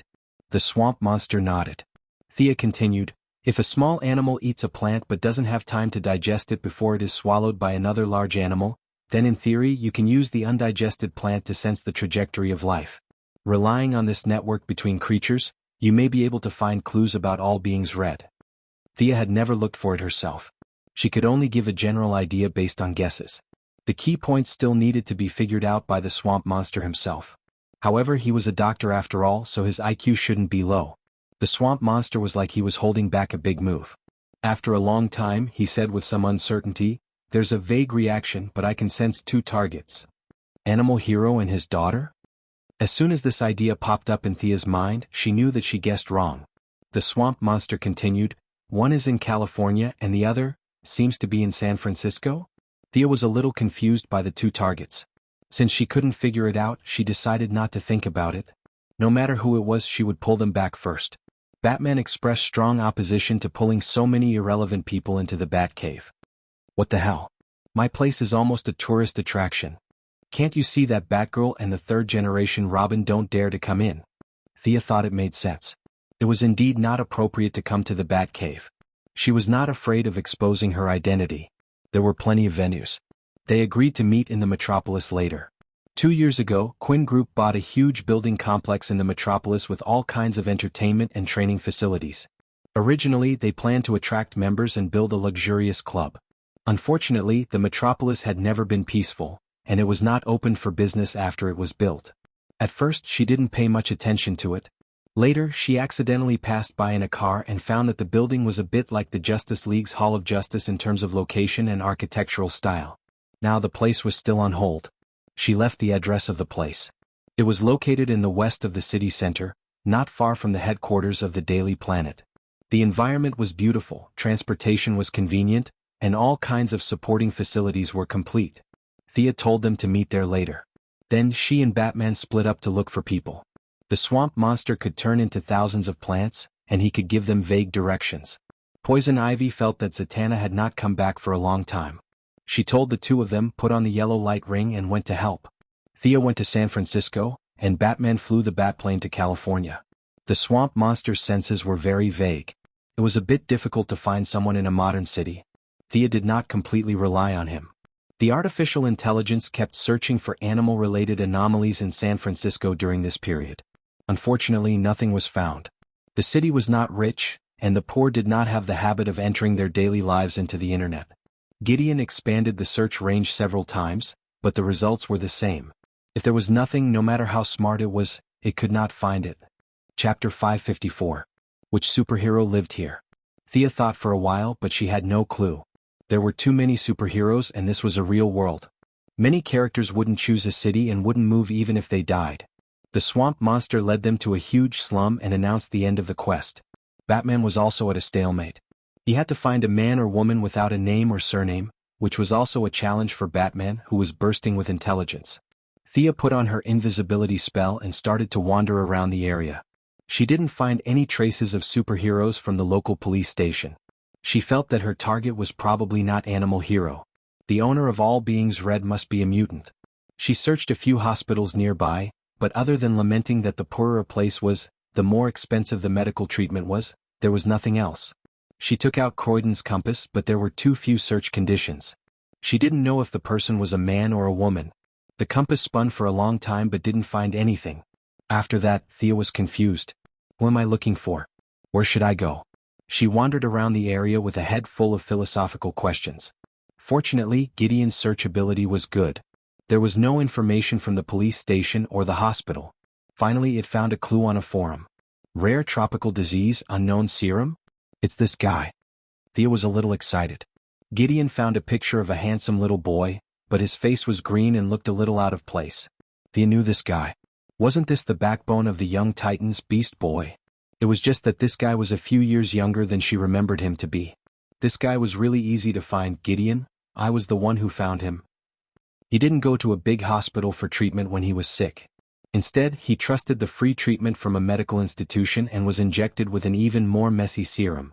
In the end, he turned green and escaped from the laboratory. With a face, it was much easier to find him. The huge satellite started to operate, and all kinds of facial recognition were screened through the cameras on the streets. Thea took out the compass to confirm the location. 3 minutes later, she was standing in front of a bungalow. She gently knocked on the door and found that no one answered. Activating her supervision, she saw the scene in the room and smiled playfully. She pushed the door open and walked in. The smell of life in the house was very strong. Bread was being baked in the oven not far away, and there was a plate of sausages on the table in the living room. However, the house was quiet. Is anyone here? Thea felt that this guy was quite good at pretending, so she didn't mind playing along with him. The room was so quiet that only her footsteps could be heard. "Come out, Gar Logan. I mean you no harm. World peace needs you. Little frog, I'm talking about you. Am I right?" Beast Boy had the ability to transform into animals at will. Thea made a few turns in the small house and found his hiding place. This guy turned into a frog and hid in the pile of clothes. Unfortunately, under Thea's supervision it was useless. When Milady saw his transformation ability, she could not help but click her tongue in amazement. Perhaps it was because of his young age, the animal he transformed into also had a bit of a childish look. Compared to this, Thea felt that the frog this guy transformed into looked quite cute. The girl and the frog stared at each other for a few seconds. Thea smiled like a flower and reached out a jade-white finger to press the frog's head. Frogs in the natural world were not so clean. It was obvious that they were fake. This guy was still very inexperienced. Beast Boy seemed to want to fool her. To show that he was ordinary, he croaked 2 more times. Thea felt that it was getting more and more fun. She kept pressing the frog's head with her finger.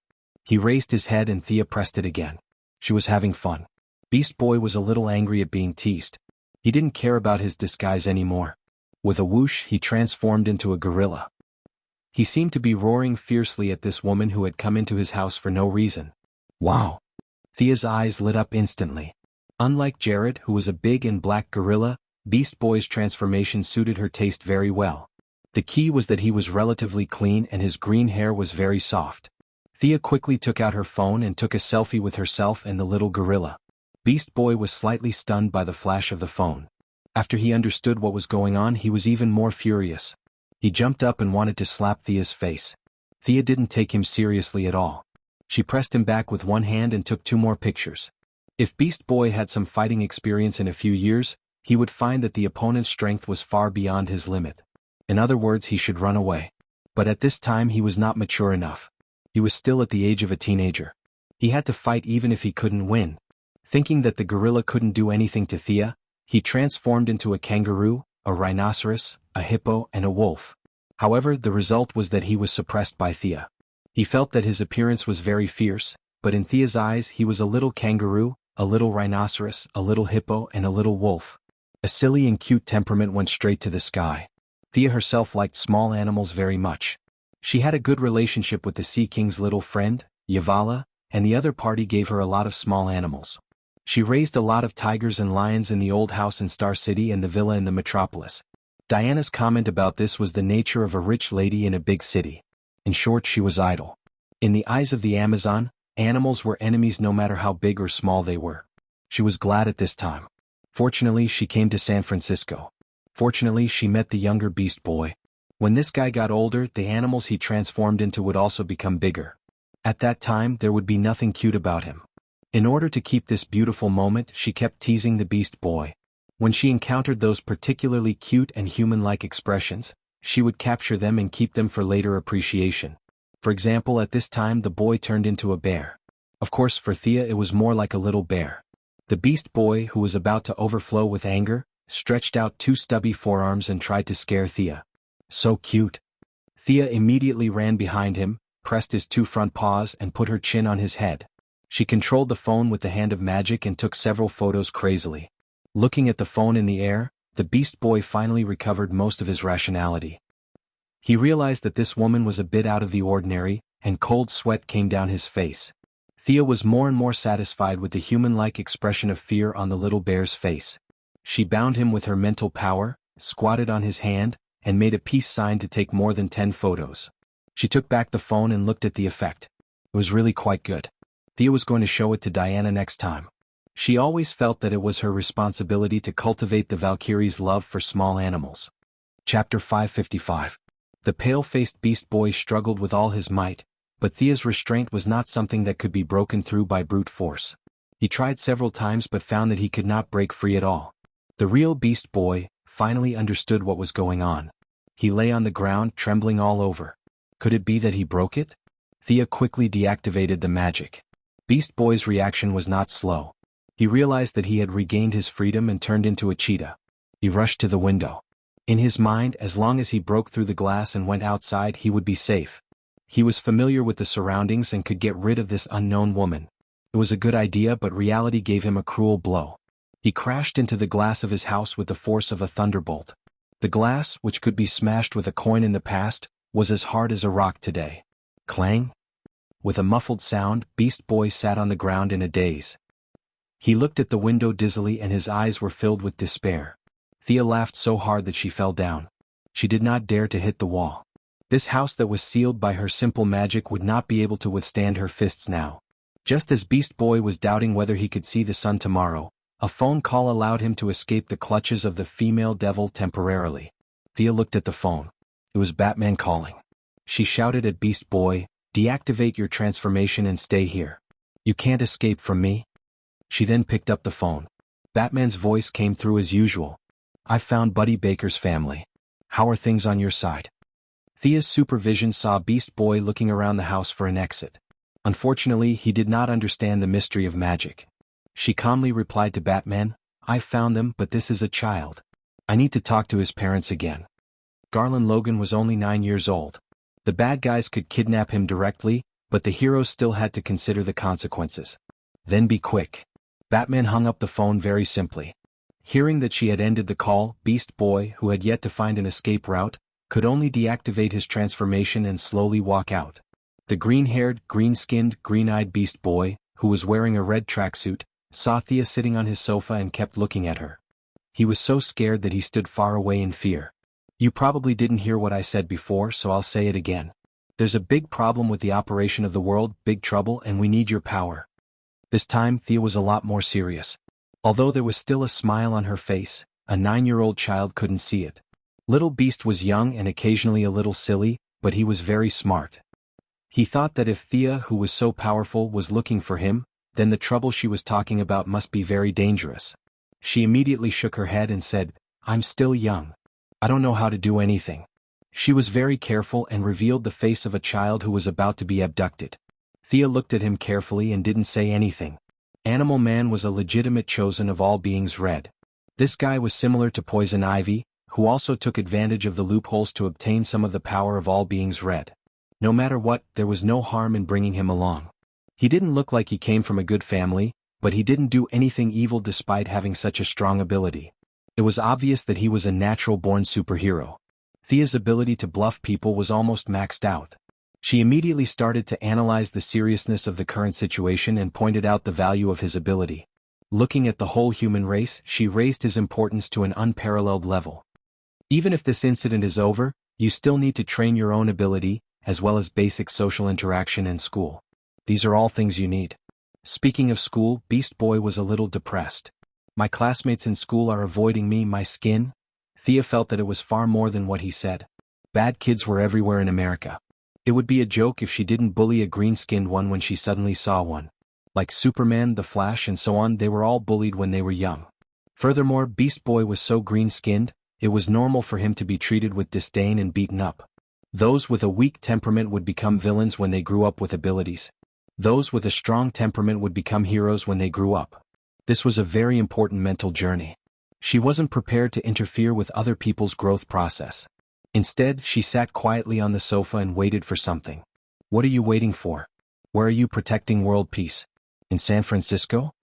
Beast Boy asked tentatively. "I'm waiting for your parents. I'm not a bad person. There are a lot of things that I need to explain to them. Also, you have to come with me to the metropolis. All the resistance forces are gathered there." Beast Boy's mind instantly flashed with a bunch of righteous heroes fighting monsters. As a kind-hearted person, he felt that it was very emotional. However, he quickly realized something. "My parents get off work very late. They won't be home so early. Don't worry. 3 minutes ago, I bought your father's transportation company and your mother's supermarket. They're on their way home," Thea said lightly. "It was only a few million. It wasn't worth mentioning at all." Beast Boy's mouth formed an O shape. He stared blankly at the Demon Queen. He was still young and didn't know what all this meant. Thea closed her eyes and waited for 10 minutes. A middle-aged couple walked in. Mr. Logan had grown a big beer belly in his middle age. He looked a little worried. At the same time, he didn't have any sideburns on his face and 3 sharp blades wouldn't come out of his hands. Thea felt a lot more relieved. Unlike the 9-year-old Beast Boy, the couple knew Thea. At least they had seen her on TV. Now that they heard her solemnly say that there was a world crisis and that she needed their son's help, the two of them felt dizzy as if they were in a dream. Thanks to CNN's fearless reporting, Many citizens also knew that strange things were happening around the world. However, they felt that it was very far away from them and treated it as a topic of conversation. Now, a heavyweight like Thea was talking to them face to face. She even bought the companies that they worked for in order to save time. The leaders of the companies urged them to go home to discuss this matter. The two of them felt that the survival of the entire human race was on their shoulders. Beast Boy's sense of justice was inseparable from his parents. The couple quickly made up their minds and agreed to let Thea take Beast Boy away. "I'll bring him back safely. Don't worry, the other adult is the main force. Jared Logan's power is just a precaution." Thea comforted the two middle-aged men. Her celebrity status was still very useful. Although the two of them were still worried, they still let Thea take their son away. Teleporting in front of ordinary people was an unusual thing that would increase the psychological pressure on the two. They would think that their son was going to do a particularly dangerous mission. Thea dragged Beast Boy until they were out of sight before activating the teleportation. Chapter 556. After a simple teleportation, Beast Boy Garland Logan had yet to break free from the melancholy of leaving his parents when he found himself in a strange place. "Kid, welcome to the metropolis," Thea introduced proudly when she saw Beast Boy poking his head out to look around. The metropolis? They were thousands of miles away in the blink of an eye? Beast Boy did not believe it, but he was still traumatized by Thea's teasing, so he did not dare to refute. When they entered the Hall of Justice that Thea named herself, Poison Ivy and Zatanna had already returned with the swamp monster's girlfriend, Miss Abby. Batman's fighter jet was still on its way even though it had left earlier. Beast Boy also saw the swamp monster and Poison Ivy, and immediately found his balance. So, he was not the weirdest. Abby, who had a head of silver hair and was dressed fashionably, attracted Thea's attention. At this time, this fashionable woman was hugging the swamp monster, which was covered in vines and did not look like a human. The ghastly scene made her feel a little uncomfortable. She told Beast Boy not to run around and turned to ask Poison Ivy, "What's the delay? With your and Zatanna's strength, what kind of monster can trap you?" Poison Ivy said a little gloomily, "When I arrived, Zatanna was attacking a huge guy made of bones and rotten flesh. It called itself Storm God Seth. My plants did not respond to me at all. I had to rely on the power of the light ring to fight my way out." Storm God Seth? Thea thought about it but could not remember. There were too many gods on Earth in the past, like the Hawaiian shark god that she had killed. It was very obscure and not many people knew about it. Those who did not study the local history would not have heard of it. The Seth that Poison Ivy mentioned also had the same problem. It was most likely a god worshipped by a small tribe. It was taken away by the twilight of the gods and was now pulled up by the black of decay to be a fighter. However, this kind of thing was a weak god when he was alive and was even weaker after death. As one of the new gods, Thea did not take it to heart. He then asked Zatanna about it. As a descendant of Da Vinci and an outstanding mage with a legacy, she should not be afraid of any evil gods. However, the Black of Decay's special characteristic allowed all living things to possess the characteristic of being immortal. Zatanna had taken Seth apart 3 times, and he had been revived with full health. If not for Poison Ivy materializing the lamp ring and giving her a fierce beating, she would not have been able to kill her way out so easily. The few of them chatted for a while and they all noticed Beast Boy. This child had been quiet for 3 minutes and then he became active. He looked around and touched many technological devices that he had never seen before. He was curious about everything. When he was playing a game on the computer, he was shocked when he saw the person who walked in. His voice was filled with excitement. "Batman?" This made Thea very unhappy. "You know Batman but not me? Fine, just you wait." However, she did not have time to play with the kid. Instead, she looked at the family of 3 behind Batman. Animal Man, his wife, and daughter were slightly different from Green of Creation. Red of Creation's life force was as described, with a bit of fierceness. Animal Man and his daughter's life force was very strong in Thea's eyes. Thea and Batman looked at each other and nodded. Everyone started the meeting. As a superhero who had protected Gotham for more than 10 years, Batman's reputation was unparalleled. This could be seen from the fact that Beast Boy knew Batman but not Thea.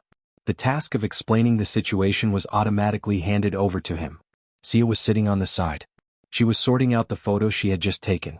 She was going to choose some with beautiful angles and clear views to send to Diana. It would be even better if she could use this to cultivate her love for small animals. The two had chatted on the phone for a long time.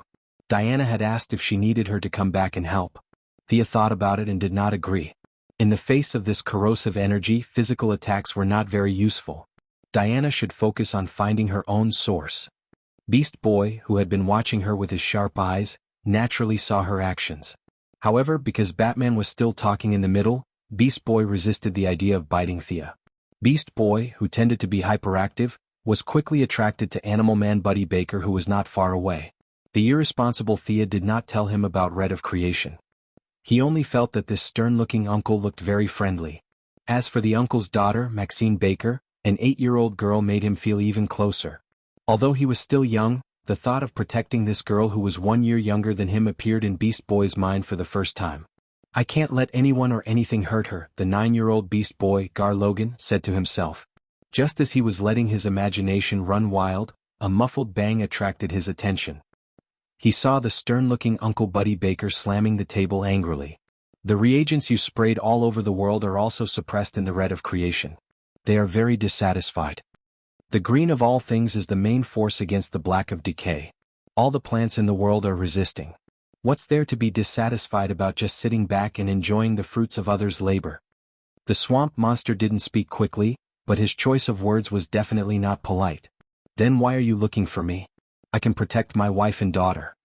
The swamp monster's blunt words made this Animal Man, who had been modified by Red of Creation, even more dissatisfied. Batman coughed twice and signaled Thea to stop playing with her phone. It was her turn to speak. After Thea became a god, her senses had reached a new level. She would know when someone called her name. She could sense when someone looked at her. She immediately put away her phone and put on a serious face. Oh, Mr. Baker, I think you've misunderstood. We're not looking for you. You should be looking for us. Maintaining the balance of all things is your business. Because you don't communicate or cooperate with each other, it triggered the current crisis on Earth. If it weren't for the fact that we have no other choice, superheroes wouldn't want to interfere with these things. We're heroes who ensure the normal and orderly development of human civilization. We're not plants or animals. It felt very good to criticize others from the moral high ground. No matter how dissatisfied Animal Man was, he could not think of anything to say. He could only change the topic and point his gun at Miss Abby, who was sitting next to the swamp monster. If I'm not mistaken, this woman is the incarnation of the Black of Decay, right? What's the purpose of you calling her here? She's our enemy. Animal Man pointed at Abby and said, "Shut up, Abby is not a bad person. She has never hurt anyone." Abby lowered her head and did not speak. The swamp monster next to her was angry and loudly retorted Animal Man. The two were at loggerheads and the smell of gunpowder was growing visibly. Chapter 557. The green color on the swamp monster's body became more intense, and the vines on its arms began to move agilely, like poisonous snakes waiting for the opportunity to bite the enemy. Animal Man was not to be outdone. His body had gathered the strength of all the animals in the world, such as the strength of a Tyrannosaurus rex, the smell of a moth, the agility of a cheetah, the self-healing ability of a worm, and many other abilities. He looked at the swamp monster fearlessly. Seeing that her boyfriend was going to stand up for her, Abby, who had an equally strong personality, was still unable to use the power of the Black Decay.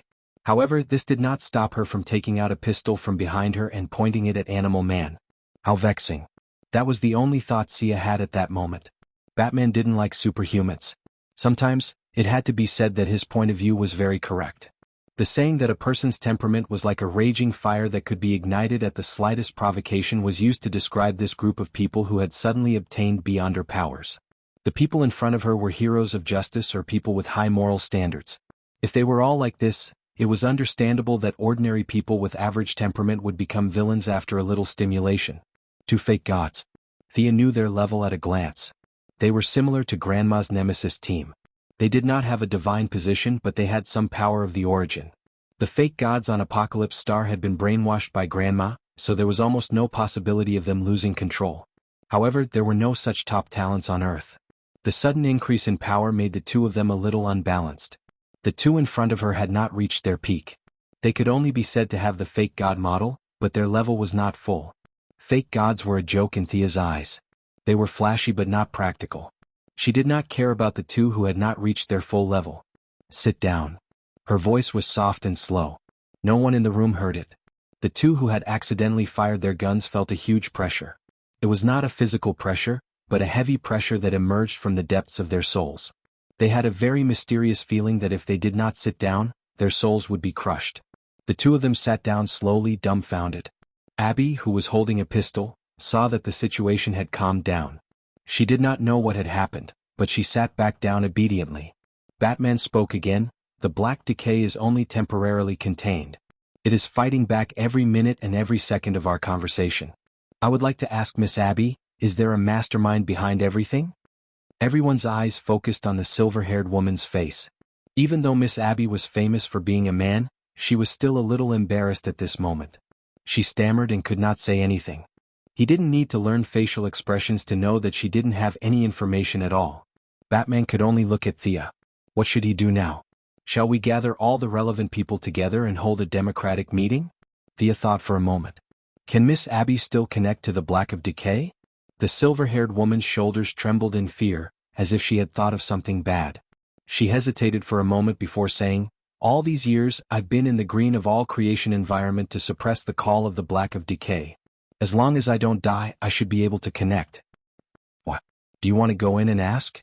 Is it the same as the green of all creation before? Batman asked tentatively. I'm not going. The flow of time between the two worlds is different. I haven't reached the point where I can ignore time. Thea firmly rejected this proposal. After fusing with the source, her life had reached an infinite number, but it didn't mean that she could ignore time. New gods who fused with the source could cross the two ends of the timeline. The source was her and she was the source. The source was at the beginning of time and she was at the end of time. This was the main reason why their lives were infinite. Now, even if there was a flashpoint incident, she would not be afraid as she was standing at the source. She was eternal. All the people who were directly related to her would not be easily rewritten. Even if they were rewritten, the timeline would quickly correct them automatically. Even if there was a situation where Moira was erased, the timeline would automatically jump out a sister with the same bloodline as Moira. Thea would fall in love with Malcolm. Regardless of time and place, the one who would be born would be Thea. This unreasonable and unscientific ability was the passive attribute given to her by the source. She was trade itself and wealth itself. Unless these two were erased, she would continue to exist. However, even with such an awesome ability, the flow of time would still work on her. The flow of time between the two worlds would still be in effect. Why would she go to the black of decay for a vacation? She didn't want to comprehend the deity of decay. It didn't match her inherent style at all. I'm definitely not going. I suggest that you guys don't go either. But if Miss Abby wants to avoid the connection of the black of decay forever, I have a way. Thea suddenly thought of an idea. What way? Whether it was the swamp monster or Abby, the two of them looked at her attentively. Divide a part of your soul and cut off the part related to the black of decay. Make a new person to inherit the black of decay in your place, but the price is that you'll be just an ordinary person from then on. In fact, making a clone was the easiest thing to do. It was just that Batman was right beside her, so it was really inconvenient to do it. Taking a step back, it was not impossible to solve it with magic, but it was more troublesome. There was such a thing. Abby and the swamp monster were skeptical. For them, being an ordinary person was a blessing. Being a monster was not their intention at all. Great, what do you need me to do? Whether it was Sia's identity as a superhero or the title of a modern biomedical giant, she was very convincing. It had always been her dream to be able to get rid of the implications of her bloodline and become an ordinary person. Abby said happily. First of all, your blood is an important sign of the black of decay. I need to extract a lot of your blood. As for the body, I can use magic to make one. The body is not important. Your soul and blood are the foundation. When this substitute enters the black of decay, it can perform duties on your behalf. At that time, you can also use the connection between souls to ask what happened in the black of decay. Thea remembered that the mastermind behind the big incident in the country of decay was Abby's uncle. He was similar to Animal Boy and Poison Ivy. He also used a loophole to obtain part of the power of the black of decay. In the end, he was too powerful and affected the balance of the whole world. But now, it was not clear whether this person was behind the incident several years ago. According to the official records, this person had been dead for many years. Thea wanted to confirm the mastermind behind the incident first, then follow the clues to find the criminal. In order to win their trust, Thea created something out of thin air. She said it was magic, but in fact she mixed it with divine power. Zatanna, who originally thought that she was exaggerating, was stunned. As she chanted the spell, it did not take long for her to create a guy that looked a lot like the little black man in Conan. Chapter 558. What the hell is this thing? Miss Abby stared at the pitch-black thing. Is this my avatar? Are you kidding me? This thing looks like it has been splashed with ink. It's so black that you can't see its face if you close your eyes and mouth. This thing looks weird. Beast Boy glanced at the indescribable part of the black guy. It doesn't even have any indescribable parts. How can this thing be used as a human? It's just a substitute. It has no brain. Don't look at me. This guy doesn't have an organ called a brain.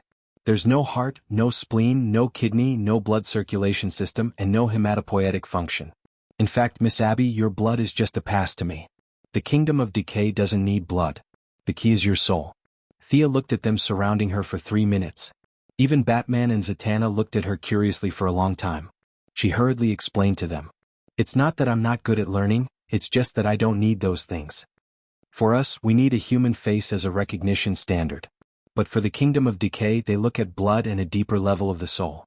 Am I right, green of all things and red of all things? Thea turned to ask Swamp Monster and Animal Man. Both of them felt that what she said was specious. They were all modern people and only knew a little about such a mysterious thing. They both pretended to know and nodded. The second step, draw blood. Miss Abby, lie down in it. Thea took out a very famous medical cabin. Now this thing was spread all over the world. 70% of the world's medical workers were forced to change their profession because of it. The good thing was that everyone was used to it. Miss Abby didn't hesitate too much and lay down in it. In less than 10 minutes, 10% of her blood was drawn. The medical cabin didn't just draw blood. At the same time, she was injected with an injection to mobilize her hematopoietic function. Even if she lost 10% of her blood, Miss Abby still looked normal when she came out of the medical cabin. Dividing the soul was not a small matter and definitely couldn't be performed in public. This was Thea's place. She pulled Miss Abby to a small room at the side. For bad people, she could just directly draw their souls. There were many spells in Morgan Le Fay's magic book that could do this, but Thea's current identity of justice made it impossible for her to do things so simply and violently. Fortunately, this was not a problem for her. She directly used the wealth god power's bewitching ability to enter the deepest part of her soul. How unbearable. In the spiritual world, Thea saw Miss Abby's soul. Her mortal-level spiritual power had been corroded and riddled with holes. Countless monsters that could only be seen in nightmares were running rampant in her spiritual world. They were old, rotten, and the entire spiritual world was filled with destruction. Even though she was already a god, Thea was still choked by the rotten smell in Miss Abby's soul. It was not because she had done many bad things but because of her nature. This kind of essence could make a spiritual body without the 5 senses feel rotten, which meant that the other party had infiltrated very deeply. After adjusting the synchronization of their souls, Thea began to slowly exert her strength, using her own strength to drive Miss Abby's soul out of her body. A stench that was 10,000 times worse than stinky tofu and rotten eggs began to fill the room. Thea almost fainted from the smell. She hurriedly set up a barrier on the surface of Abby's soul. If this stench spread out, at least 1/3 of the citizens of the metropolis would die.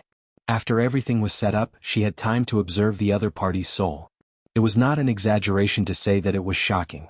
A normal person's soul was colorless and transparent, but some mages' souls showed the color of magic when they were alive. That was because magic had penetrated part of their soul essence. In front of her, Miss Abby's soul was turbid, like mud, or like some kind of expired product after being exposed to the sun. The only good news was that her head was still clear, so the cutting plan would not be abandoned halfway. If she directly used the holy sword, Thea was afraid that she would purify the other party. The father's dagger was also not a good idea. Miss Abby's current posture was more evil than a kind grandmother. The father's fire of justice would burn her to death in seconds. Thea could only use the slowest way to deal with it. Divine power could be used anywhere, so naturally, it could also be used for cutting. She could just cut off whatever she did not like. Even if she was done, this person could not be kept, because her soul would be cut into pieces. Even if the father came, he would not be able to put it back, and it was better to let it go. Letting it go was the best way. It was absolutely correct to say that mages were a group of people who were good at courting death. Thea had such a soul simulation spell in her hands, which was inspired by the mages of modern times from the tower spirit of the Mage Tower. They would place a simulated soul in their house to do some auxiliary work for their apprentices. This spell had nothing to do with fighting, but it was very suitable to be used here. Thea created a huge soul outside Miss Abby's body so that it could be used to carry the decayed souls. After the two sides were connected, it could be seen that the decayed part was trying to infect the new soul. Thea no longer hesitated and began to use her divine power to force the decayed souls to move away. Unable to connect to the decaying black, the impurities in Miss Abby's soul were like rootless water. Naturally, they could not compare to Thea, who was full of divine power. They began to unconsciously move towards the new soul. Thea swept the soul 3 times, and finally forced all the impurities back into the new soul. The new soul, which was originally like a water ball, began to develop into an irregular shape due to the excessive filth. After receiving nourishment from the new soul, the impurities began to clamor again. Countless voices in the soul were shouting as long as they were left alone, they would soon be able to attack the original body. Gathering 10% of her divine power, Thea made a light stroke at the connection between the two sides, and then pushed Miss Abby's soul back into the body. She began to focus on fixing this mass of impurities. "I'm so dizzy. This is what's in my body." In less than 3 minutes, Miss Abby woke up. The heavy burden that she had been carrying for many years was finally released. Although her head was still a little dizzy, her spirit was very good. She looked around in a daze, and only then did she see the dirty mass that Thea was fiddling with. It was terrifying and had a sense of disgust towards the living. Based on her intuition, she knew that it was her, or rather, it used to be a part of her. "I can't believe that I have such an evil nature." Miss Abby covered her mouth in shock. As if she was afraid that the mass of impurities would find her again, she moved back a few steps with her hands and feet. Thea did not want to popularize the idea that white was not justice and black was not evil. For someone like her who only wanted to be a normal person, a black and white worldview was most suitable for them. There was nothing wrong with something simpler.